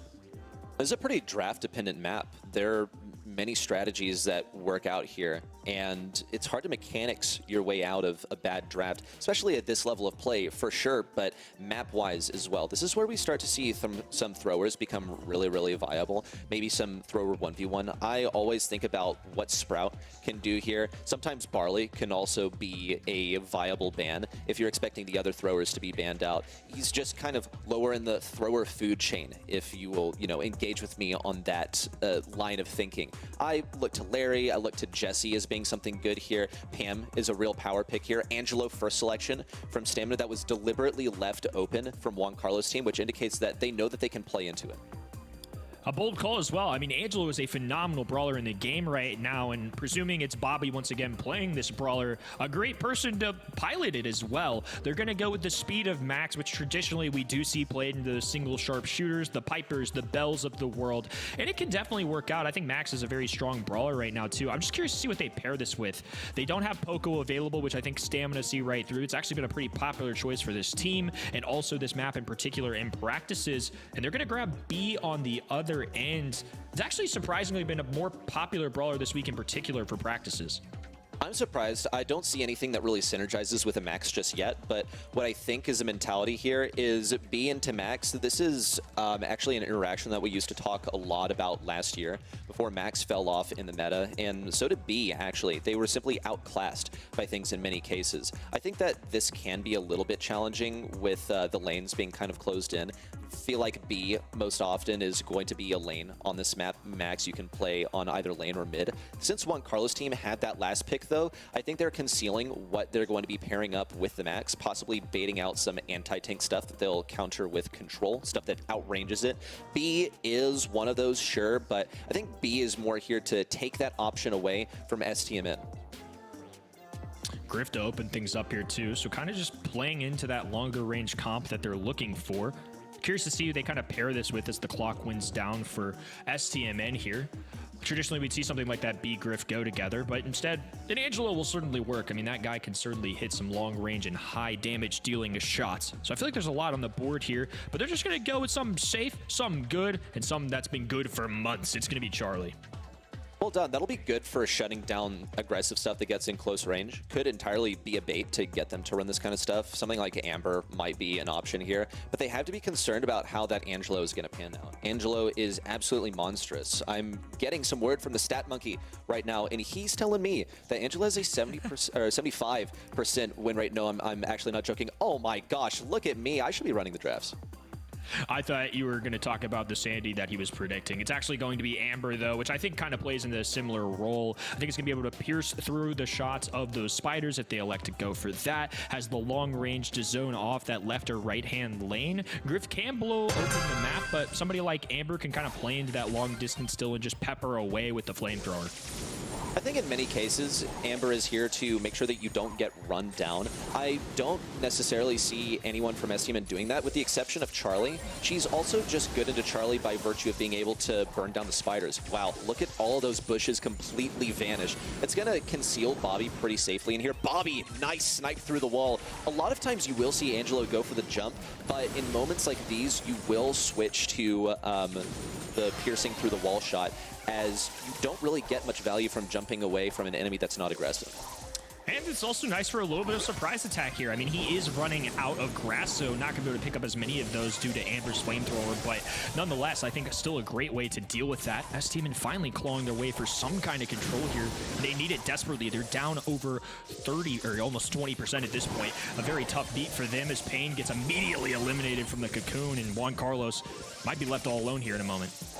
I see it taken back by stmn so far, but they're on really low health. Bobby also deliberately staying on low health, possibly to take advantage of some of that damage gear. Nice snipe on the Pain as well. And stmn seem to have gotten the control back. They'll be eclipsing Juan Carlos' team's percentage in just a moment here. Now advancing beyond the 40% threshold. You see Juan Carlos taking a lot of damage thanks to that super from Zar. Sands now looking for the hypercharge action. Good kill on second best. And they're just waiting for an enemy to hatch out of this cocoon. Down goes Pain, and Juan Carlos is the only to remain. stmn are just disgusting. I mean, Angelo's hitting these long-range shots. He's playing with confidence with that damage gear. They get the major cocoon and hypercharge. Sands once again surviving. Finally, Juan Carlos gets a takedown, and they needed this one badly. stmn have really started to run away with it. This is super back and forth. Bobby is going to be the one constant on stmn. He's the one person that is not going to be running at enemies, but he might be locked in this nook on the left side. Second best and Juan Carlos are gearing up for a big push in. Sands has his cocoon ready, waiting for a nice moment to jump in. If Pain gets pretty low thanks to Zar, then that would be ideal. But second best and Juan Carlos, their health is gradually dwindling, and there's the hypercharge as well. It doesn't look like Juan Carlos got a super off of that. They'll break Pain out of the cocoon, but Zar is waiting. Spawn camping, if you will. 40 seconds remain, but it doesn't look like stmn are going to need that much time to finish this one out as they climb beyond the point of no return. That was a huge moment there to get that kill. Gave him a little momentum to ride into that hot zone and get some valuable percentage points. But this could be the final stand for both these teams, and Juan Carlos takes advantage. Sands puts him in a cocoon, though, so he's not going to be able to get any charge here. Bobby with perfect precision and timing, looking to duel, grabs another one. Second best forced away, and ice in his veins. stmn grab the game. That's only one game of set number 2. It felt like a century, but we're only one step to stmn possibly closing this set. It was serious opposition from Juan Carlos' team. In many cases, it looked like they were actually running the show. The Amber right off the beginning of the match got her super and broke open those bushes. The one thing that I did see remain constant was Bobby's uptime. He was not falling, he was staying back, just lining up those snipes. We see second best with his speed, able to juke out some of those shots, but as far as sharpshooters, they're not even putting Juan Carlos on the same lane. He's versus Sands at the moment. He might look for an opportunity to switch onto that lane versus Bobby, but he is pretty squishy. Could get one tap by the Angelo, especially now that he has his damage gear active. It's another phenomenal start for Juan Carlos' team, too. Similarly to game number 1, they started with about 35% in the bank, and stmn nowhere in sight right now. Pain oppressive on this right-hand in. Second best, just maneuvering around the mid a little bit, dropping the speed whenever necessary. And Juan Carlos with a nice lane matchup against somebody like Zar. If Juan Carlos is tapping, Zar's going to have a harder time there. And oh my goodness, just everything connecting right now for Juan Carlos. They grab another pickup. Here comes the Rattled Hive, kill onto Bobby. He can't hide behind the wall when the bees are here to play. Zar now falls, 0% claim for stmn. They gotta get something. This would be terrible for team morale. Bobby looks to close in. Sands also trying to force himself on this point. They are gonna get the chance, and in fact, might even get a semblance of control on the point. 1%, it seems, is all that they will claim as Juan Carlos respond to a Game 1 win for Stamina with a complete shutout. I mean, at least they got on the board, though, ready. 100 to 1. That's crazy. Especially considering the distance game number 1 with Juan Carlos' team shake it off and show up for game number 2, and they shut it down. That is pretty surprising. How do stmn get this initial control? I think much of it relies on Angelo getting some valuable interactions here.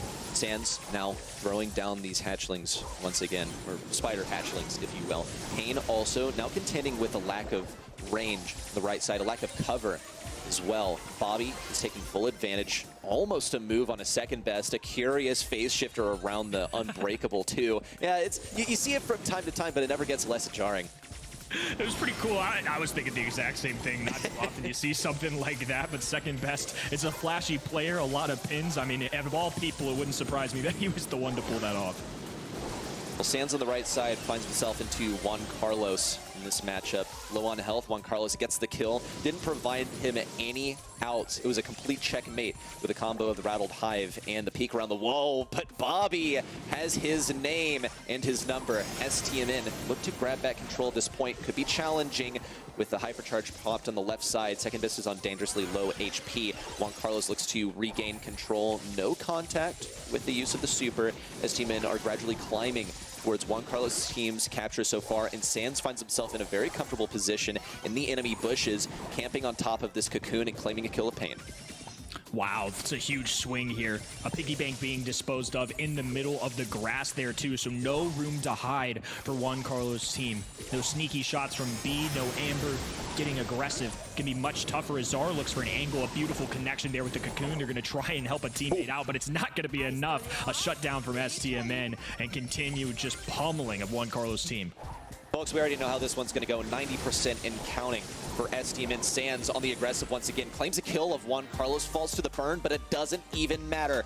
The first set pickup for STMN, but a very close one. Almost fell in favor of Juan Carlos' team for the second time in a row.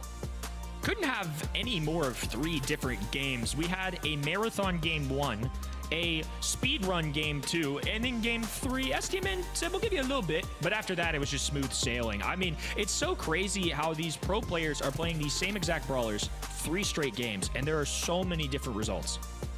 It's one of the beautiful things about this format is that, you know, of course, draft is interesting in itself, but the way that you can find to play 3 games completely differently, the emergent strategy, and I think it also puts some emphasis on how important the beginning of the game is. We saw a strong start from Juan Carlos' team in game number 2, and it carried them throughout the entire game. But something changed for Stamina in game number 3. I personally saw Sands making some way flashier plays. I think also something that we saw was immediate wall break for Griff that might have been a little bit concerning. How much value are we going to be giving to Juan Carlos if we break open the wall? Well, seems like they were able to dodge him pretty well, and they placed Bobby on that lane to deal with him. I think in general, we just got to learn that we can't give Bobby the Angelo. We saw it in game number 1. He wasn't going down. It's the most pesky mosquito I've ever seen. There are stories as old as time as this man on the Piper. I don't know why there'd be any other reason to believe he wouldn't be fantastic on a speedy Angelo. Awesome stuff here. High DPS, 12 kills for himself. Sands though popping off as well. That's a great comment to kind of go with here too. I mean, Charlie, a great brawler, but Sands piloting it really well. I didn't feel like, despite, you know, you see the stats of Zara only having 3 kills, I definitely didn't feel like he held them back. If anything, I think it was a very necessary pick with that piggy bank to kind of let the others shine at times. This is quite interesting. I love seeing Bobby play this Angelo in particular. We saw Sands saying, give me the Sandy, and maybe this is our time to say Bobby says, give me the Angie, or something like that. I feel like I'm stretching the logic here, but I still want to find out where Zara fits into all of this. I think that the Griff was a creative way to get that wall break to avail some control to Bobby. I think they leaned a lot on what Bobby and Sands were capable of doing. And Zara's a real mechanical player. He's a flashy player as well, so him being willing to, you know, kind of take the backseat, play more of a support role, because I don't think Griff is like the pop-off brawler in this comp. I think is owing to the type of synergy and the type of teamwork that these guys have to offer. I agree. I think he played his role well. I mean, again, opening up the map very strategically and even disrupting the grass a little bit on the other end, I think was a huge contributor for him. Spain looking down at the tablet screen, trying to lock back in. Calm, cool, and composed. We've never really seen this guy lose his mind or freak out on the other end as well. You saw his teammate in that player cam kind of shrug off the shoulders. Bobby just relaxing, getting in the groove of things. They're all settled down here, and we all know how important set number 3 is. It's time for Bell's Rock for a bit of knockout. This is a contentious map. People have some pretty harsh opinions on this one. I know SSG, despite them not being here today, have some huge opinions on Bell's Rock. They have 0 good experiences with it, but this is Stamina. I still think that this is going to be an interesting one. We watched them play this earlier today, so whether they were concealing something then, is that going to be taken advantage of by Juan Carlos' team? Of course, their semifinal was played before STMN's semifinal, so maybe they had some time to get in the lab and concoct something to deal with the STMN picks here previously. With all that information, they don't end up with pick number 1 on the Juan Carlos side, so the bans are pretty straightforward. You go with Melody, you go with Angelo just anytime, anywhere. And as a result, Kit gets left open for them. Tick RT Rico on the other end. I love Meg in general on this, but Kit has some real cheeky strategies you can pull off here. It got a buff too. You do more damage with the super and you do more damage with the main attack. The only thing of Kit that actually got nerfed is something that was quite frustrating to deal with. I would call it a noob killer strategy, is that free invis that you can get from using the gadget. Got nerfed from 5 seconds down to 3 seconds. So it's a pretty major nerf. That's like a 40% nerf right there. Only thing is though, that's mainly going to be used to charge up the super that makes Kit good at this level of play. We're looking at 2 healers, 2 support brawlers on Juan Carlos' team, and Byron also is able to flex outside of that support role. You could say the same for Kit, you know, get some assassin action going on in here. I don't really see it being used that much in terms of I don't foresee it being used like that. But Byron is definitely more of a flexible pick. I think pretty good into enemy snipers as well, like fairly consistent. That doesn't really suck too much. We'll see Piper from Stamina, good comfortable pick for them. Good consistent brawler as well. Could switch to the knockback if they need. Larry is also an early pick because they know they're going to be up against a thrower when that Kit gets on someone. Kit, Miko, man, how do you let an enemy get this? They must be fearless because they knew that this was coming. Yeah, I think at that point, I love the fact that they pick Kit early, kind of revealing their hand a little bit, right? Instead of going for the aggressive brawler like Miko or name whatever tank that they could have possibly gone with here too. A lot of times you'll see a Buster and things like that. They go for Byron. They're just trying to power up this combo, and then they have a flex spot at the end for whoever they get. Miko, obviously the dream scenario for them in this case. I think Miko on the back of somebody like Kit is crazy, especially when Miko drops that super. Things get really spicy. I want to say, honestly, like, for the Larry, say goodbye to ever being able to touch that Miko. I want to credit stmn with knowing that they would be facing a Miko because it's open and Kit is in play too. But, like, what is their vision here? It leaves Czar incredibly vulnerable. Once Juan Carlos gets the super, then Pain's just going to be jumping around and Juan Carlos is going to be auto-aiming his heart out. First, I believe Miko of the entire weekend, according to our stats man behind the scenes, and Juan Carlos going to be picking up a kill to even things out here as well. Sans Bobby going to have to deal with that. A nice jump away. Oh, it's perfect. It's perfect to leave Kit all on his own, and now he doesn't have a chance.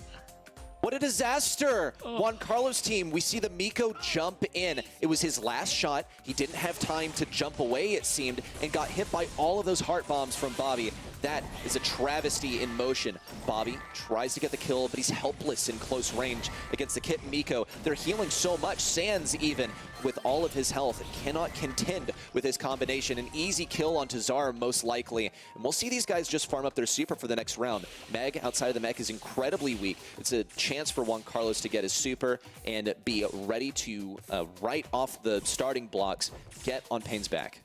And as a result, Second's Best can focus all his attention on sprays and pins, trying to rack that scorecard up for himself. Easy round there for Juan Carlos' team. And once again, ready, they walk in with 3 supers to start off round number 3.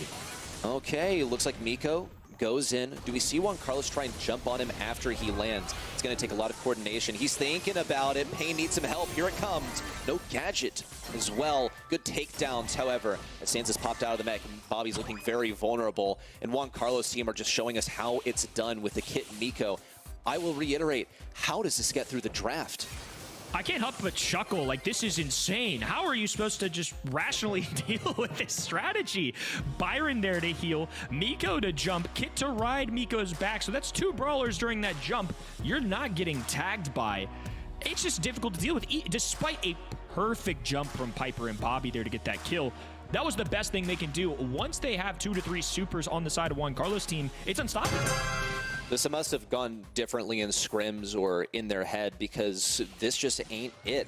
stmn, the Kit and Miko is already a very known strategy. You saw in the stat screen as we were going through draft just what a ridiculous win rate Miko has here. It's the 2nd highest win rate on this map. And while stmn might not be like the stat monkeys, they sure know damn well how this combination usually goes. And the heal's coming in from Byron, the heal's coming in from Kit. It's an indestructible monkey ready. There's just nothing you can do about it. They still got a super in the back pocket too. Larry there to distract a little bit, but they switch spots. Could be disastrous for Czar. They get an even trade. Second Best there to heal up though, but now they have an incoming mech they got to deal with. Well, Juan Carlos is doing more damage than they did in the previous patch. It's enough to kick Meg outside of the mech. It's going to be tough for her to get it back. I think Bobby actually has some real potential to turn around this game for stmn. Sands now without a shield is looking quite vulnerable. I think we could see a pretty serious combo with Juan Carlos jumping onto Sands and then second best looking to take advantage. Now this poison is closing in. Juan Carlos is looking for something. They could just throw the round, but they decide not to. Jump on a Bobby. Lots of damage taken. Juan Carlos gets a kill. Sands gets in the mech. No. Stunned. In the final few seconds, Sands looks for the kill, but there's simply too much health to get through. And there's another super for Juan Carlos for the beginning of round 2. That was an heroic effort from Meg, but once again, too overwhelming. Kit there to isolate Brawler. Second best lands the follow-through shots easy enough, and now Juan Carlos with a slowdown. The extra shots going in as well. Second best piercing through enemies. The poison trickling him down, but not quite enough for a kill yet. At least a fighting chance here for stmn. Juan Carlos loses his super now. He's going to have to wait for it to come back. stmn know that if they group up and simply wait out the Kit Miko strat, then they get some time before Juan Carlos gets it back. Now it does auto-charge, folks, but it's going to take a while. Miko's also going to be a little bit helpless until that time arrives. They're just changing positions, waiting for this moment. They're back. Now they look to jump onto Bobby. The slow as well. Sands has a swipe, but it misses! Complete whip as Pain and Juan Carlos were airborne and completely invulnerable. Juan Carlos looks for the kill on Meg. Will it come true? He's getting the heals from second best, and here is he out of frame, now making contact from Pain. We'll see Juan Carlos and Pain now closing in from top and bottom out of the mech, and the final shot comes in from Juan Carlos' team to administer the killing blow in this set number 3. The only thing that could have made that combination more filthy is if you could go out of frame with Kit and still drop the, yarn balls. Like, that's just an impossible thing to deal with. Really difficult situation. I think in fairness, like you said, though, they did leave it open. There's a lot to juggle in these drafts and with the ban stage and the pick stage. Again, the win rates for qualifiers weren't necessarily through the route for Kit in particular, but we know how good Miko can be on this map. So I think once they see that, it's probably a little bit of a, hey, we got to recognize that this could be a problem, and maybe it wasn't as big of a problem in practices. Maybe this is just something hidden that Juan Carlos team kept their cards close to them, but nonetheless, it was a phenomenal strategy that paid off. I think Stamina found out sort of the meta strategy, sort of what can you do when you're in game as a team rather than what can you do in the pick phase to deal with this Kit Miko strategy, and they located it. We saw them in game number 2 in that last round. They huddled up in the back right of the map around some of these walls, and they knew, yes, that's how we're gonna have to do it. We're gonna have to wait this one out, and that they did, but it simply didn't work. It was not effective. Once that Kit got the super back, they didn't have the tools in the toolbox to take advantage of him while he was vulnerable. We saw in particular, like Meg, she just doesn't do damage, man. All she does is stay alive and create space for your team. It's not really something that's going to get you anywhere versus a Kid and Miko, because they're not forced behind those walls. They want to be behind those walls so they can get the supers and then make the Kid Miko stuff happen. I mean, Juan Carlos and Pain packed a punch of an entire zoo. They just dropped all the animals on him, brother. They just sent Kit flying, Miko jumping. Like, what are you supposed to do? 9 kills for Kit. What's supposed to be a support brawler ready? That's just insane. I'm still just... It's unbelievable that that was able to happen. The fact that it can happen maybe more than anything. And that buff to Kit certainly paying off there. I do love that the cardboard box was nerfed a little bit. The invisibility, very powerful in Brawl Stars. But seeing Kit be this strong is something that I'm definitely going to take note as we move forward into future weeks. The thing is also that, like, okay, Kit received a slight nerf to the cardboard box. Okay, buddy, that's not even the gadgets that's used with this strat. You use Cheeseburger, like, here, kitty, you can have Cheeseburger, and he's feeding the monkey all day long. This is huge for Juan Carlos' team. Once again, I'm not sure how that made it through the draft. Obviously, Stamina, I mean, they figured it out. I want to believe that they thought that they could counter it by playing something normal. But it simply didn't work. We'll move into Rustic Arcade. This is the 3rd time that stmn in particular have had this map in the rotation. For Juan Carlos' team also, this is the only gem grab map. They have seen it by now. So the strategies have been concealed. Despite them facing some really tough opponents, they made it all the way to the grand finals, ideally without revealing their entire hand just yet. So I would say expect some craziness here, and once more, credit to them for making it through those earlier sets without revealing their most viable strats. Yeah, a lot of credit, and I think in fairness, we're not going to see anything nearly as possible and crazy here, which to me signals that stmn have just as much of a fighting chance as anybody on a map like Rustic Arcade. This one traditionally plays more long range. We know what these guys can do. I mean, that's a combination that catches anybody off guard, and I think a very powerful one that could have beaten just about anybody in this region in the world, to be honest with you. So I think stmn have a real opportunity here to bounce back. Players equipped more doing so, and Max to power them up as well. So we see Amber go on the Juan Carlos team side, Max on the other end. Pairing Max and Amber can be very threatening for reasons in the past that we've seen for brawlers like Max Sims, Max Sandy. The amount of control that you can gain instantly is huge. So having a walking flamethrower is something that I think is a good call on stmn's end to eliminate. Pairing it with a Leon, though, that's pretty fun. We haven't seen that really. I think in a lot of times, like, Leon's a good brawler when he's not counter. I mean, isn't any brawler super good when there's not a single counter to them?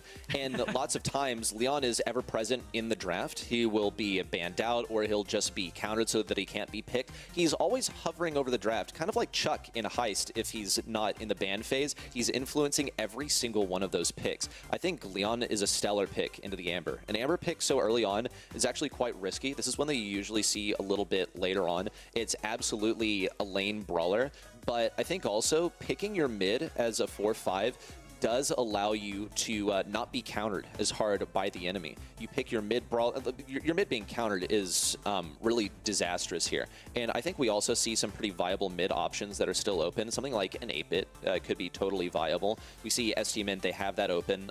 Max could be their mid here, but I think also they have the opportunity to last pick it. Juan Carlos team still got to select a mid brawler, because for the other two, I just don't see them being the strongest options on Rustic Arcade. Interested to see what direction they go. By DPS, some good range. We know Lola can be solid here, so something safe. But I'm pretty excited about this stmn comp, to be honest with you. Max and Leon is something that we're seeing for the first time today. I think pairing Max with an aggressive or tanky brawler traditionally can work out really well just to get into the faces of enemies. So I think it makes a lot of sense to me that maybe the other end on Juan Carlos team, to equip themselves, they go with something like a Charlie with that cocoon to shut things down. The ultimate hypercharge stopper, if you will. And then Lola has an extra spawner with a shield as well if you elect to use that gadget. So I think those are ways to try and address that situation. But nonetheless, man, I think this stmn combo is potentially pretty fun. These are all like the same brawlers and pieces. Oh, here comes the Sam. We already know how this one goes on Rustic Arcade, folks. This is going to be taking quite a bit of damage from that Charlie and the Amber and the Lola, basically the entire enemy team. But stmn seem to believe in it. I think that Charlie is going to be quite effective into the Sam. The main thing about Sam, I don't think he'll be really affected by the spiders. He can deal with them very effectively. I think that Amber is good against anything that just runs at you, because you can simply hold down auto aim and hit every single shot. You have a ton of ammo to work with. But second best has Cocoon. Here we see Bobby immediately going for that gadget, and yeah, this is the interaction that I envision. That is where Sam is going to be good into Lola. In fact, Bobby, I mean, these hands are rated E for everyone. He's going to go for the entire tour of the enemy team. Payne only barely remains alive. Sands looks for the kill, and he gets it. That is absolutely insane. I mean, I've seen Bobby play this brawler this week for some scrims. We know how good of a player he can be on the tanks, but that early interaction went all of their way, even a few extra punches in there too. But finally, Juan Carlos team with a little room to breathe for the first time this game. stmn still maintaining the control in a bit of a curious way. They're maintaining control by playing a hyper-aggressive and not by holding their ground that they already have. They don't mind cycling out the kills here. We'll see second best to go in with the hypercharge. Has that super available, but he ended up not using it, so no spiders down on the ground, but they will get Bobby. This is an easy kill for all of Juan Carlos' team. Bobby tried his best. He got shut down. In the meantime, Juan Carlos' team will be able to push up to the side of stmn to give their best shot at taking down Zard, but they're simply not going to reach him. They're guarded by this wall of very aggressive brawlers that simply don't mind dying. Juan Carlos' team get pushed back every single time these players go aggressive, and by the time that they have gotten back to the effective line of scrimmage in the middle of this gem grab map, stmn are already equipped with that brawler respawning. You can tell these guys are veterans because they were already playing the mind games with Leon. Second best was aware of this, taking some random yo-yo shots along the way to try and make the connection. Not too much value out of that Leon super, all things considered, so I think that's a great escape there for Juan Carlos' team. As Sands right back in action, dropping the hypercharge here too. Multiple now down on the field, the second best being forced away. What's one more hypercharge for him to try and get some kills here? But Bobby bludgeoning his way through every enemy, has a launch pad if he elects to use it. Instead, just does it the old-fashioned way, running on 2 feet back to his spawn. Sans can play aggro. He doesn't have anything to risk here. Bobby is second in command. Zar, as long as he's safe, then this looks good for them. Every member of Juan Carlos' team closes in on Zar in the back left, but they simply cannot get through. The teammates tanking for the gem carrier. It's game one. It goes to Stamina. Fantastic work from Stamina. We saw in the draft phase that we were going to get some great entertainment value out of this set, and Bobby certainly delivered that with the Sam. We got some sneaky plays as well for Zar, who can pop off with the Leon invisibility, and then Max is there to just set up the teammates. Plenty of potential here for Juan Carlos' team. I think played a pretty good game overall, but just the huge firepower from STMN, especially Bobby in that early game, I think kind of set the standard for how that game was going to go. Oh no, it's like I'm watching or listening to a record that's on repeat. Bobby gets the exact same interaction versus Charlie on the right lane. It's stuck in a loop. Bobby's going to do it again. Down goes second best. Bye-bye. Bobby now with the super once again, healing up a launch pad all the way back to mid where Juan Carlos awaits his arrival, and dead on arrival too. Juan Carlos' team take back the control of mid. This is way better than we saw in the last game. Clearly, they've gotten a different start. I didn't see that for second best in particular, but that's simply the more alluring part of the map to watch. They were winning on the other lanes, and now Pain looks for the kill on Max, tries to run away with the gems. Juan Carlos' team doing such a good job at multitasking. The cocoon going off, they know they have time to get another kill. Meanwhile, Pain focusing up top to get the expanded play, and by the time that cocoon wears off, they've got two brawlers ready to aim down sights, but STMN are just gonna hit him with all they've got. Hypercharge on the ground, invisibility for Sans. There's one pickup. Juan Carlos with low HP. Bobby electing what to do here. Not gonna pick up these gems, gonna leave them to be split between second best and Pain, but all the control in the world for STMN now. Very prudent call there from STMN. That sort of treasure trove of gems waiting for you on the exact opposite side of the fields is so alluring. But Juan Carlos' team would have respawned in time to take full advantage. We see the hypercharge pop by second best in response to the push in from Stamina, and it's good enough to keep them back. But he drops all of the gems. Bobby looks for the kill, instead goes down himself. There's a super in from Pain, the zoning super too. Azar was safe and sound, but he had to move away to do so. A gem grabbed by Juan Carlos is less than ideal for Juan Carlos' team. It means that either Juan Carlos or Pain falling in these final moments would be enough to get the interrupt for STMN. Nothing so far. 1 second left. Bobby tries to close in, but it's no good. We see a match point incoming for Juan Carlos' team. Beautiful plays there from Juan Carlos' team, who, believe it or not, are now on match point. What a crazy underdog story we've got today against a team that is desperate to claim points in STMN. They see the writing on the wall. No Tribe Gaming, early exit for them. LG, SSG, down for the count to even make it to this tournament. So STMN, if they win this month, could get some major points. But Juan Carlos' team doing everything they can to halt their progress. Bobby managed to get that set of Knuckle Busters on the other side of the Indestructible somehow. I guess by throwing it at that wall where it would have been irretrievable over the water. Nonetheless, STMN, we saw Zar actually go down immediately, rushing in to grab those first few gems, which are so valuable. You can get 3 gems right off the beginning of the game if you're simply there before the enemy team. Juan Carlos' team, though, have gotten 3 gems of their own. You see these spiders being used very quickly by second best. On the left side, Bobby's a dead man as every member combines forces like Power Rangers to take him down. Stamina still searching for any semblance of control at mid, and yet they come up empty-handed. Map control for Juan Carlos' team. Speed being dispersed for STMN. Bobby needs to have that pop-off play like we saw early on in games number 1 and 2. But all the brawlers standing tall right now. A flank going down, immediately halted by a cocoon. 3 spiders ensuing around Zar as well, who's forced a phase shift away. And now a 7th gem and a takedown being added for the blue side. Juan Carlos' team just 2 gems away from running this back safe and sound with a gem countdown to win a monthly final. But Stamina still persists at mid. Bobby throwing these Knuckle Busters at the wall, getting cocooned by second best, completely shut down by the enemy team. Now it's time for Juan Carlos' team to move in. They need a couple more gems. It's only Zar to contest 1 more gem for Juan Carlos' team. To start this countdown, STMN have the hypercharge on Max, but they don't have the super. Zar needs to get some shots in here. He's dangerously low. This gem looks prime for Juan Carlos team to pluck up, but they simply cannot safely. Bobby moves in, big gadget, but no one to take advantage. Zar's gonna have to make the hero play. 2 hypercharges popped at once. It's Sands, the only one trying to get the kill on second best. The countdown interruption, he runs for the hills to the right side. Juan Carlos does not get close enough to the Knucklebusters for Bobby to pull in, instead pulling the ego. It's 2 members of STMN to get this interruption. Either Pain or Juan Carlos have to fall. And Zar very weak here with 8 on the count. They need to close down. They get one. Juan Carlos team trying to hold on for dear life. They get a second, looking for a third. It's a team wipe, but a reset. One more chance for STMN to bring this back. It's only Pain to take down. 15 seconds remain. A missed super for Pain. No, Zara, he strafes right into it. It's a 2v3. Bobby looks for anything. Big pull, Sands, all of his shots are blocked in Juan Carlos team. Take the monthly final. They are your winners in North America for the month of April.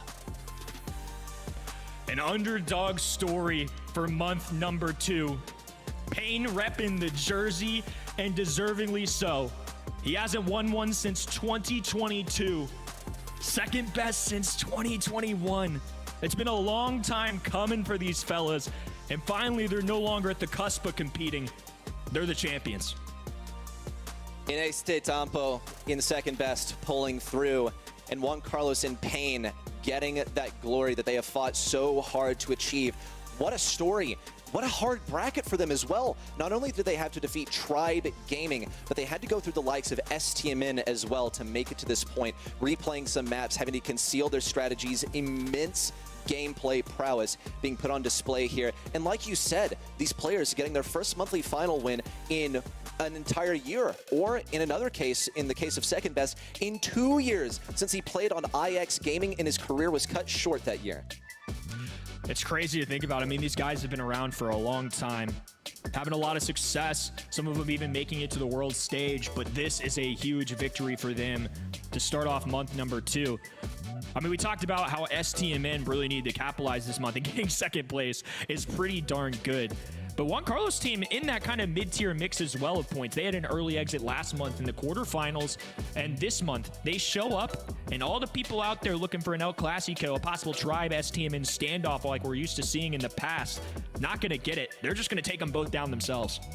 NA only gets even crazier. A month where the top teams, 2 top teams in fact, did not qualify, following a month 1 where the top team from North America in terms of their World Finals performance did not qualify. Now going into this one, Stamina, they find themselves in yet another cruel second place following the World Finals, and now in their home region, presented with the opportunity to get a huge advantage, a massive leg up on their fellow World Finals grade teams. They fall short to Juan Carlos team, but not undeservedly so. Insane gameplay from Juan Carlos team today, and I think a remarkable draft. I'm not sure whether to call it a mistake on the end of STMN or a success on the side of Juan Carlos team that Kit Miko was drafted on Bell's Rock.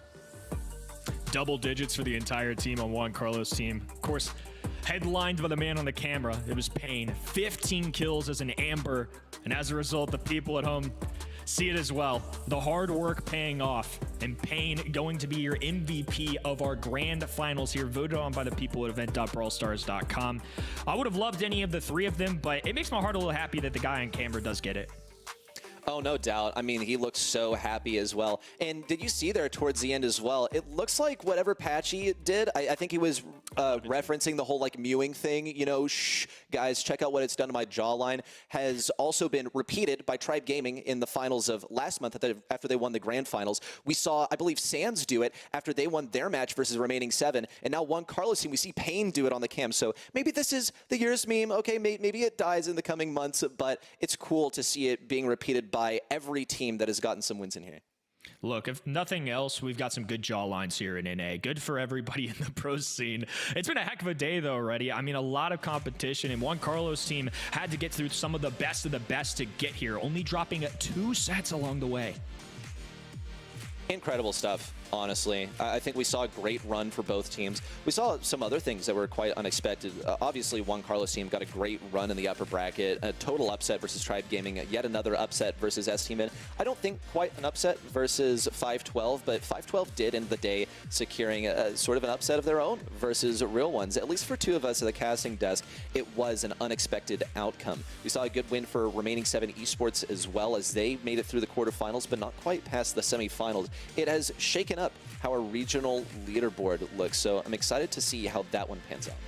Oh man, 2 points separating Tribe Gaming and Juan Carlos team. I believe that's literally one upper bracket win separating those two teams right now, who are, of course, both winning the previous 2 months. Juan Carlos team just making that. And then Tribe Gaming winning it last month's unscathed. The remaining 7, though, at 132. West Coast in the mix with some consistency here. Real Ones and stmn finally on that leaderboard as well. A big note, though, Luminosity and Space Station Gaming, a couple of the semifinal and finalist teams respectively here in that final month that we had, are all the way down to 7th and 8th. That really goes to show how devastating missing a month can be. This is ridiculous. This is far from the outcome that basically anyone expected going into this year. The favorites, sure, but also the ones that have been proven to win time and time again and have done amazingly well against the best players that we had in all of these other regions throughout the world at the World Finals. It's pretty surprising, but it only makes it that much more interesting. We have a short season this year, shorter than last year. We only have 5 months, which means that there's not that much time for these top teams, or so we may think, to claw their way back.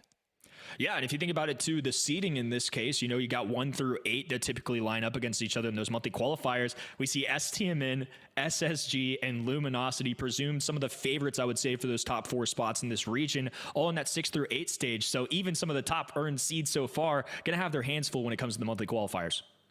Well, that does it for us, folks. That is all of the Brawl Stars coverage that we have for you this month. Of course, we did have to save the best for last, but we also start with some pretty good stuff next month. Make sure you tune back in on May 25th at 3 p.m. JT to watch the APAC monthly finals. We'll be waiting for you there, but until then, keep brawling. Juan Carlos it's go time. Standing, it gets stopped short. Zulon needs this ball, throws the suplex, shoulders, dumps it in the back of the net, and Tribe Gaming will get a buzzer beater. Forced to rush to the mid, teleport away. 1 goes down, 2 goes down, and a lone Zulon falls as well.